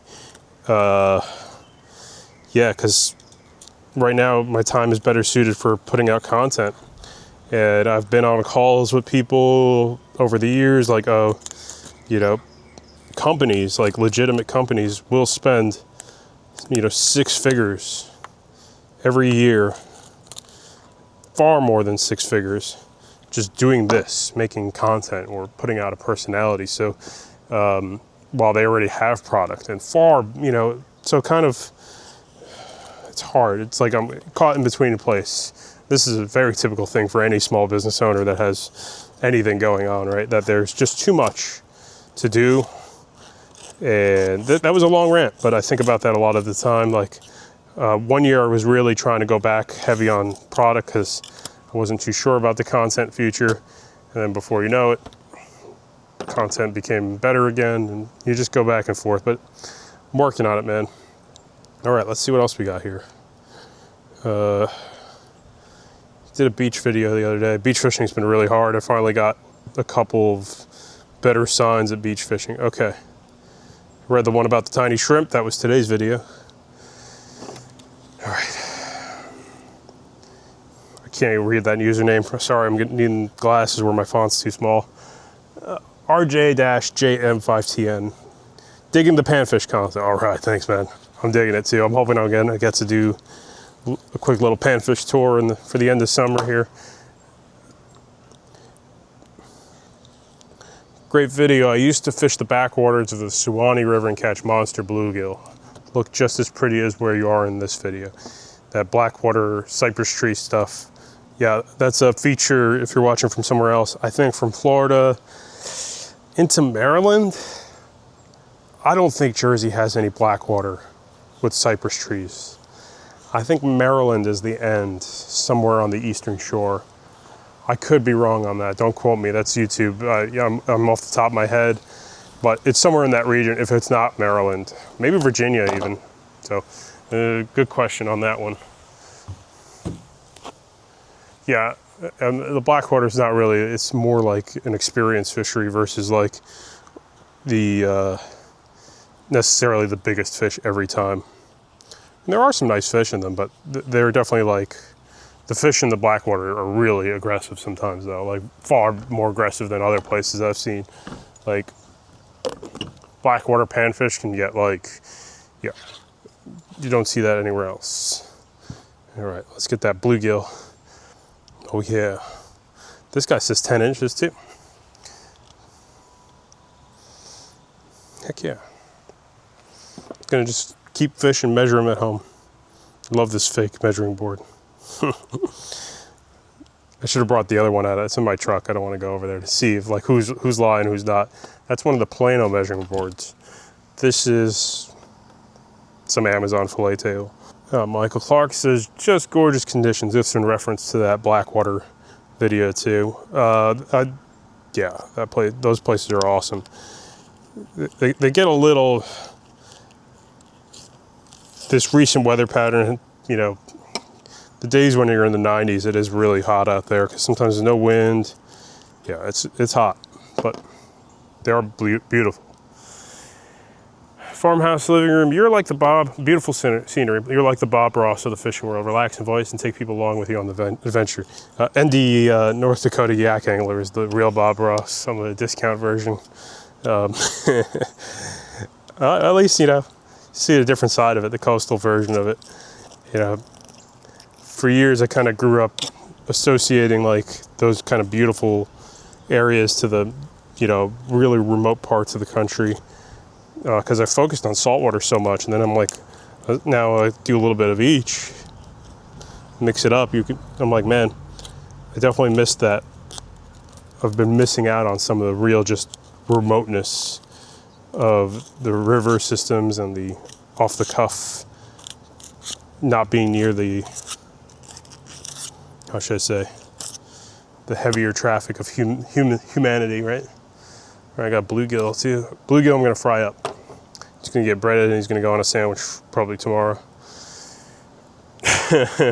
Catch and release, 6196 said, I'm glad someone else is challenged with rigging the trout magnets. Tiny jig heads and my cigar fingers make it tough sometimes. They sure catch panfish.